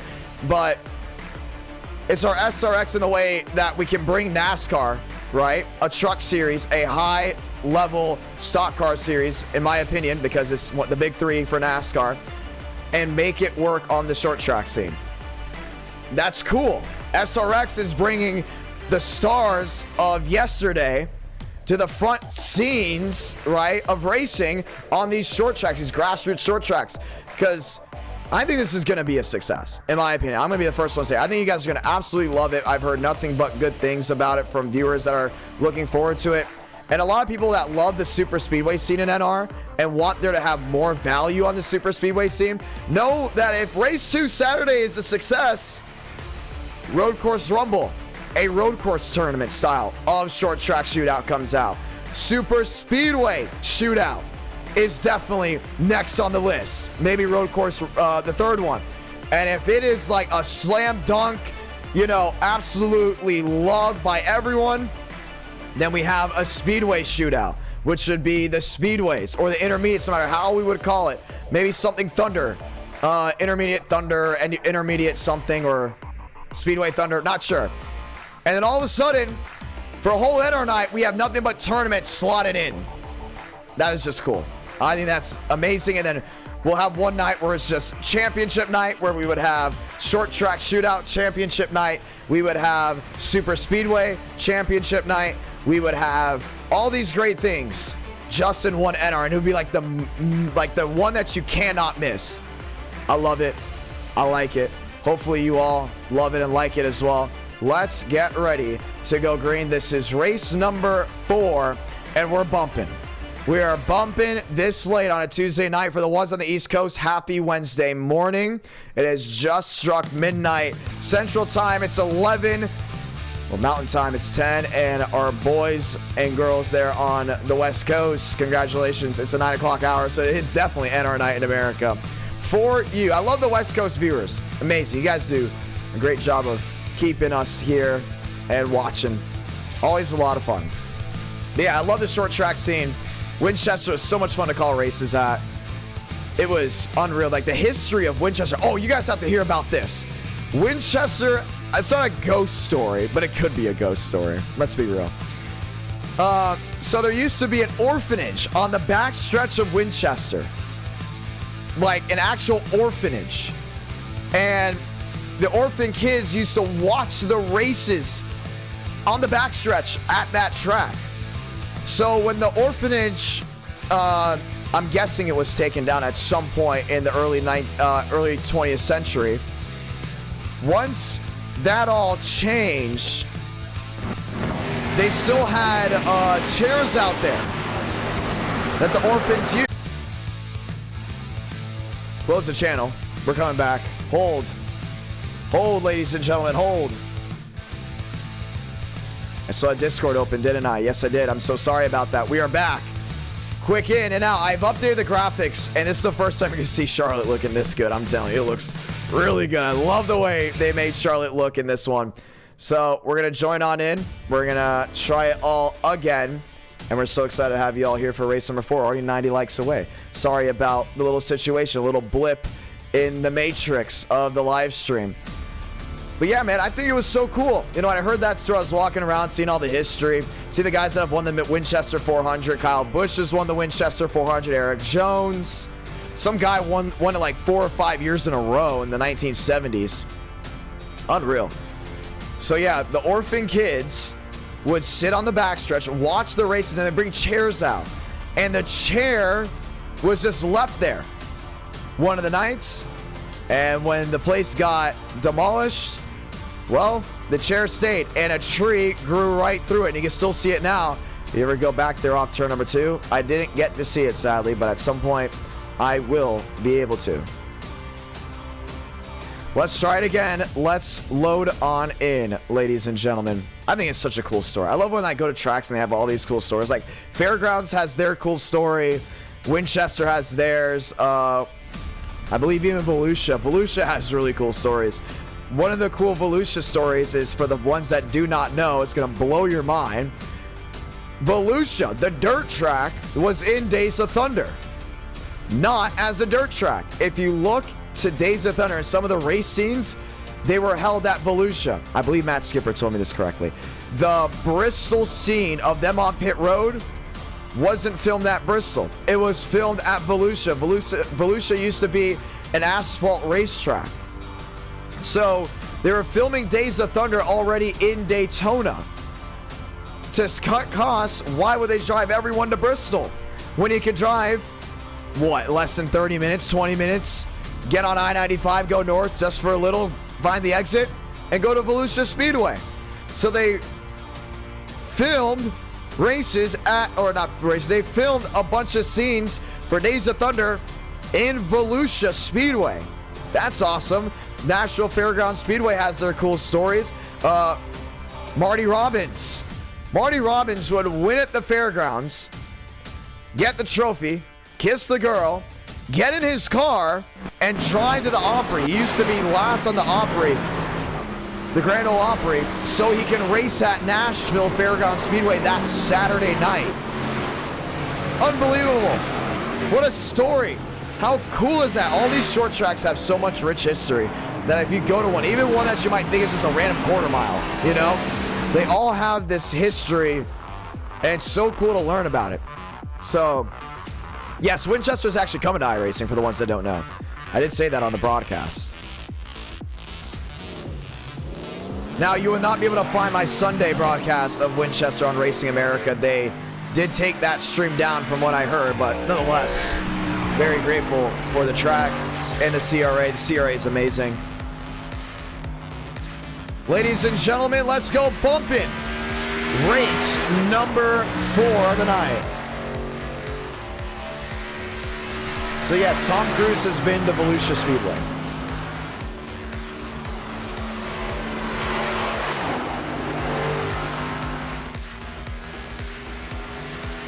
Every time I go to a racetrack, I try to learn about it. I did go to Anderson, but I didn't get to hear any like the cool history of it, sadly. But yeah, Fairgrounds has had its interesting stuff. I have interesting stories of the Fairgrounds as well. Winchester's really cool. You know what I also realized for the first time ever? Does anyone know where Ball State is? I've always heard of Ball State. I never knew where it was. Ball State is in Muncie, Indiana. Why I thought it was in Kentucky, I have no idea. But I drove by there and I was like, oh wow, this is where Ball State is. That's so cool. Let's go racing. 70 laps. You have 70 laps to get the 400 likes, ladies and gentlemen. And then Saturday night, we roll.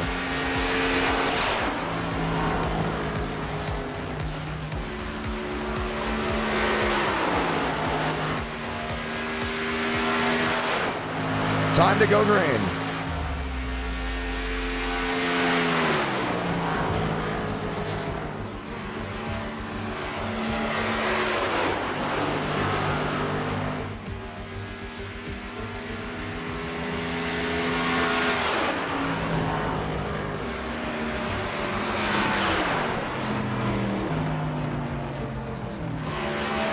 Truther.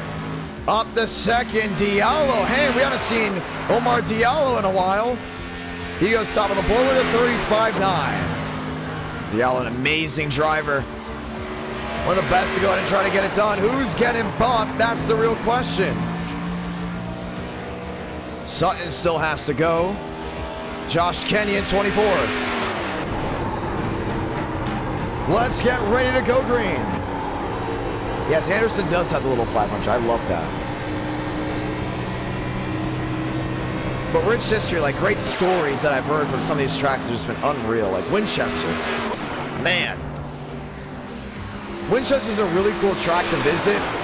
Mainly for the fact that you can walk around like out of the grandstands. You can see like all the history stuff. Beautiful concourse area. A beautiful gift shop area. It's very like old school and I love it.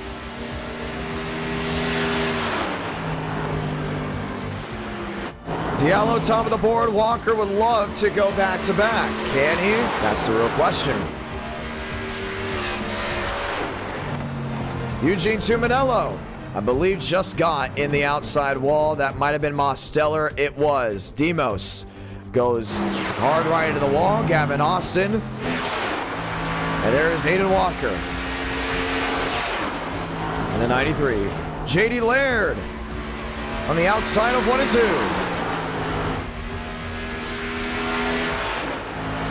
Oh, you go to Ball State. Cool.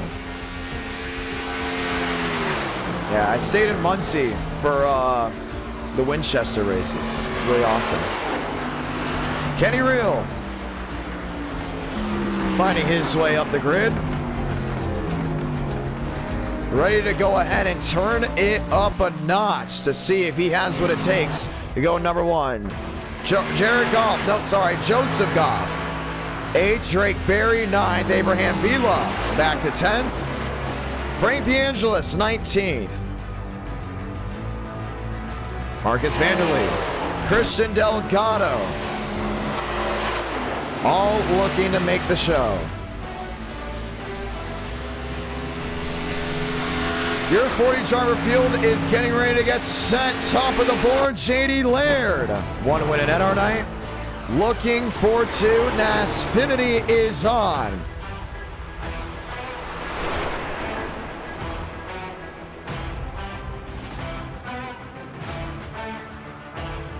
Yes, that's right, Salem Speedway. How could I forget about Salem? Salem is another one I called races at. I love it, though. Salem's really cool. You know why? They have like a little square. And everyone knows Salem is small town. And I don't mean just small town. I'm talking like, I don't even know if Salem has a red light. No, they do. They have one. I think Salem has one red light in the entire town. I am not joking.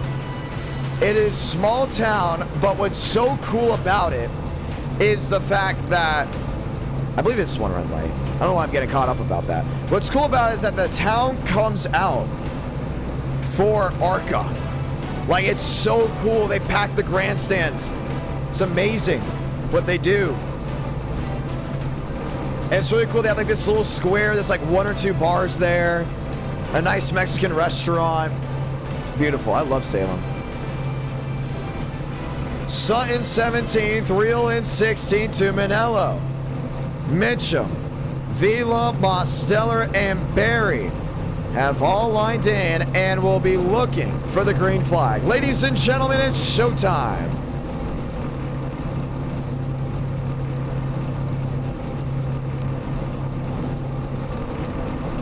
Time to go green.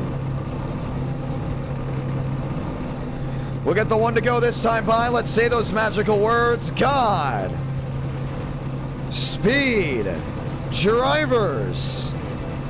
You are go for throttle up.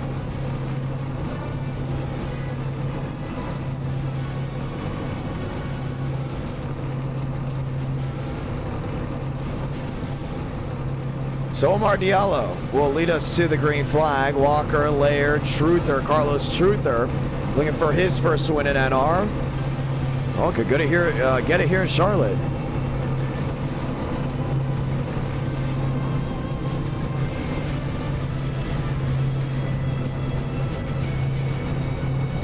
Let's go green. Let's say those magical words. God. We're gonna do it again. Speed. Drivers, you are a go for a throttle up. Diallo out and about, ready to go green. Ladies and gentlemen, the one to go.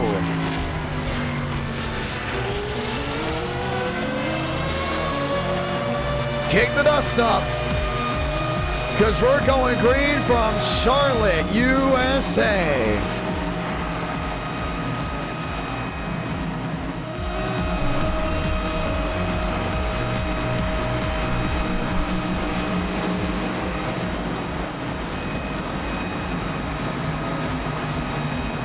That's awesome, Barry. Grew up at all those tracks, plus New Berman and Eldora. I gotta go to Eldora at some point. Such a cool looking track. You want clean racing? Statistically, this car track combo is as clean as it'll get. Diallo, Walker, lined up 2 by 2. Ladies and gentlemen, let's get ready to do it just one more time. Race number 4. Is this the final race of the night? Up to you, the viewers, if we can hit 400 likes. Till then, let's light the fuse from Charlotte, USA.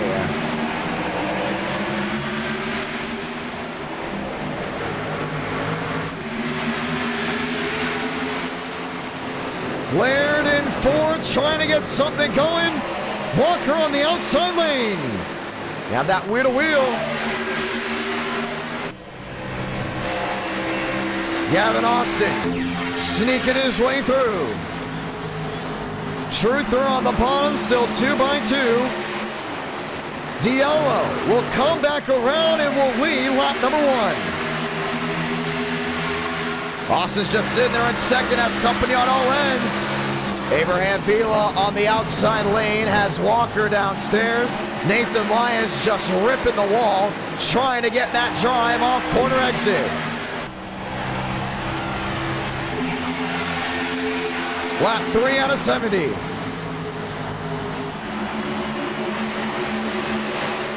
Diallo, your race leader.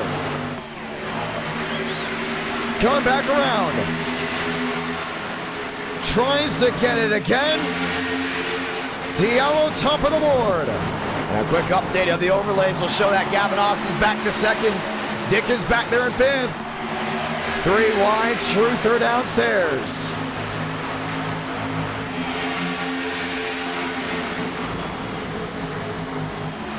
Austin in second. Closes on in, and no, you're not seeing double. 54 on 54. And try to peek for a way through. Just can't get it done here on this end of the speedway. Nathan Lyons, Joshua Dickens. Dickens in the 20. Can't find a way through.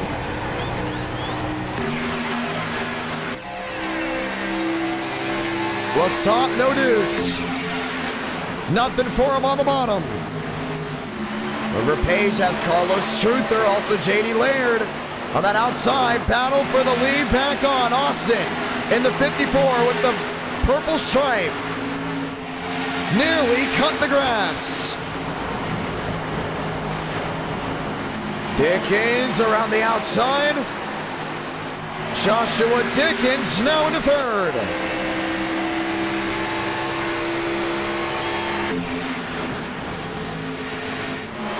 Gavin Austin struggling to find a way through. Diallo has it marked down the bottom. Last time Gavin Austin had a legit shot at winning at Charlotte, you got to go all the way back to the Gen 4 race, where he had the lead and blew up big time down into turn number 1. His wheel came off the surface of his desk. And well, he wrecked out.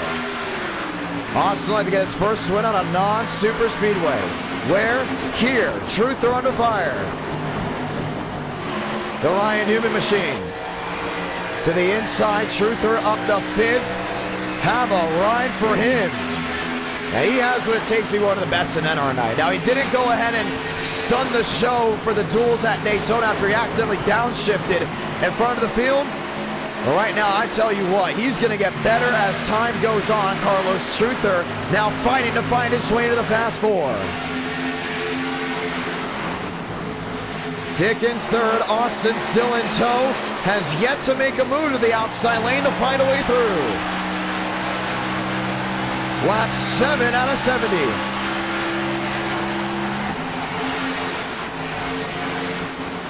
Nathan Lyons back there in 4th, Abraham Vila. Truther ripping the paint. Has the grip lined in, wheel to wheel. And Vila's just so good at making that outside work. He's able to hold them back. Laird, River Page, trying on the nose there, the driver in 8th. Page is able to see in front of him and definitely behind, and it's nothing but machines. How about Tuminello in that 66? Toomey looking for an opportunity. Gavin Austin. Off corner exit. 12 the difference, maybe even more. And Dickens is really just in a world of his own. Not a lot of movement from him. 18 the difference. Oh, Lyons lined up with Vila. Shining bright from Charlotte. Laird in the mix.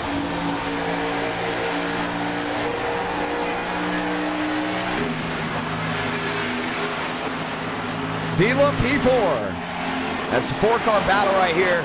Vila's got the lead, but he's got 3 bow ties right behind him that would love to go ahead and take that spot right away from him. Gavin Austin made no aggressive moves to pounce Dawson Sutton. Now up to 9th. Tuminello back there in 10th. How about River Page in the 8th position? Now he didn't adjust at all. When he got to Diallo, he should have forced himself on that outside lane. What has it now resulted in? Losing time. 3-6 now back to your race leader. Oh, Laird down on the flat. Can he save it coming up? Right in front of Aiden Walker. Holds on to it, but will lose a ton of time. Barbagallo keeps it pointed in the right direction. Half a second from first and second. Riding on the rear there, Vila.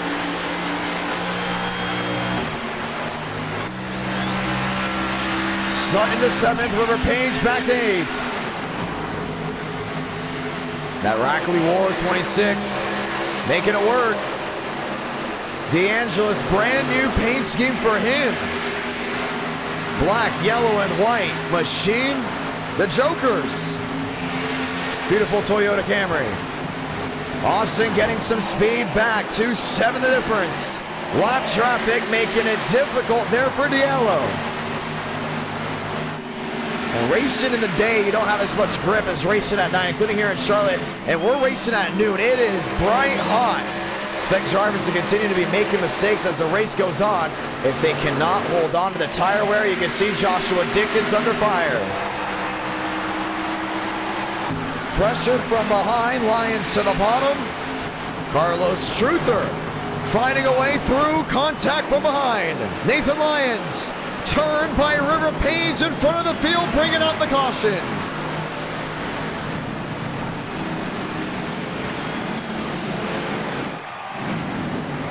And that will end the 14-lap green flag run.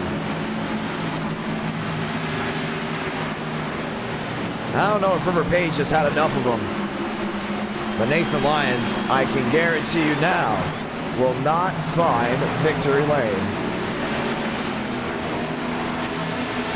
Caution waves lap 15 out of 70, and we're closing in on 400 likes. Will we do it? That's the real question.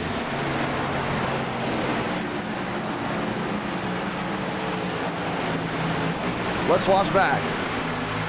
Frank in tow. I hit him once.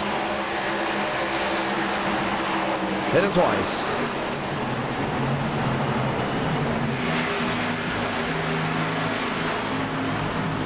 And Nathan Lyons would then have the blink out. Caution waves once again. Here from the Charlotte Motor Speedway, Omar Diallo and company will bring him down in.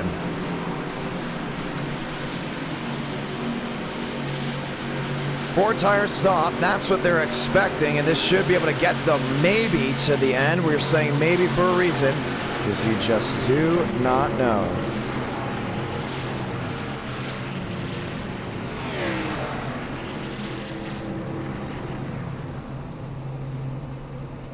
Right side's up.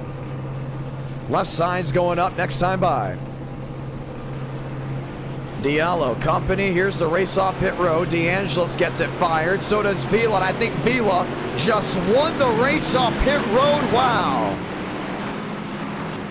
Vila, Diallo, Mosteller, now Gavin Austin will line up that fast four. Let's get ready for a restart. The two-car incident has wadded this field back up, and we're going to get ready for some more 2x2.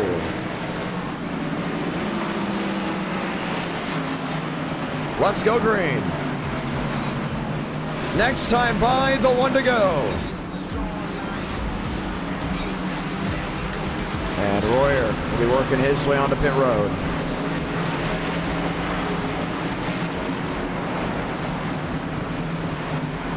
So can Abraham Vila hold them off? That's going to be the new question. Lights out, this time by, the one to go. Oh, he got caught for speeding. Abraham Vila to the rear.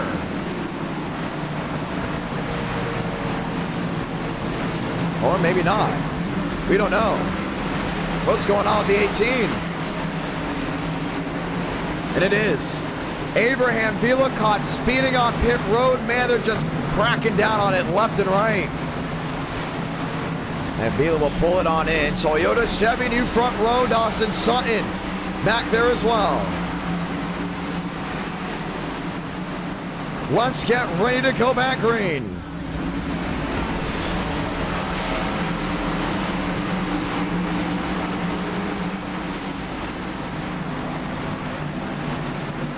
Lights off this time by, ladies and gentlemen. So glad to have you all with us. Let's get ready to go back green.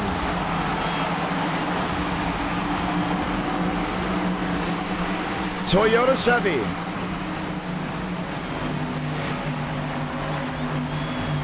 Chevy, Toyota. Lined up and ready to roll. Does anyone have anything for Omar Diallo? Only time will tell. Truther, Walker, Tuminello, Gavin Austin, Marty Shamela, Goff, Workman, company all lined up. Let's go again, working lap 18 out of 70.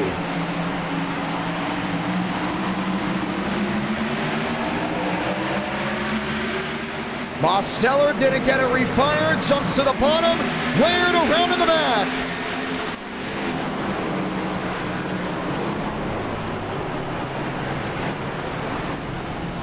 Four, maybe five more machines involved, and the caution waves right away.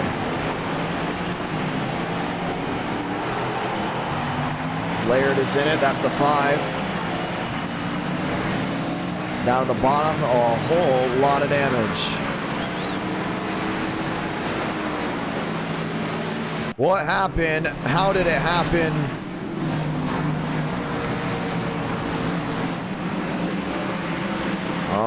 Let's go ahead and find out. This has come back around. This was for the restart. We all lined in 2 by 2.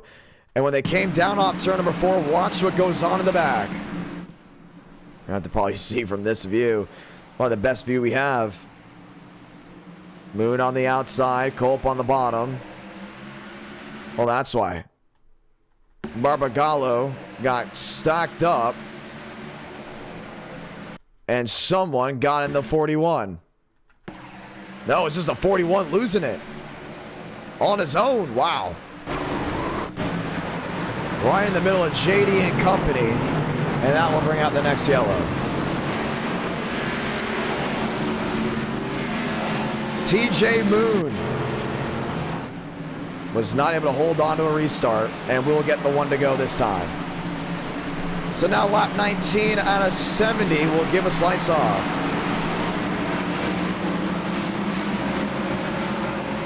TJ Moon going around. And we will try this again.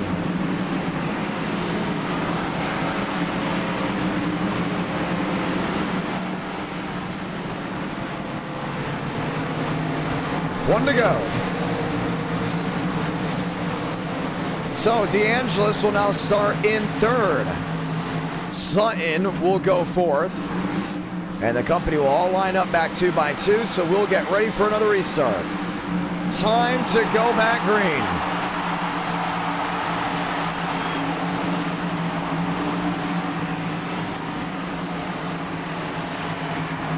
Tuminello, Workman, Ecker, Austin, Goff, Barbagallo. Lined up and ready to get back racing.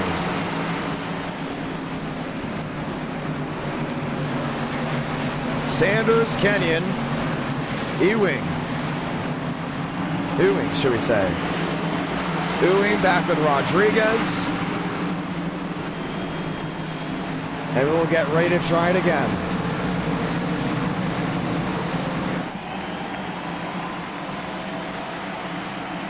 Time to go back green. Back underway, and Moon just caused another incident back there and will be disqualified.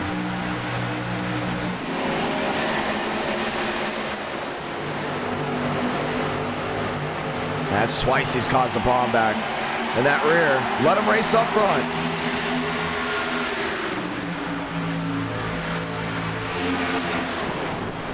Sutton into Demos. Does Demos save it? He does. Gavin Austin through the middle.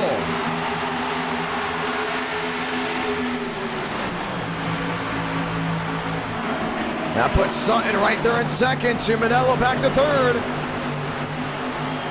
Lines up, coming off corner exit.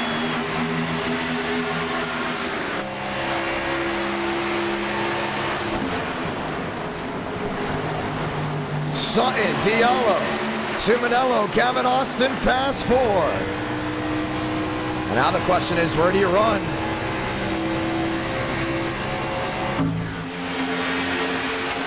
DeAngelis to 6, Walker back to 7th. Everyone with the conga line down to the inside.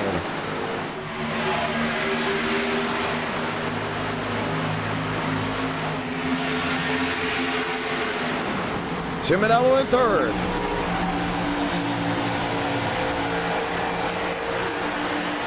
DeAngelis launching on from that 5th position, lap 24 out of 70.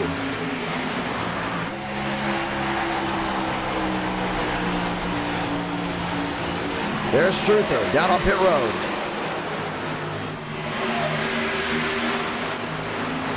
Eckert to 9th, Barbagallo to 10th. Demos lined in, watching on Frank DeAngelis. That inside lane trying to shove the 66. Lap 25 out of 70.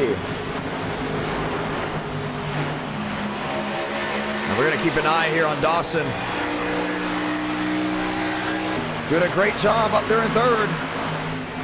Gavin Austin has a shot at going for the lead again. The question is, does he pounce?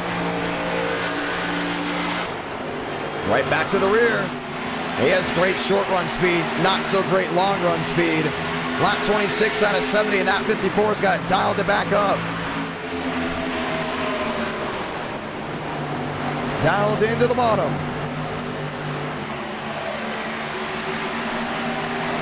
Eugene. DeAngelis inside, wheel to wheel. Sutton shutting the door. Rolling their way down off turn number 4.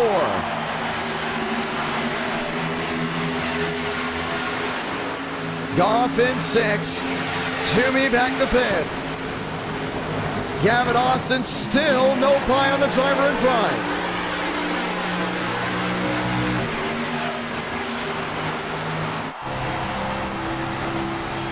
Riding on with Joseph Goff. Goff on the bottom. Dawson Sutton there in 3rd. Lap machine going wide.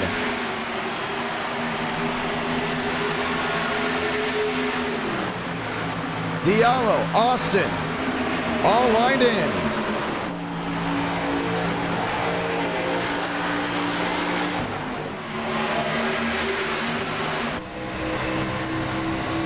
$16 the difference. Here's the look.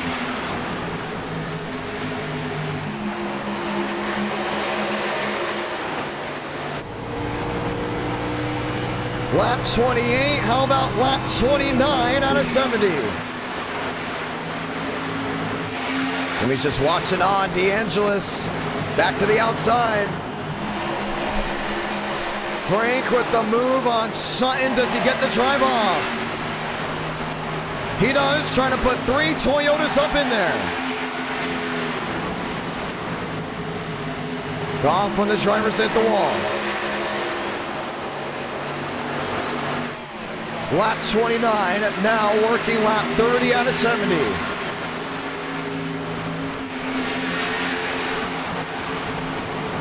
DeAngelis in 3rd.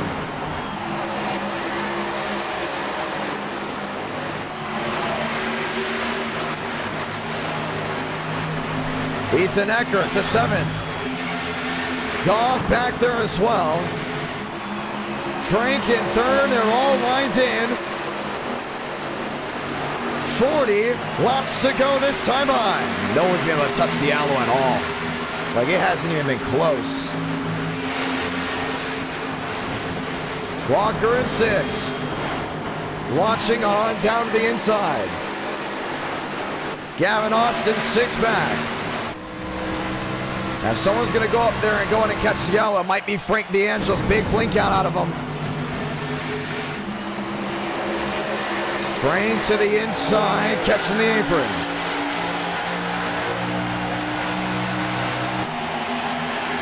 Lap 32 out of 70.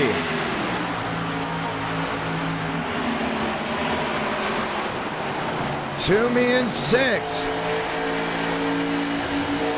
Trying to get something to bite.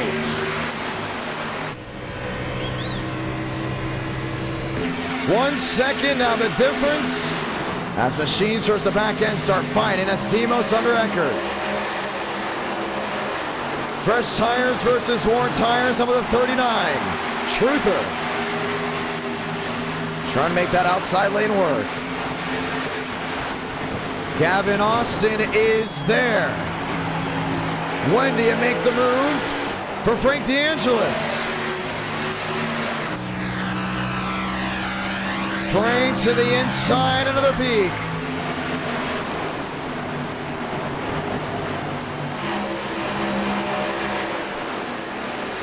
Toomey, Mose, Eckert, Workman.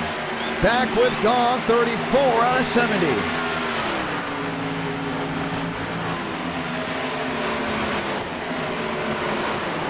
Frank's gonna try it again, back to 1 and 2. Inside advantage, maybe. Toyota on Toyota.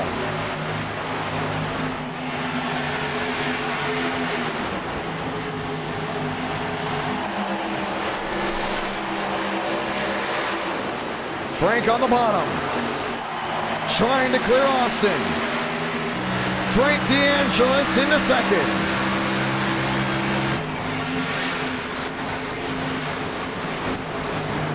Sutton P5 to Manello under fire.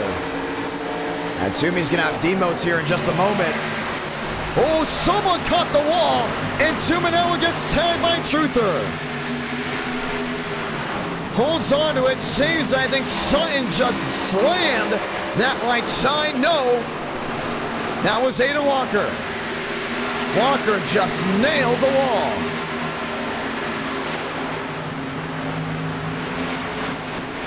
.36 out of 70. Toomey to Truther. Truther closing on in. DeAngelis, 1-5 back. That's to Diallo. Everyone else still shuffling in the rear.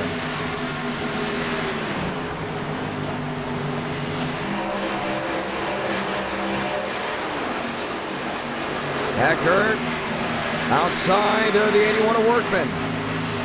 Cody Workman, P8.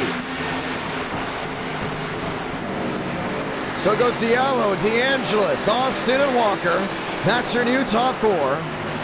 Sutton, Most, to Manello and Workman, top 8.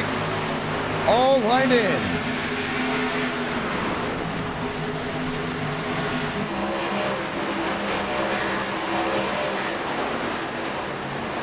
Gavin Austin. Oh, Sutton's to the fence. And that time it was him. He just slaps it with the right side, and he's going to fade all the way back. Demos will slot on through to the bottom. And DeAngelis looks to try to close on in. Gavin Austin and Walker have company together. They're lined up nose to tail.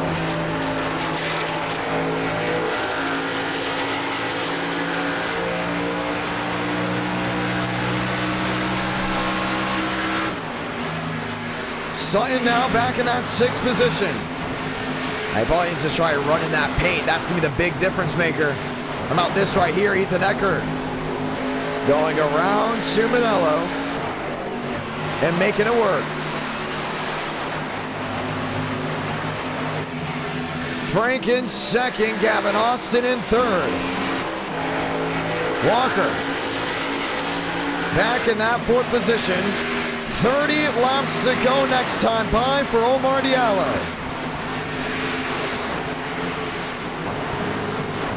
Frank hugging the paint.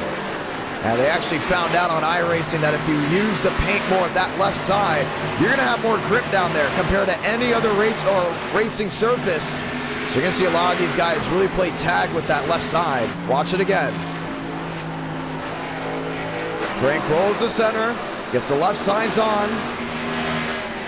Has a better roll-off exit. Sutton, Workman, there's Abraham Vila.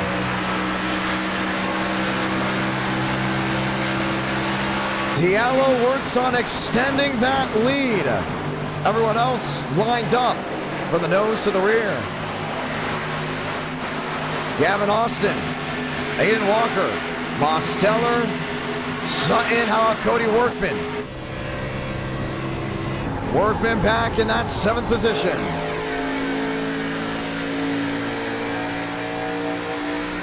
.42 out of 70.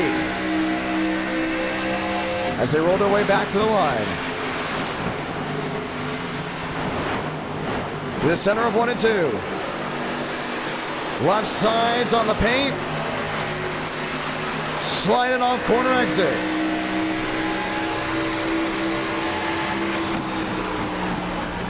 Workman a higher arc. Still trying to get that to work. Walker and Austin still watching on as well. Workman almost jumping into the outside wall.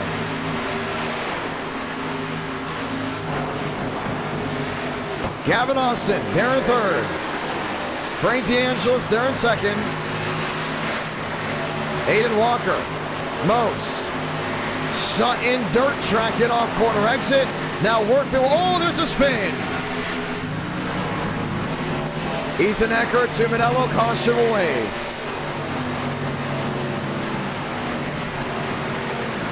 And they will rack and most definitely stack again.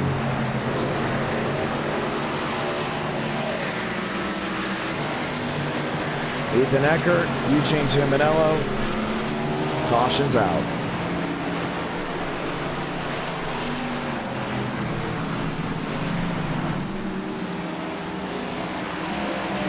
Let's go watch the replay. This is heading into turn one. I just chopped the nose. Toomey went underneath. And the slide. Caution will wave once again, and nobody again has been able to touch Omar Diallo. Pit road, it's wide open.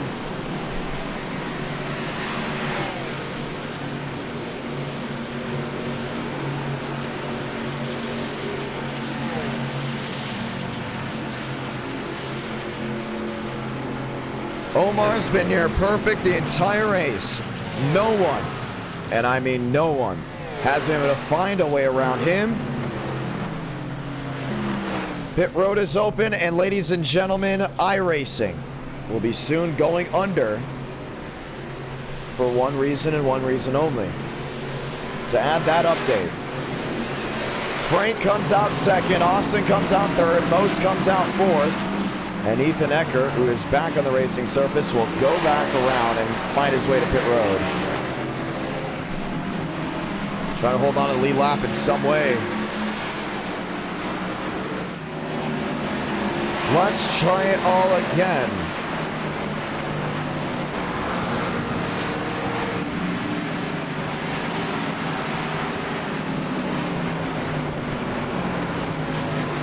Let's get ready to go green.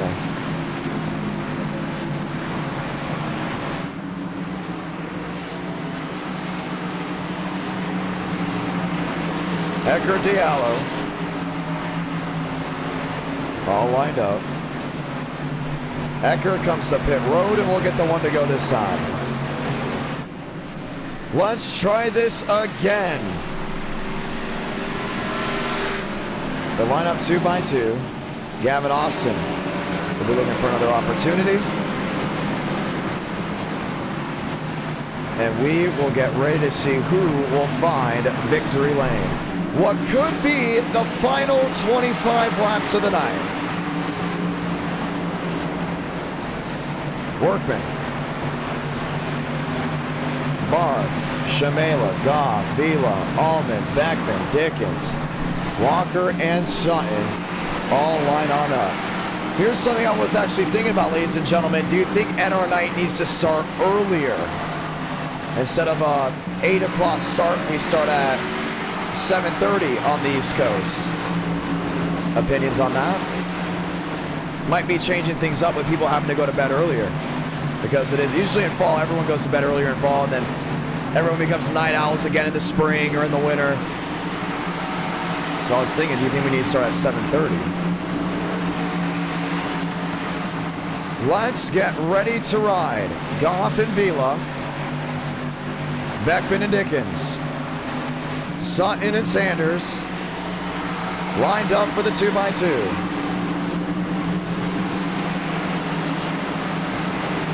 $25 laps remaining.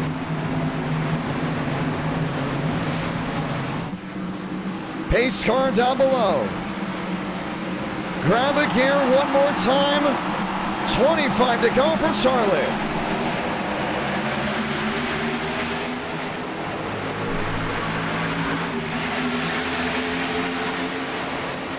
Austin and Barb to the inside. 3 wide behind. See Barbagallo getting that outside lane rolling. 24 remaining. Workman in 7th. Dickens in 9th. Kolb in 10th. Beckman, Sutton, Shamela, Walker, Sanders. All lined in, 23 to go.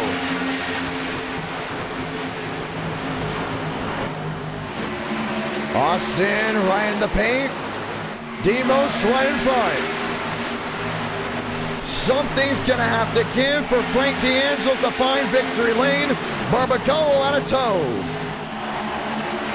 He's running wide, almost up into Goff. No one, and I mean no one, has touched Diallo at all here tonight. 22 to go.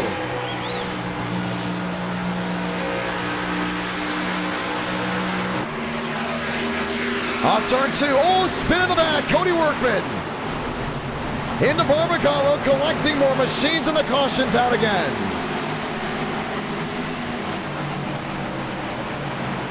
Kolb's involved. Let's see what happened.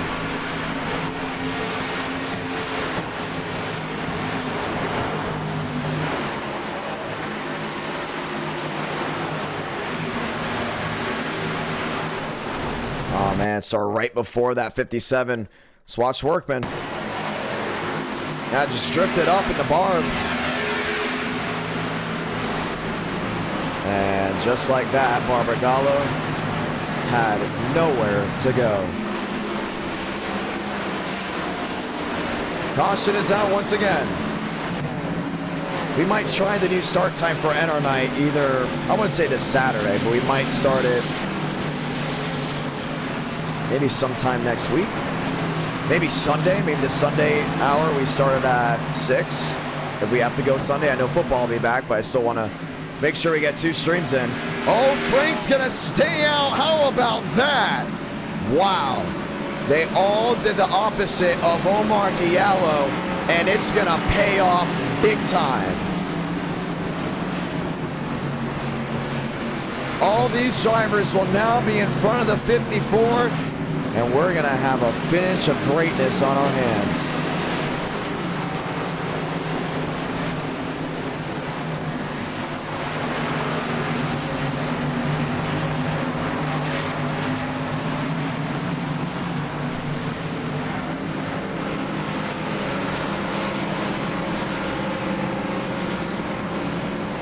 Let's get ready to try it all again.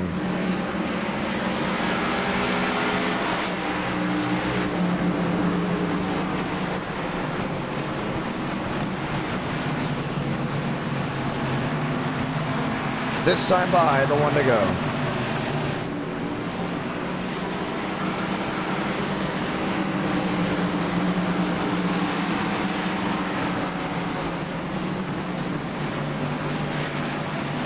So this will change up a lot.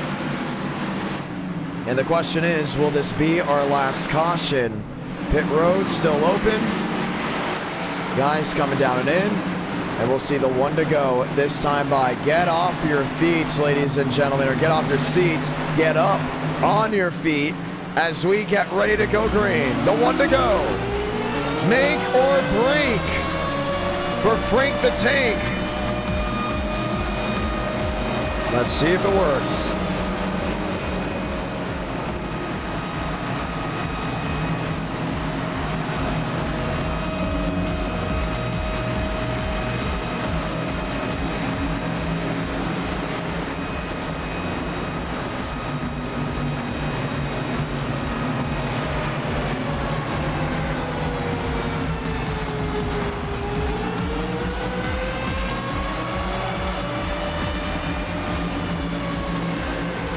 Want to say hello to viewers in the chat.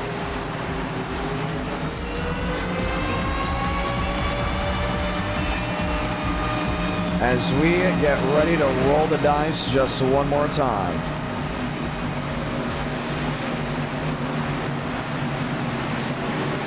Pace car will be making the hard left on the pit road this time by.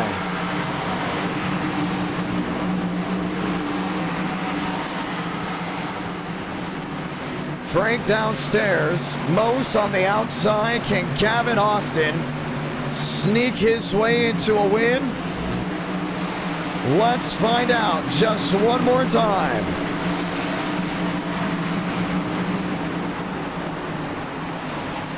Crowd on their feet. 19 to go. 18 to go. This time by. Roll it once more from Charlotte.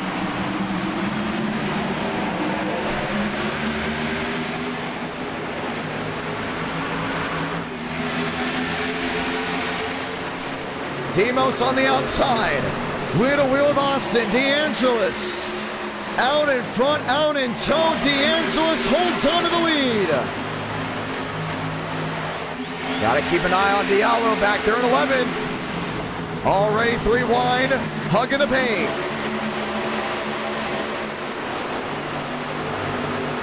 "17 laps to go." What does Gavin Austin do to find a way around Mose? A blink out of the 69. 22 the difference. Oh, DeAngelis struggling off corner exit. Diallo down on the flat. He's making up time quickly. Have all these other drivers. Workman in the middle. Blink, Goff up near the outside wall. Shutting the door on Diallo. 3 wide, 2 wide, looking 4 wide back to turn 1. Beckman in the middle. Looking, peeking, needing something to bite. 15 the difference. Omar Diallo just cannot be stopped.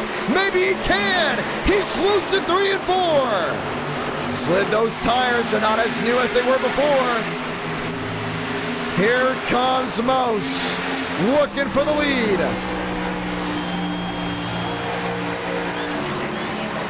Gavin Austin lined in as well. Walker gets away. Workman still hung up with Diallo. Is track positioning going to mean that much? That's the real question. 1 in the fence, way in the back. Never mind, not a worry. Workman gets past. Vila gets past. Spin. 1 to the apron. 1 into the grass. Shamela out of harm's way. We stay green. Mose has got something right here. He's got Gavin Austin down that bottom. Diallo up the 5th, 2 seconds back, 14 to go. The question is, will he be able to catch the drivers in front? That's Walker, there in 4th. Diallo lined in. Demos not making the pass, and this is for a good reason. He knows Frank is quick. He also knows he's a fast driver. You go wheel to wheel, you allow Walker to get reeled in. You're allowing Diallo to get reeled in, and maybe Gavin Austin might spring it 3 wide on you. With 13 to go, if you can keep the distance between the fastest driver with the freshest tires, you will have a shot at finding victory lane. 12 to go.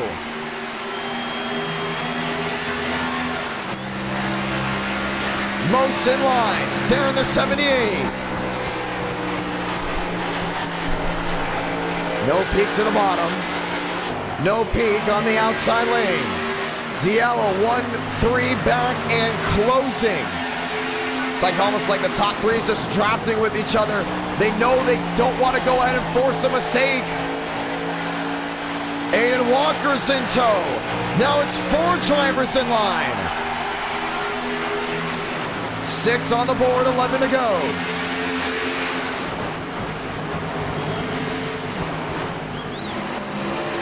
Mose is there.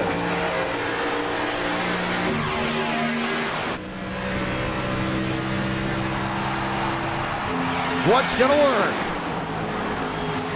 DeAngelis, the leader, all up in front of Omar Diallo. They're gonna keep him from trying to make a move. 11 laps remaining. Here comes Walker. down into the turf. Just tag Gavin Austin. Oh, Mark Diallo just hit a lap machine. River Page, caution's gonna wave.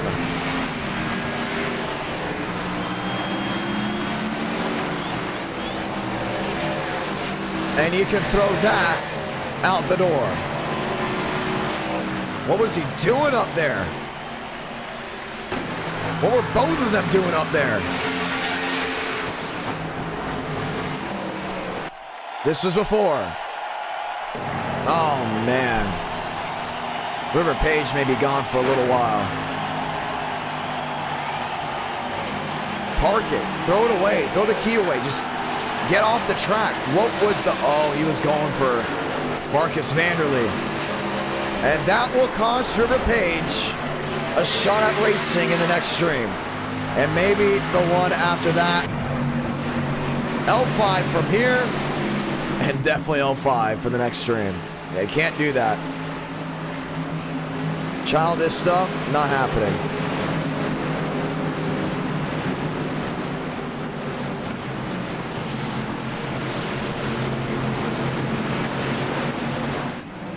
Pit road's open. And they're all coming in from what it looks like. We'll have a shootout. Now Omar was going to have a great opportunity of getting something to work. 78 is in. 54 is in. Gavin Austin will have something to work out as we get ready to try it again. Yeah, I'm getting a lot of messages of people shocked that he even did that. Yeah, I mean, Diallo was just robbed of a win because of what he did. So River Page will be blacklisted from the next stream, maybe even more. Big no-no. And we've cracked down on stuff like that in the past, and it's going to continue to be a thing.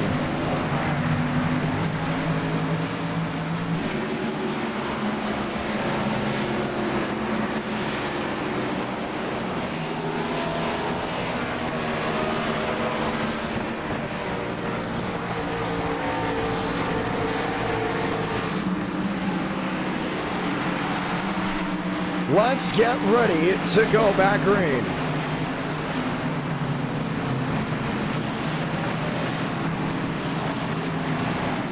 So Diallo is out of the race.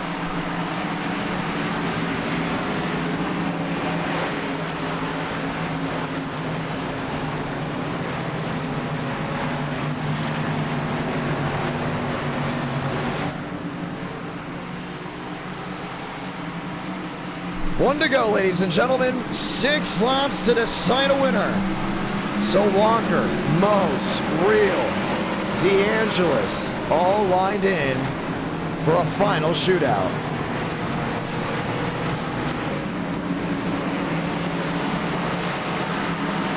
Time to go back green.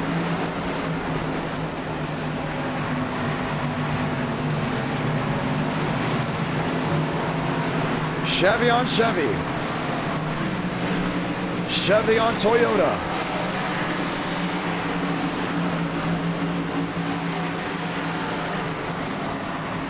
And this will be our shootout. 6 laps to decide a winner.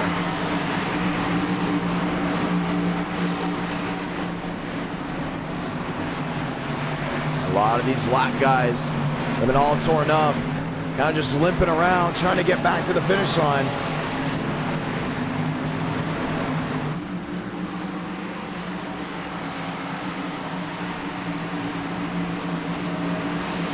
Let's go green. Walker on the outside, Mose on the bottom. Real, DeAngelis, Vila, Austin, Workman, Sanders. One last shot at making something work.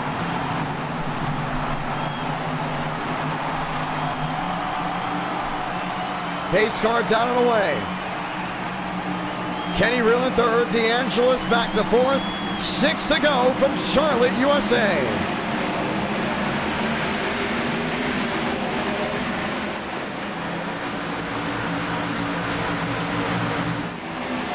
Frank, no rear end on that 69. Demos to the outside of Walker.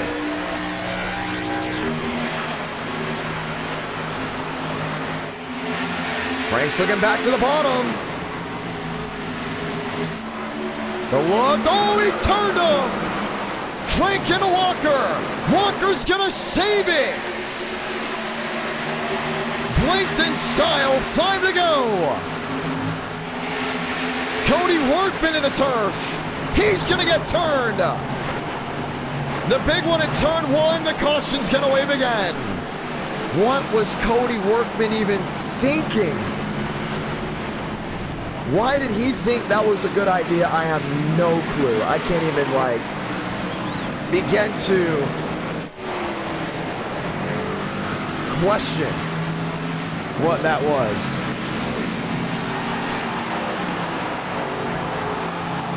Oh, man. How many cars are even left? Let's watch back. Where are you going? What's the net gain? Oh my goodness.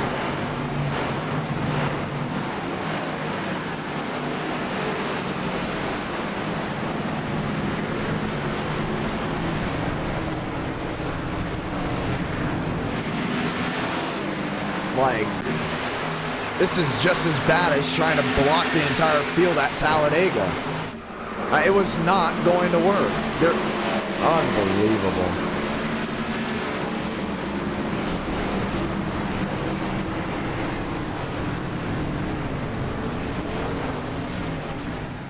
River Page and Cody Workman have just had an interesting night, haven't they? Oh, man. That is just unreal. That is definitely going in the not top 10 of NR. He finally made it work there. We do have a thing. We have to put a thing where you can't pass in the grass anymore. People made it work for the win. We're cutting that out. Completely. Unbelievable. Gavin Austin now in second. Frank DeAngelis, your race leader. Frank is still blinking.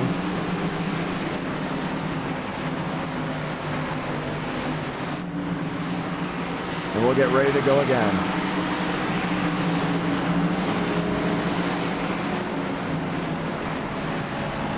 One to go. Next time by. And we will have an overtime finish.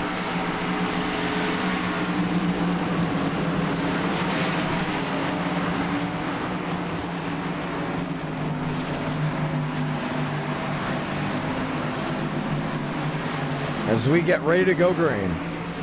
So this might be a race between Austin and DeAngelis. You can tell it's late.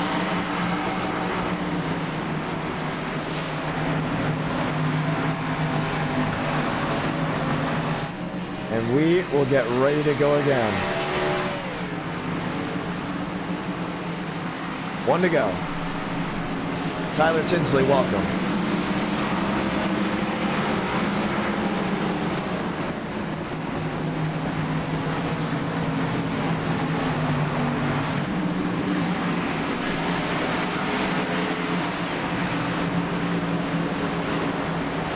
Let's get ready to try it again.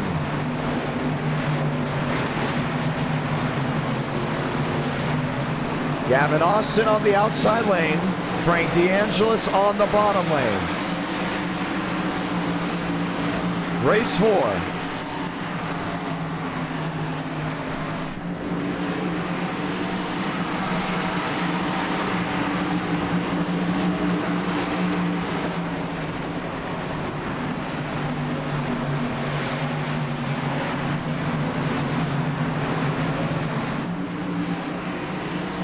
Let's get ready for this 2-lap shootout.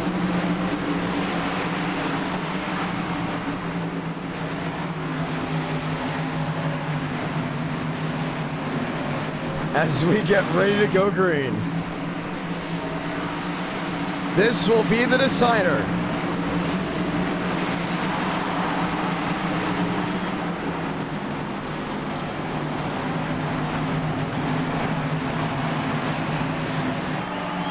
Toyota on Toyota. Chevy on Ford. Overtime in race 4.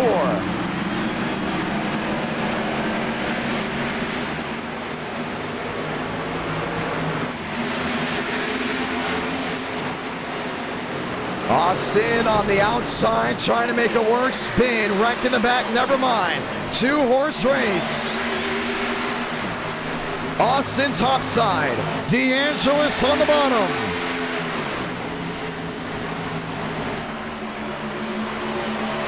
Can Gavin Austin get his first win on a non-super speedway? Let's find out. Talladega, 1 to go from Charlotte. 1 spinning in the grass, never mind. DeAngelis has to make something work. Final time to 1 and 2. Trying to energize a run. Through 3 and 4. Does the 69 send it in deep? Frank in the fence.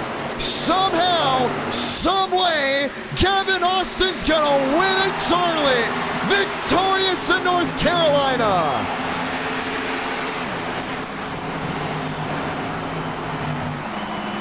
First win on a non-super speedway.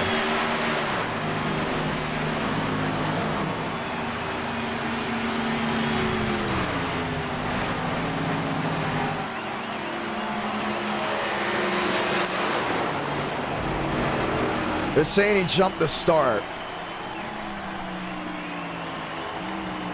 Did he jump the start? Hold on, hold on. Can this night get any more controversial? I knew when we put the Clash in there, like round race 2, I was like, wow, Rockingham was fantastic. Something's gonna go wrong. Let's go see if he jumped the start. As he jumped the start, then it goes Frank's protest in the finish. Hold on.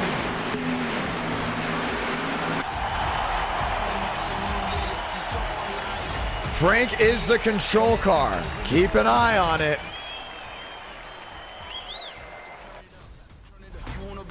This is gonna get interesting. If he jumped the start.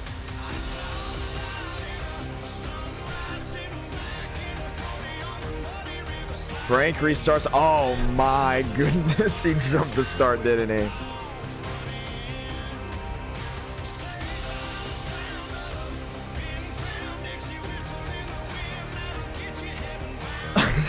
Oh my gosh. Charlotte, you know what? If you're a viewer, you've been entertained in some way. You know? Frank doesn't slow down here. Lane Sanders speeds up. Oh my. Yeah, he did massively. He completely jumped the start. Oh no. And here's the thing, like usually drivers don't call out jump starts.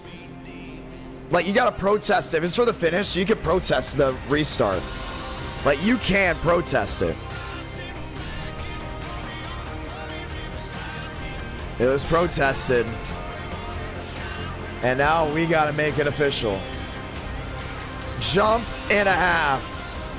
Frank DeAngelis, his first win in over half a year. He is officially the winner of the race. Can't jump the start. Can't jump it. This restart zone for a reason.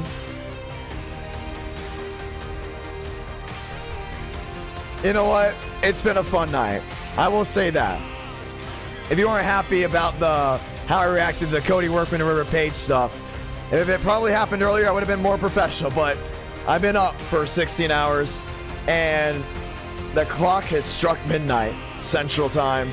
We're going to go talk with your race winner. We're going to go ahead and call this one a night as we did not get enough likes for race number 5. Frank DeAngelis, it's the John.